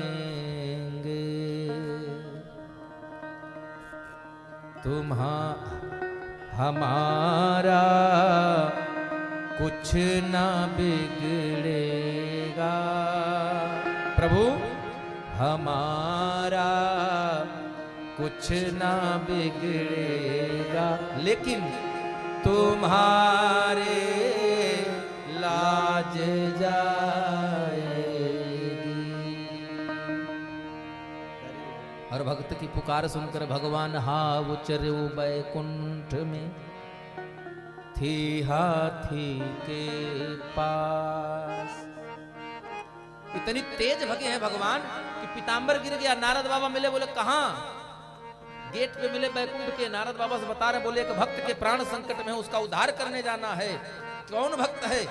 जितना देर लगता है हाथी कहने में, उतनी देर में हमारे सरकार बैकुंठ से मृत्यु लोक में आ जाते हैं। हाँ उचरे वो बैकुंठ में थी हाथी के पास और तुरंत आ गए, और आते ही सुदर्शन चक्र चला और ग्राह का गर्दन कटा। तब तक नारद बाबा फिर पहुंचे, बोले का प्रभु गजब लीला है आपकी, आए थे भक्त का उद्धार करने, आइए बताइए भक्त कौन था? वो हाथिया क्यों मगरमच्छवा? बोले कि हाथी तो भगत है। बोले भक्त तो हाथी है, बोले लेकिन उद्धार तो कर दिया आपने मगरमच्छ का। तो भगवान ने बड़ी सुंदर बात कही, और मलुक पीठ के पीठाधीश्वर पूज्यपाद प्रातः स्मरणीय महाराज जी कहा करते हैं कि प्रभु अगर अवसर मिले, परमात्मा मिले और कुछ मांगने की बात कहे, तो परमात्मा से मांगना क्या है? सरकार दास मत बनाइएगा, क्योंकि मेरा सामर्थ्य नहीं, मेरी क्षमता नहीं कि मैं आपका दास बन जाऊं। तो भगवान से मांगना क्या है? हे प्रभु मुझे दासानुदास कीजिए, अपने दास का सेवक, अपने दास का दास बनाइए। भगवान कहते हैं कि हे प्रभु, हे नारद, मैं अपने भक्त का कल्याण तो करता ही करता हूं, लेकिन जिसने मेरे भक्त की शरणागति ले ली, जिसने मेरे भक्त के चरण पकड़ लिए, उसका उद्धार तो सबसे पहले करता हूं। इसीलिए कहा गया है करुणा निधान सुजानशील स्नेह जानत राम। बोले करुणा निधान श्री हरि भगवान की जय। इसके बाद दैत्यराज बलि के 99 यज्ञ पूर्ण होता, 100वां यज्ञ पूर्ण हो जाता, तो स्वर्ग का राजा इंद्र हो जाता बलि। इसलिए देवताओं की पुकार पर भगवान ने स्वयं ही कहा है, कश्यप अदिति महातप कीन्हा, तिन कह मैं पूरब बर दीना, तिनके गृह अवतरिया हो जाए, रघुकुल तिलक सोचारे भाई। कौन? कश्यप और अदिति। कश्यप अदिति महातप कीन्हा, उन्हीं के घर में जन्म लिया भगवान वामन का। और वामन कितना बड़ा होता है? जिसके शरीर की कुल लंबाई मात्र 52 अंगुल हो, वो वामन, जिसको बौना कहते हैं। राजा बलि यज्ञ कर रहा है, और राजा बलि के उस 100वें अश्वमेध यज्ञ को पूर्ण न होने के लिए भगवान ने यह लीला रची, और वामन अंगुल के भगवान आ गए। और वामन अंगुल के भगवान आए तो राजा बलि से कहा कि राजन, हमने सुना है कि आप दानवीर हैं, आप मुझे कुछ दान करिए। क्या दान चाहिए? मांग लो, जो मांगना हो, यज्ञ तो चल ही रहा है। तो बोले मुझे कुछ ज्यादा नहीं चाहिए। बोले फिर? बोले मुझे मेरे कदम से मात्र 3 पग भूमि का दान चाहिए। राजा बलि हंस पड़ा, ये ब्राह्मण का बालक पगला गया है, इसको पता नहीं है कि इंद्र से भी बड़ा दान देने वाला, इनसे भी बड़ा वैभवशाली मैं, और मांग क्या रहा है? 3 पग भूमि। अरे बोले कुछ जाओ घर, कुछ पूछ लो, माँ बाप से कुछ और मांग लो। बोला कुछ और नहीं मांगना है, जो कह दिया सो कह दिया। मैं भिखारी नहीं हूं, भिक्षुक हूं, और जो एक बार माड़ी से निकल गया सो निकल गया। मुझे तो 3 पग भूमि की ही आवश्यकता है। और 3 पग भूमि देने के लिए राजा बलि ने कहा 3 पग कौन सी बड़ी बात है, जाओ जहां इच्छा हो वहीं 3 पग भूमि नाप लो। बोले चाहे 3 पग लेकर करोगे क्या? बोले 3 पग भूमि चाहिए, संध्या का समय हो रहा है, मुझे मेरी संध्या करना है। तब राजा बलि ने जब देने की बात कही तो महाराज वामन ने कहा ऐसे दान नहीं लेना चाहिए, और न मैं इसे लूंगा। बोले क्यों? बोले दान जब तक संकल्प लेकर न किया जाए, और वैदिक काल में तो संकल्प की यह व्यवस्था थी कि हाथ से जल गिरता रहता था संकल्प दाता के, और जो जल गिरता था वो ग्राही के हाथ पर गिरता था, यानी दे रहा हूं आप ले रहे हैं। संकल्प की यह विधि थी। और जब राजा बलि ने संकल्प की बात कही तो दूर खड़े दैत्य गुरु शुक्राचार्य ने समझाया, कहा ना, ये कोई और नहीं, इन विष्णु है, ये छल कर रहा है। लेकिन शुक्राचार्य की बात को अनसुना कर दिया, और अनसुना करके दैत्य राज बलि ने जब संकल्प करना चाहा तो शुक्राचार्य अपने इस स्थूल शरीर से सूक्ष्म शरीर को निकाल करके उस कमंडल की नलकी में जाकर बैठ गए। भगवान ने कहा, मायापति सन माया करई। हम तो खुद मायापति भगवान है, हमारे साथ माया कर रहे हैं। बस वहीं एक यज्ञशाला से एक कुसा खींचा और अपने हाथ से कुछ भी नहीं किया। भगवान दोष मुक्त हर जगह है। उन्होंने राजा बलि को दिया, कहा कुछ नली में कुछ आ गया होगा, इसको जरा साफ कर दो। और उस कुसा की लकड़ी से राजा बलि ने कमंडल की नली को साफ किया। यहाँ कमंडल की नली साफ हुई, वहां दूर खड़े शुक्राचार्य की दाहिनी आंख से खून गिरने लगा। बोलिए राधे राधे। और झट शुक्राचार्य की आंख खुल गई। मानो शुक्राचार्य की जब आंख खुली तो भगवान से कहना कि प्रभु एक बात बताइए, अरे जब आपको ये कर ही लेना था तो मेरी अखियां काहे फोड़ दिए? अरे कम से कम सही सलामत तो रहने देते, दुई आंख से देखते दुनिया। कहना आपको दुई आंख की जरूरत क्या है? तो क्यों दुनिया को दो आंख चाहिए, हमको एक? तो ये दो आंख है कौन कौन? सत्संगश्च विवेकश्च निर्मल नयन द्वयम। ये सत्संग और विवेक यानी ज्ञान और वैराग्य, ये दो नेत्र हैं कौन? हमारे आप। भगवान ने कहा है शुक्राचार्य आपको ज्ञान तो हो गया, इसलिए माई सही है, लेकिन वैराग्य नहीं हुआ, इसलिए दाहिनी सीताराम। इसलिए एक आंख की जरूरत है। ज्ञान था, आपने पहचान लिया, फिर भी राजा बलि को वैराग्य त्याग करने से रोक लिया, इसलिए उसके परिणाम स्वरूप एक आंख गई। इस प्रकार भगवान ने वामन रूप में अवतार लेकर राजा बलि को बांधा। राजा बलि जब बंध गया, कैसे? भगवान को जब संकल्प कर लिया तो भगवान ने विराट स्वरूप लिया, और विराट स्वरूप लेकर के एक पग बढ़ाया तो पृथ्वी लोक से लगा करके सत्यलोक तक, और वहीं सत्यलोक में ब्रह्मा जी ने भगवान विष्णु के चरण को धुला। भगवान विष्णु के चरण को धुल करके चरणोदक को अपने कमंडल में रखा। वहीं से भगवान के पैर के नाखून की ठोकर लगकर आकाश गंगा की एक धारा फूट करके निकली, जो आकर के बाबा भोलेनाथ के मस्तक पर समाई। और दो कदम, दूसरे कदम में सब कुछ जब पूर्ण हो गया, तीसरा कदम उठाया तो बाली से कहा, एक बात बलि से पूछा, बताओ अब तीसरा कहाँ रखें? उठ तो गया, अब धरे कहाँ? तो राजा बलि ने कहा, प्रभु आप सब कुछ नाप लिए? बोले हाँ। राजा बलि ने सर झुका दिया। इसीलिए कहा गया दानवेंद्रो महाबल। दानवेंद्र बलि ने कहा, प्रभु आपने सृष्टि नाप लिया, लेकिन अभी यह मेरा सर बाकी है, यह बलि बाकी है। सर झुका दिया। भगवान ने बलि के सर पर चरण रखा, और जब बलि को बांध लिया तो बलि मुस्कुराता हुआ खड़ा हुआ। भगवान ने कहा, अब क्यों मुस्कुरा रहे हो? कहन प्रभु मैं जानता हूं आप कौन हैं, और ऐसा क्यों किया? बोले क्यों किया? बोले आप जानते हैं यह शरीर है तामस तन कछु साधन नहीं, लेकिन प्रीति न पद सरोज मन माही।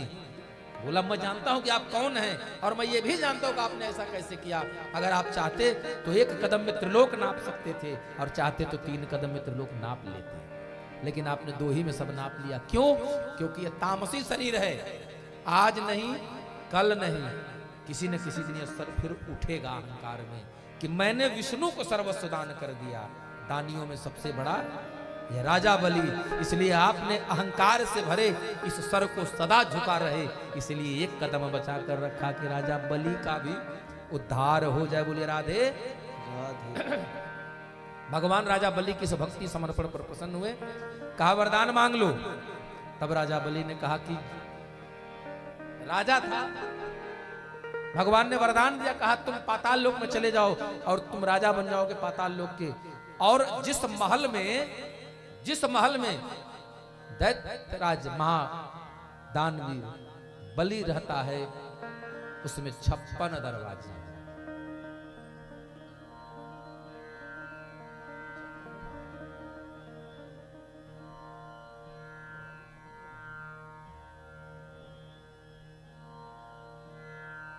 52 दरवाजे थे। और जब वरदान की बात आई तो उसने एक ही बात कहा, प्रभु इतना बड़ा महल तो दे दिया, 52 दरवाजे हैं, मैं आपसे एक ही वरदान चाहता हूं कि सुबह सो करके उठूं तो चाहे जिस दरवाजे से निकलूं प्रथम दर्शन आपका हो। लोग कहते हैं कि भगवान ने बलि को बांधा, अरे बलि ने तो भगवान को बांध लिया था महाराज। क्यों? क्योंकि उसने बलि ने कहा कि जिस दरवाजे से निकलूं मुझे आपका दर्शन हो, और किस स्वरूप में? भगवान वाले नहीं, जिसमें आप आए हो इसी में मिलिए हरदम। और भगवान विष्णु 52 रूप में हमारा दरबारी किए हैं राजा बलि के यहाँ। सावन की पूर्णिमा के दिन माता लक्ष्मी आती हैं और प्रथम बार अपने आंचल को फाड़ करके राजा बलि के हाथ पर सूत्र बांध करके, रक्षाबंधन उसी दिन से प्रारंभ हुआ, सूत्र बांधा और दान में अपने पति की मांग कर दिया। तब भगवान ने को मुक्त करा कर ले गई। इसीलिए जब पंडित जी लोग कलावा बांधते हैं तो कहते हैं, ये न बद्धो बलि राजा दानवेंद्रो महाबल तेन त्वाम बधनामि रक्षेत मां चल चलह। इसके बाद 16वां अवतार भगवान परशुराम जी का हुआ, जो कि अंशावतार है। कहीं कहीं मिलता है कि 8 से 10 कला के मध्य में परशुराम जी हैं। भगवान की 16 कलाओं में 8 से 10 कला के मध्य में परशुराम जी हैं। हमारा आपका जो जीवन है ना, मानव योनि, ये भगवान की 4 कला से संपूर्ण है। मानव योनि भगवान की 4 कला से ही निर्मित है, क्योंकि इसके ऊपर की सामर्थ्य हमारे आपके शरीर में नहीं है बर्दाश्त करने की। इसके पश्चात जब त्रेता युग में ये वही परशुराम है, भुजबल भूमि भूप बीनु कीन्ही अविपुल बार महिदेवन दीन्ही। जब महाराज दशरथ के घर में भगवान श्री राम का अवतार हुआ और लक्ष्मण परशुराम संवाद के समय राम जी परशुराम जी का परस्पर वार्ता होती, लेकिन जब राम जी ने ऐसी बात कही, हाँ, कि उघरे विप्र वंश के अस प्रभुताई अभय होय जो इन्हीं तुम ही डराए। और वही परशुराम जी है जिन्होंने 21 बार है वंश के क्षत्रियों का विनाश इस पृथ्वी पर किया था। ये भगवान का 16वां अवतार। आइए रामचरितमानस के द्वारा चौपाइयों से हम 17वें अवतार के रूप में सूर्य वंश में भगवान श्री राम के अवतार का दर्शन करते हैं।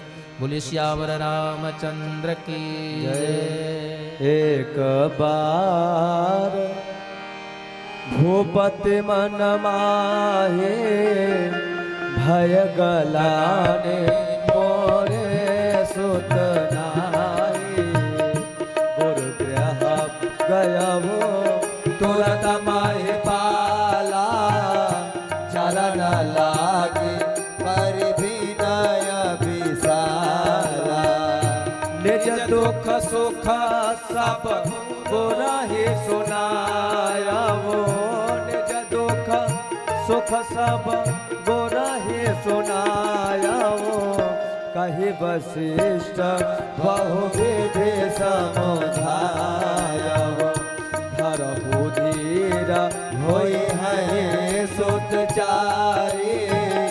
त्रिभुवन विदित भगत भयहारी। श्रृंगी ऋषि वशिष्ठ बोलावा। पुत्र काम शुभ जाग्य करावा। पुत्र काम शुभ जाग्य करावा। एक बार भूपति मन माहे भय गलाने मोरे सुतनाही। भूपेंद्र महाराज दशरथ को 60,000 वर्ष की आयु में ग्लानि हुआ कि मेरे पुत्र नहीं है। और जब ग्लानि हुआ तो किसी वैद्य जी के पास नहीं गए, उन्होंने सीधे वो कहां गए? महाराज अपने गुरु जी के यहाँ। क्यों? गुरु वशिष्ठ कुल पूज्य हमारे। और जा करके उन्होंने कुछ और नहीं किया, गुरु जी के पास गए, गुरु जी के चरणों से लगे और गुरु जी के चरणों से लग करके उन्होंने अपने सभी सुख और दुख को भगवान ने, गुरु भगवान को बताया। और गुरु भगवान ने सुन करके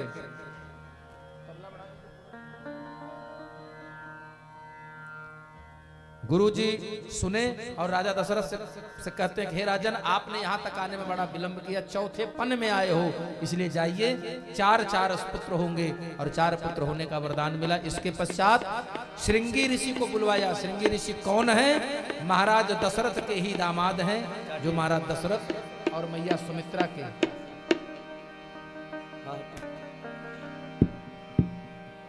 साथ से एक पुत्री थी जिसका नाम है शांता, जिसका विवाह श्रृंगी ऋषि के साथ हुआ था। तो श्रृंगी ऋषि आते हैं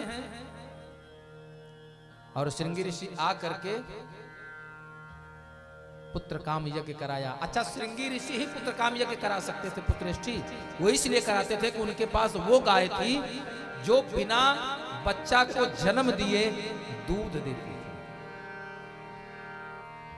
इसलिए ऐसे ही गाय के दूध से पुत्र काम यज्ञ हो सकता था, जो जिसको कहते हैं अपने यहाँ कलोर बछिया, जिसने कभी बच्चे को जन्म ना दिया हो, ऐसे गाय के दूध के घी से होता था। इसलिए श्रृंगी ऋषि आए और श्रृंगी ऋषि ने आकर के यज्ञ कराया, यज्ञ कराए, यजमान बने, गुरु वशिष्ठ ने आहुति दिया और भगते सहित मुनि आहुति दीन्हे प्रगट अगेन चरो करलेने। जो वशिष्ठ कछु हृदय विचारा सकल काज भासित तुम्हारा। हे वशिष्ठ, आपने जो कुछ इच्छा धारण किया, जो मन में विचार किया, आपकी मनोकामना पूर्ण हुई। अग्निदेव स्वयं प्रकट हुए खीर का कटोरा लेकर के और गुरु वशिष्ठ के हाथ में दिया और गुरु वशिष्ठ ने राजा दशरथ को दिया और कहा, यह हबीमाटी देहो न पजाए जथा जोग जहि भाग बनाए। गुरु वशिष्ठ के आदेश पर राजा दशरथ आए। अर्ध भाग कौशल्या ही दीढ़ा। एक कटोरा खीर का 2 भाग किया, एक भाग कौशल्या को दिया, जो शेष एक भाग बचा उसको पुनः 2 भाग बांट दिया। उभय भाग आधे कर कीना। जो फिर 2 भाग हो गया तो फिर एक भाग उठा करके फिर कैकेयी के हाथ में दिया और शेष फिर जो बचा उसको फिर 2 भाग में दिया और दोनों भाग करके क्या किया?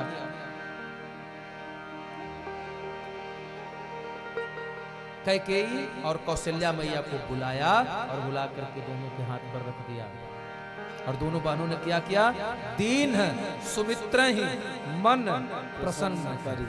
दोनों बहनों ने पुनः जो खीर मिला उसको सुमित्रा के हाथ पर रख दिया और 2 बहनों के हाथ से मिला खीर। मानो सुमित्रा मैया ने उसी दिन भगवान से प्रण कर लिया कि प्रभु ऐसी कृपा करिए कि 2 पुत्र हों और दोनों पुत्र होने के बाद मैं अपने दोनों पुत्रों को मेरी दोनों बहनों के पुत्रों की सेवा में समर्पित कर दूंगा। कौशल्या ज्ञान कांड कैकेयी कर्म कांड और सुमित्रा उपासना कांड और राजा दशरथ पुरुषार्थ। जब ये चारों मिलते हैं तो भगवान का अवतार होता है। बोली सियावर रामचंद्र की।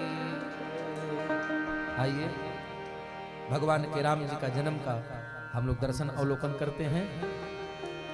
सब देव चले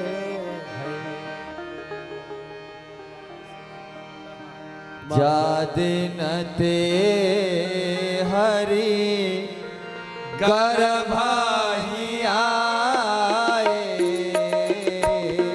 जा दिन ते हरि गर्भाए आए, सकल लोक सुख संपत्ति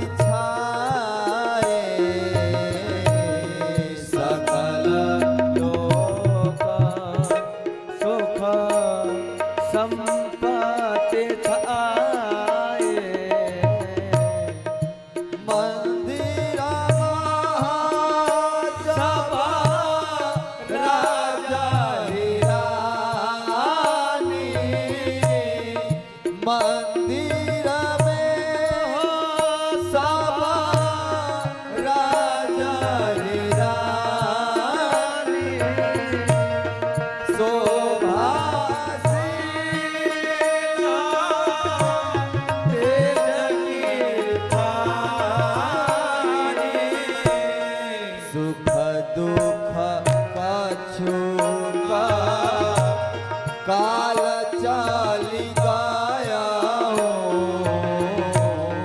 सुख दुख कछुका काल चले गाया हो, जेहि प्रभु प्रदाता सो अवसर भाया हो,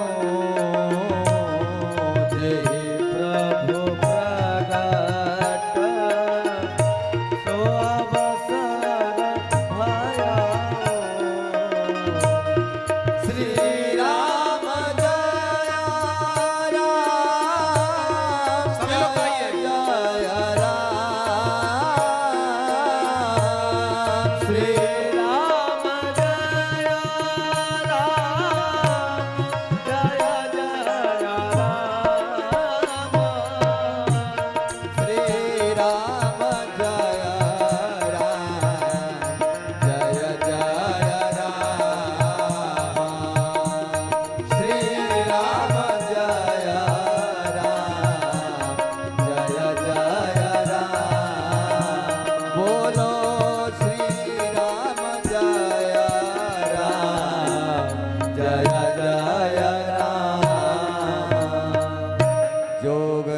ग्रहवार तिथि सकल भये अनुकूल, चर अरु अचर हर सजुत, श्री राम जन्म सुखमूल।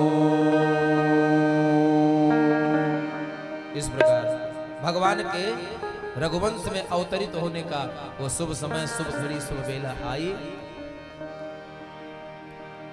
और भगवान का प्राकट्य होता। किस दिन हुआ था भगवान का प्राकट्य? नवमी तिथि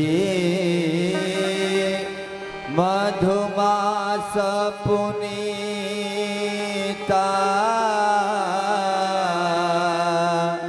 शुक्ल पक्ष अभिजित हरि प्रीता। नवमी तिथि मधुमास चैत्र महीना मंगलवार दिन में मध्य दिवस अति शीतन घामा, तब पावन काल लोक विश्रामा। प्रतिदिन लगभग 11:40 11:42 के बाद और 12 बजकर के 22 मिनट 23 मिनट या 28 मिनट 32 मिनट इतने समय का एक मुहूर्त होता है, प्रतिदिन होता है यह मुहूर्त। किसी दिन 40 मिनट का, किसी दिन 42, किसी दिन 38 मिनट। इसी मुहूर्त का नाम है अभिजित मुहूर्त। इसी मुहूर्त में भगवान राम का प्राकट्य हुआ। बोले श्यावर रामचंद्र की जय।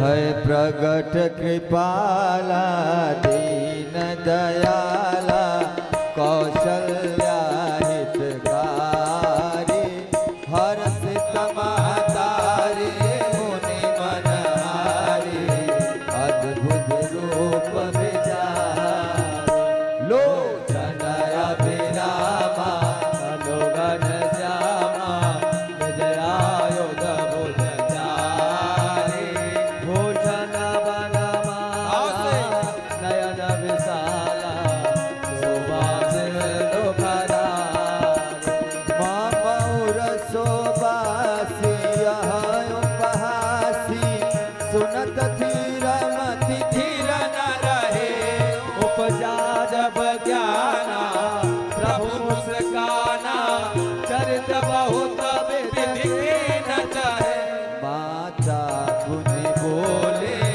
सोमति डोली तजहु तात यह रूपा ये जय शिशु लीला अति प्रिय शीला यह शुभ परमयनोपा सुन बचन सुजाना रोदन ठाना सुन बचन सुजाना रोदन ठाना होई बालक सुर भोपा यह चरित जगावहि हरि पद पावहि तेन परय भव गोपा यह चरित जगावहि हरि पद पावहि तेन परय भव गोपा विप्रधेय सुर संसहित लीन मनुज अवतार निज इच्छा निर्मित तनु श्री माया गुण गोपाल बधाई हो। बोले श्यावर रामचंद्र की जय। और पुत्र का जन्म हुआ। पूरे अयोध्या में उत्सव आनंद की स्थिति है। समय आने पर नामकरण होता है, जातिगत संस्कार, क्षौर कर्म जातिगत संस्कार, नामकरण का अवसर।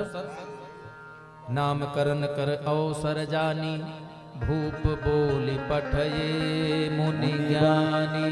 गुरु वशिष्ठ आए और नाम रखा। क्या नाम रखा? जो आनंद सिंधु सुख राशि करते त्रैलोक कसुपासी।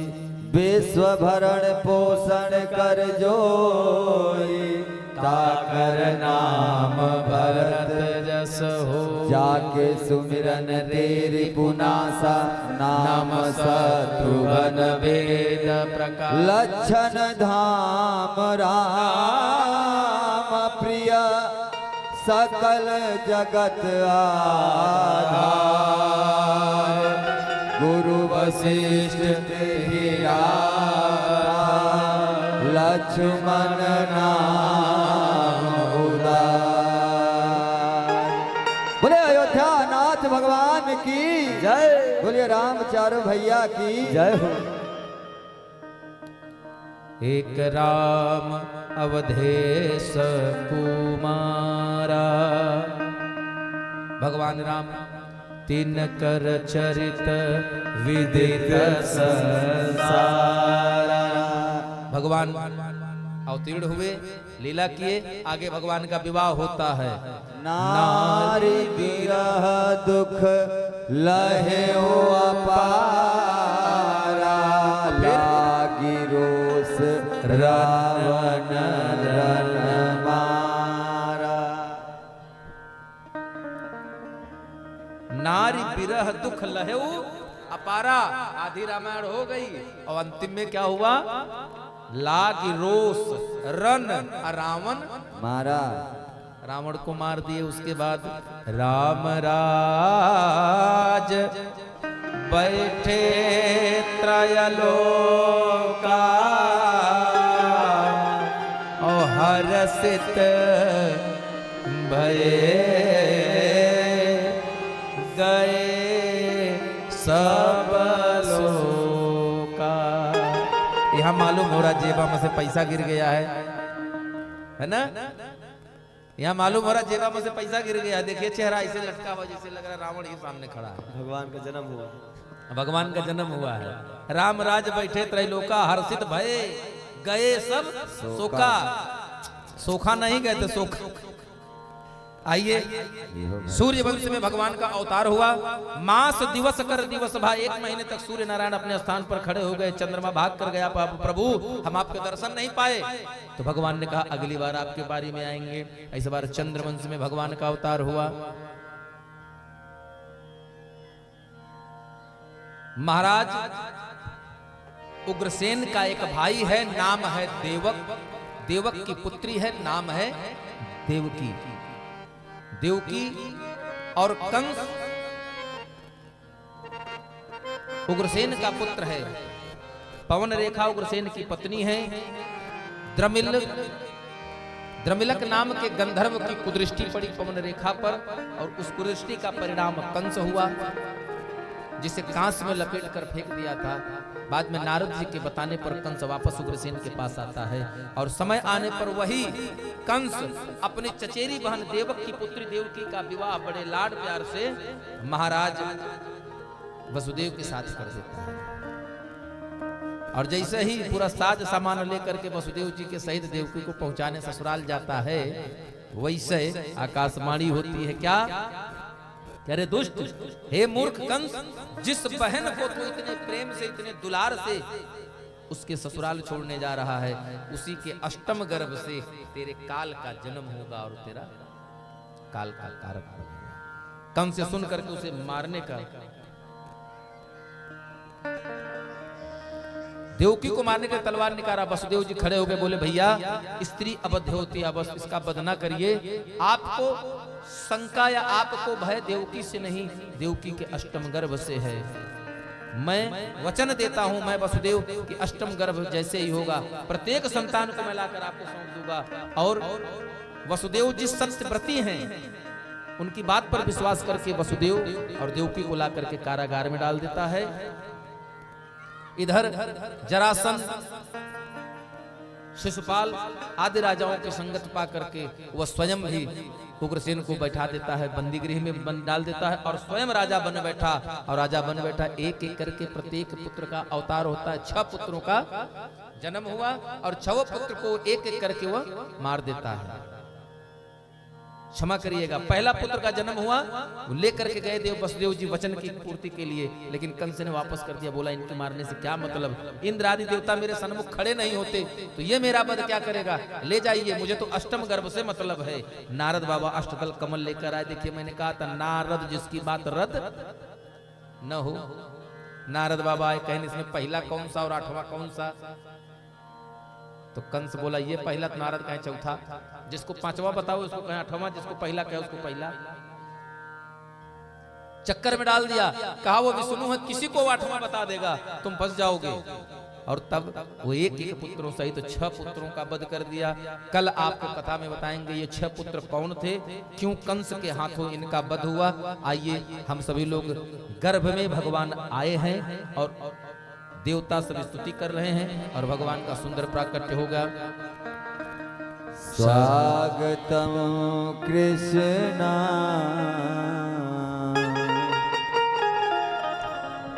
शरणागतम कृष्णा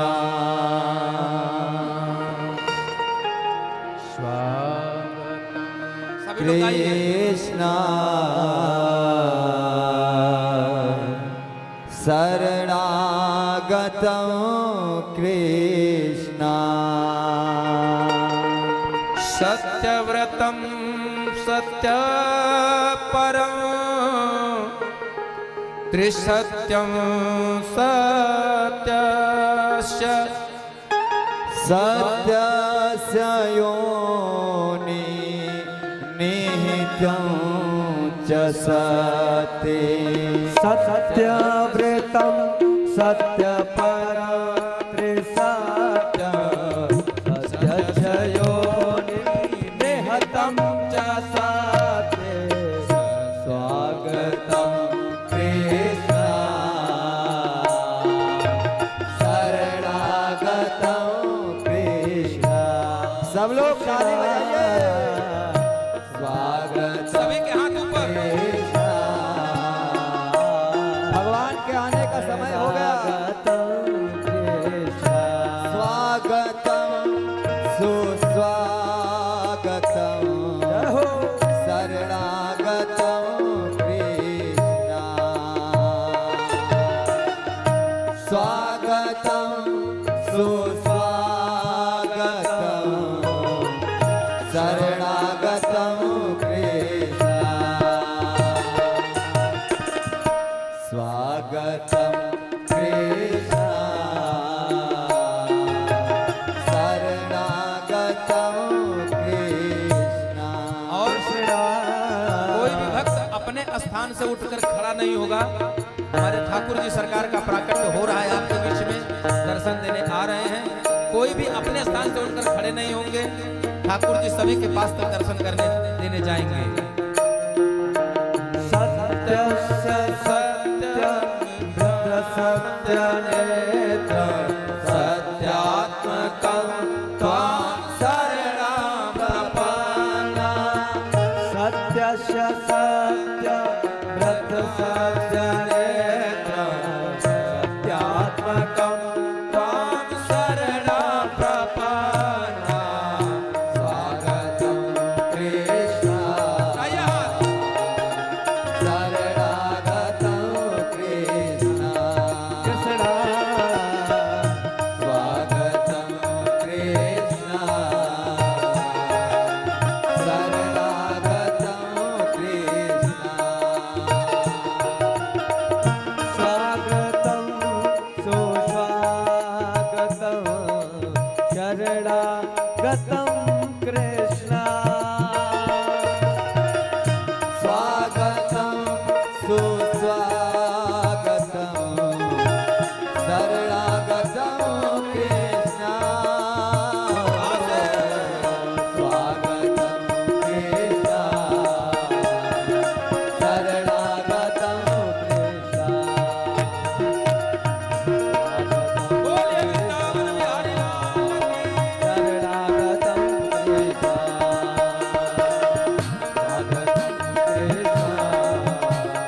शरणागतं कृष्ण शरणागतं कृष्ण शरणागतं कृष्ण।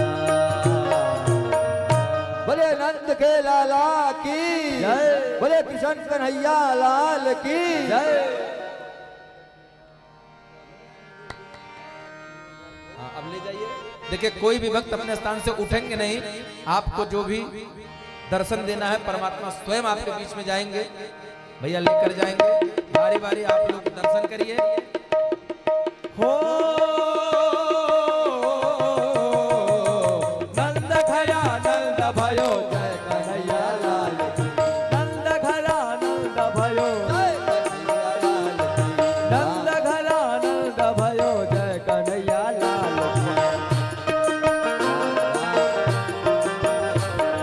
जय कन्हैया लाल की जय दाऊ दयाल की जय कन्हैया लाल की जय दाऊ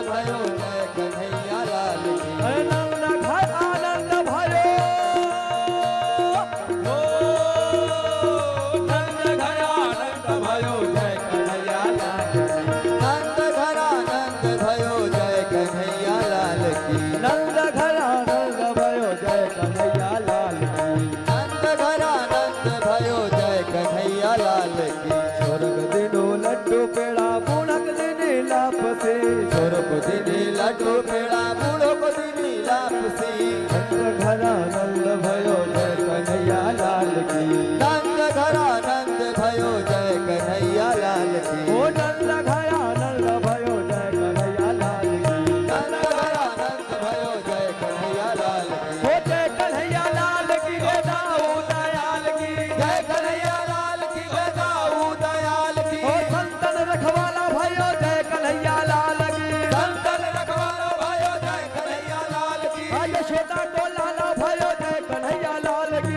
यशोदा को लाला भयो जय कन्हैया लाल की। ओ भक्तन रखवाला भयो जय कन्हैया लाल की। संतन रखवाला भयो जय कन्हैया लाल की। गोकुल में आनंद भयो जय कन्हैया लाल की।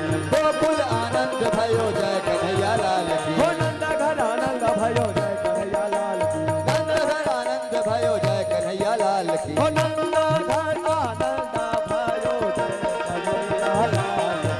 नंद घर आनंद भयो जय कन्हैया लाल की। ओ नंद घर आनंद भयो जय कन्हैया लाल की। नंद घर आनंद भयो जय कन्हैया लाल की। जय कन्हैया लाल की। जय कन्हैया लाल की।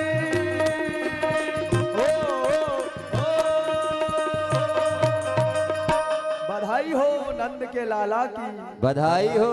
बोले वृंदावन बिहारी लाल की जय। हरसुंदर भगवान का हमारे बीच में प्राकट्य हुआ। आइए हम जाएंगे श्रवण और आइए सभी भक्त मिलकर भगवान के जन्मोत्सव की बधाई सोहर गाते हैं। और जजमान महोदय भगवान के निछावर जय सिया राम, जय सीताराम, जय रघुनंदन।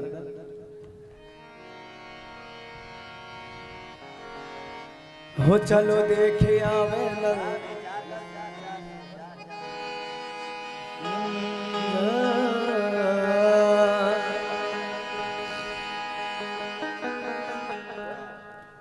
जन्म बधाई है।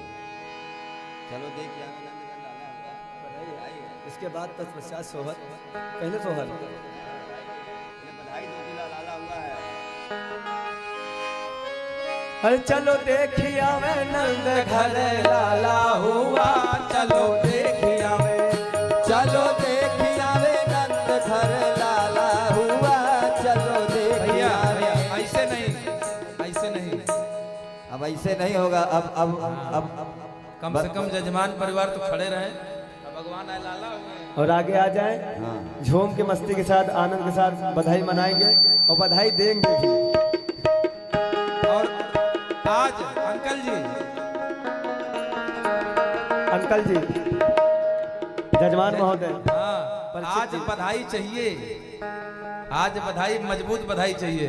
और हम परिक्रमा सबसे चाहिए, व्यास गद्दी पर चाहिए, यहाँ जितने लोग बैठे हैं। और सर्वप्रथम बधाई व्यास देव महाराज की। पहले आप दीजिए हम लोगों को।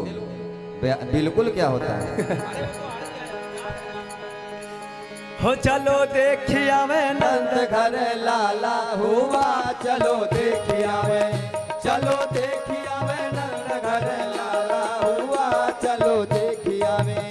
यदु वंश चंद्र वंश में उजाला हुआ। चलो देखिया वे। यदु वंश चंद्र वंश में उजाला हुआ। चलो देखिया। हो चलो देखिया वे नंद घर लाला हुआ। चलो देखिया वे। चलो देखिया वे नंद घर लाला हुआ। चलो देखिया वे। हो यदु वंश चंद्र वंश में उजाला हुआ। चलो देखिया वे। रघुवंश चंद्र वंश में उजाला हुआ। चलो देखिया वे।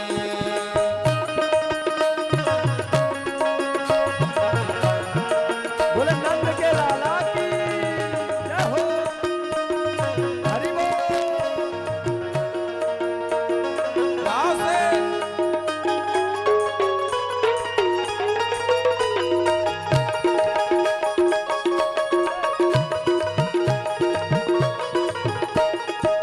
हो सखी ब्रज के सब बाल। सखी ब्रज के सब बाल। हो के दिल में खुशहाल। हो के दिल में खुशहाल। भैया गर्दन में डाल। भैया गर्दन में डाल। नाच दे दे के ताल। नाच दे दे के ताल। आज नंद का नशीबा उजाला। बधाई हो। चलो देखिया वे। आज नंद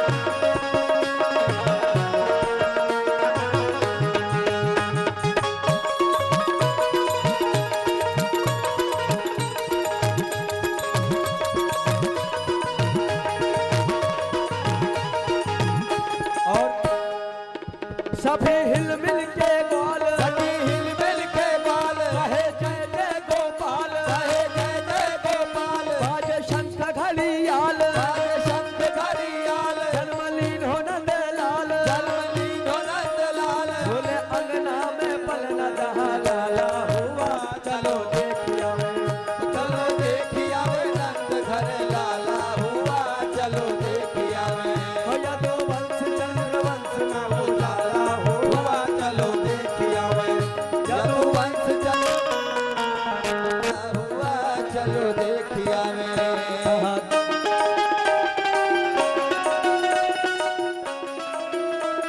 हरि बोल हाय हाय हाय हाय हाय हाय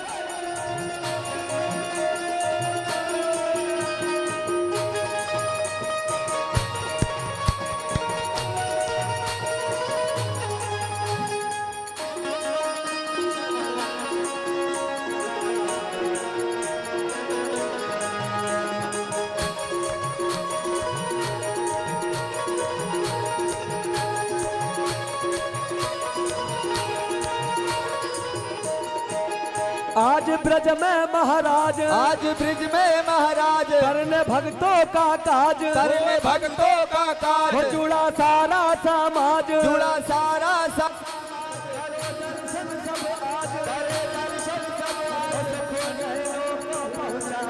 चलो देखी आओ हो चलो देखी आओ नंद घरे लाला हुआ चलो देखी आओ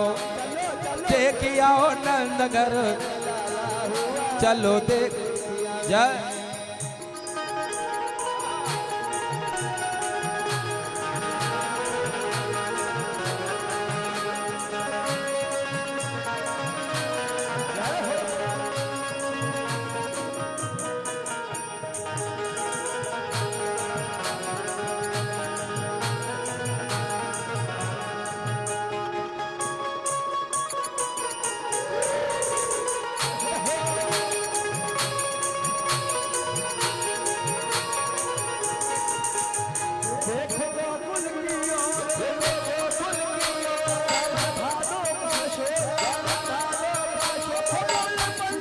पंछी घन घोर गए बादल घन घोर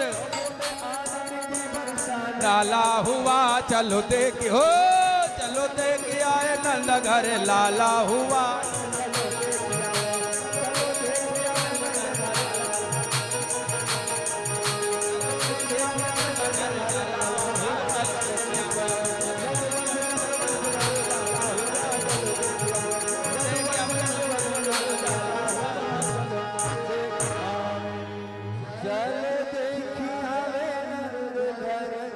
लाला हुआ चलो देखिया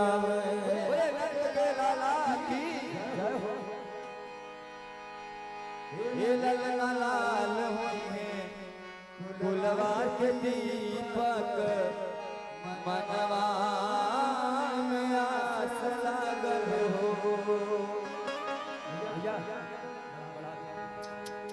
ललना लाल हुए हुआ के दीपक मनवा में आस लागल हो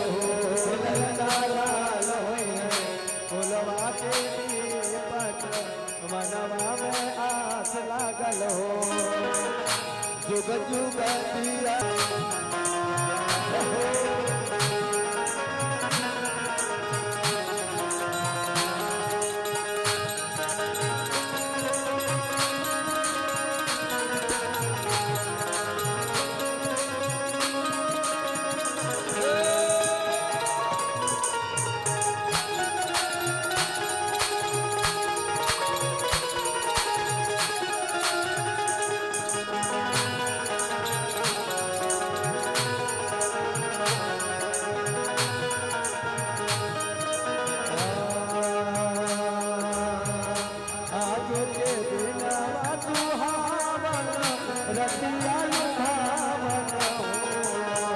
आजो के दिनवा सुहावन रतिया लुभावन हो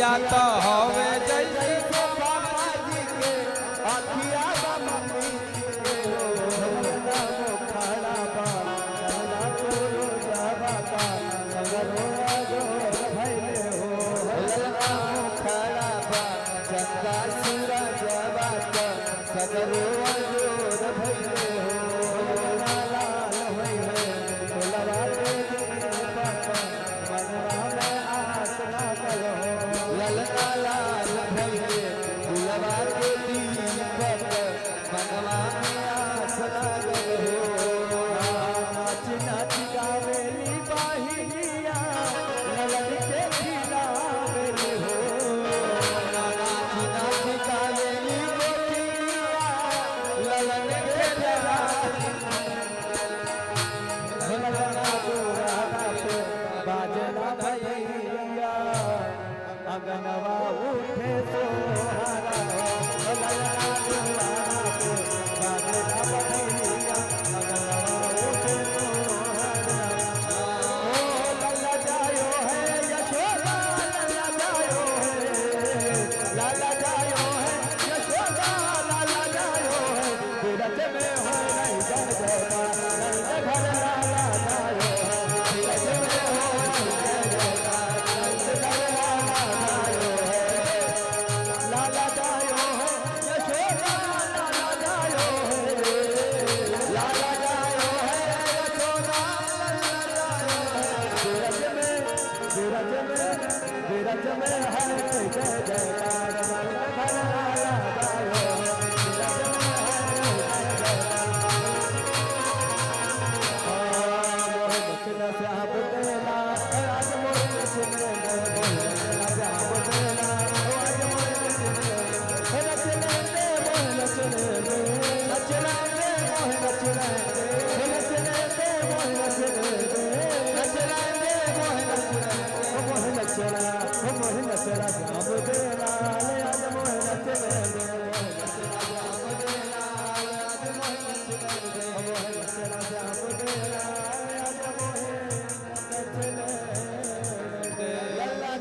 दे बधाई यशोदा मैया दे दे बधाई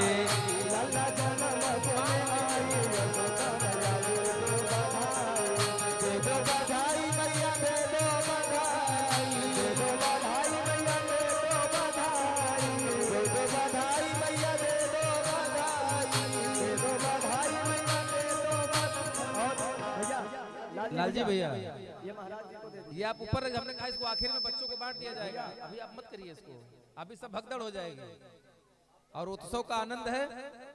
हाँ और आरती की तैयारी कर लीजिए। आप पीछे चलिए। लल्ला जनम सुन आहा।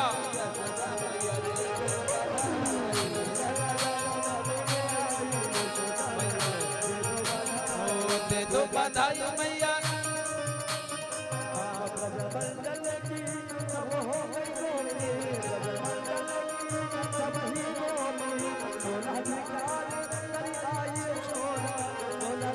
करी आई यशोदा मैया दे दे बधाई आई यशोदा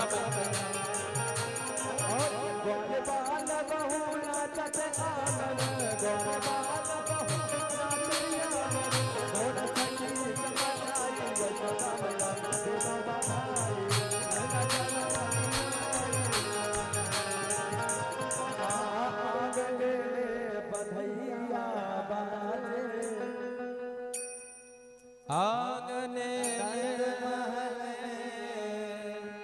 और आज हम सब ने बड़े धूमधाम से ये प्रातः मनाया भगवान का और शांति के साथ सब लोग आरती करेंगे। बारी बारी से सब लोग एक एक करके जिनको आरती करनी होगी वो करेगा। और पीछे थोड़ा पीछे हो जाइए, जो सबसे आगे है ए भैया ए छोटू तनी आगे चलो, पीछे चलो, आगे चलो। कैमरा वैमरा के जगह ऐसा लगे कथा में खड़े हैं, नाच टाइप में लग रहा है यार।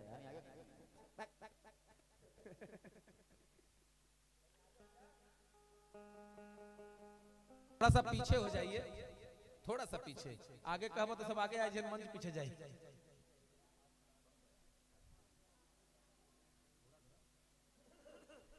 कहाँ गए जजमान जी हमारे?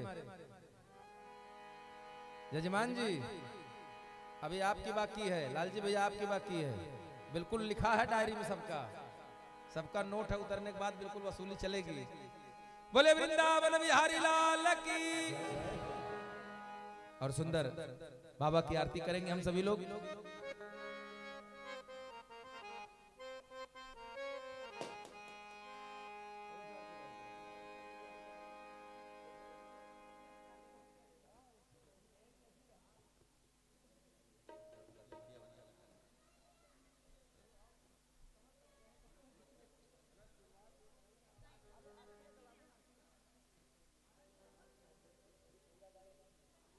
इधर इधर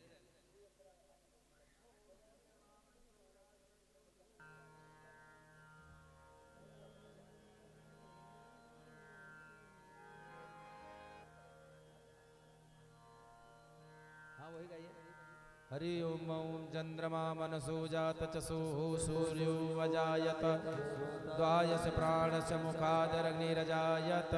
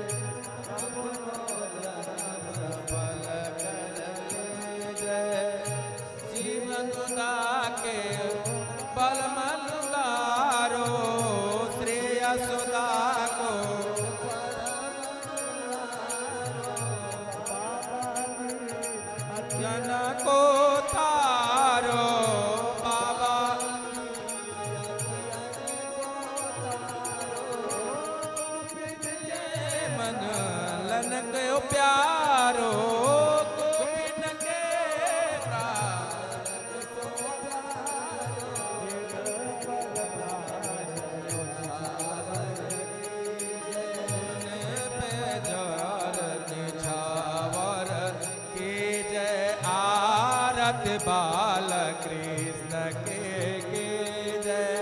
अपनो जन्म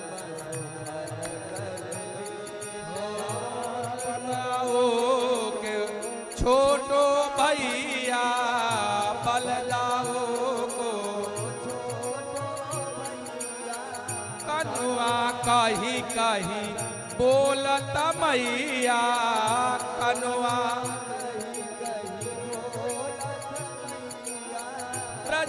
सुनीता मन लेता बलैया। परम लेता बलैया। इनको दीजे अपरत बाल कृष्ण जी के जय। अपनो जन्म सफल कर ले जय। माँ के कुंवर सलैया श्री राधा बर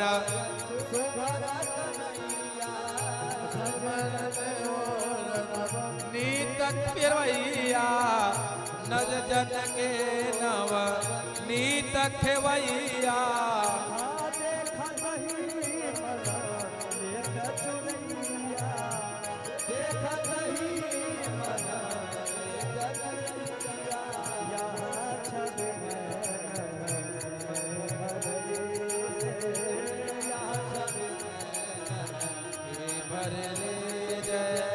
आरत बाल कृष्ण के जय। अपरत बाल कृष्ण के जय। अपरत उधर बोलन मधुर सुहावे।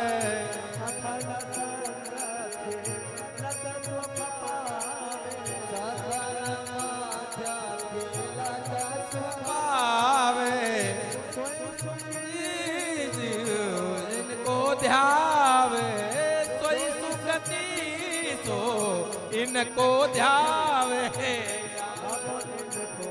सभी लोग के जय। आरती बाल कर ले जय। आरती बाल कृष्ण के। आरती बाल कृष्ण के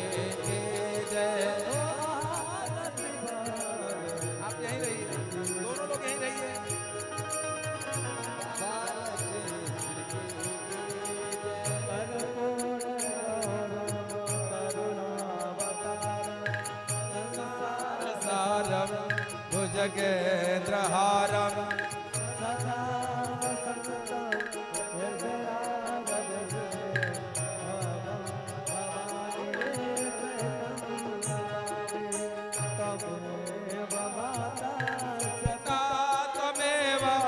त्वमेव बन्धो च सखा त्वमेव त्वमेव विद्या द्रविड़ा त्वमेव सर्वं मम देव देवा गुरुर्ब्रह्मा गुरुर्विष्णु गुरुर्साक्षात् महेश्वर गुरुर्साक्षात् परब्रह्म तस्मै श्री गुरुवे नमः राम